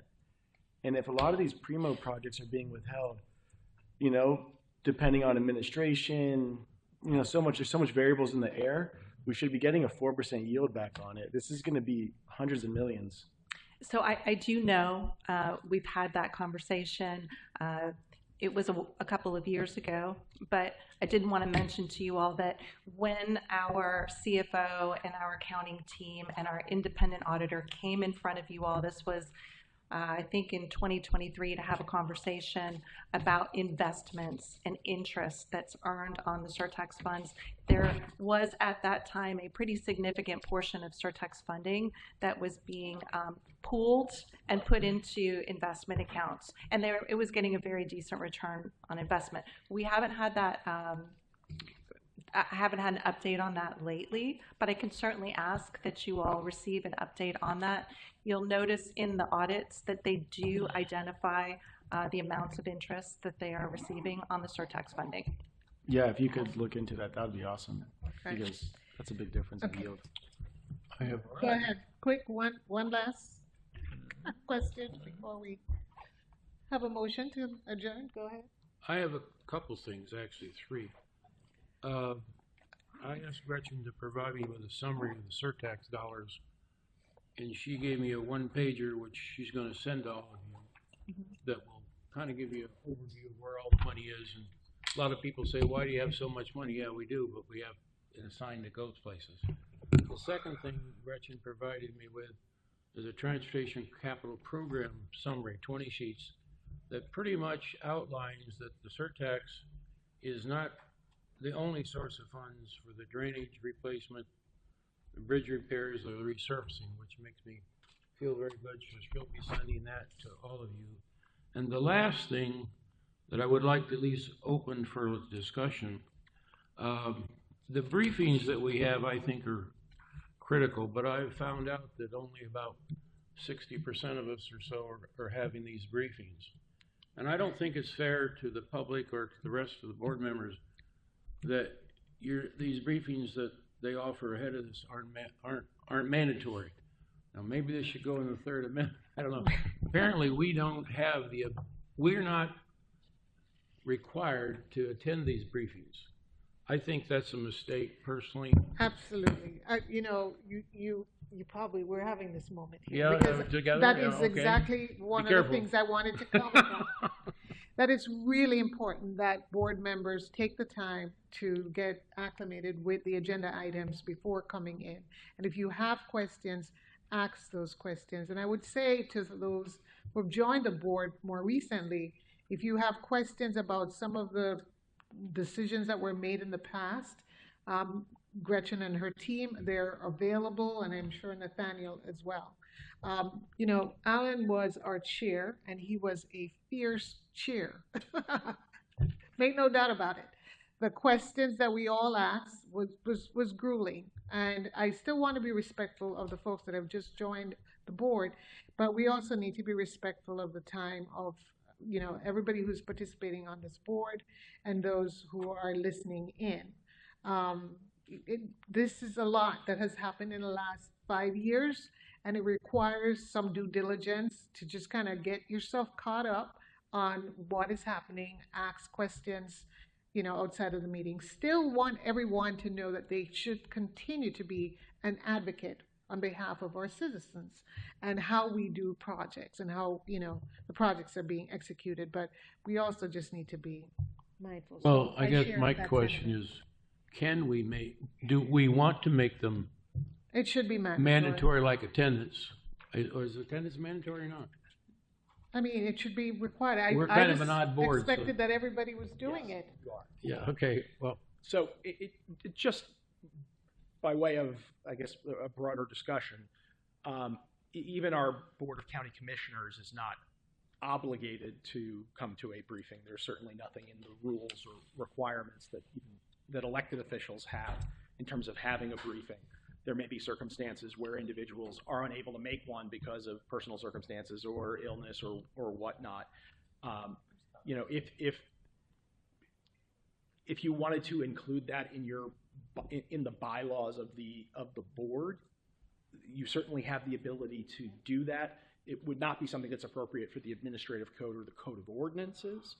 But again, I think that you've conveyed the message, the chair has conveyed the message, and I don't know if you want to have a discussion at the next meeting about whether to add it to the rules or your bylaws. Something to think about, certainly. Well, I don't think it's a matter of thinking. I think it's a matter of adding it to vote on it one way or the other is what you're saying. We can't do it today.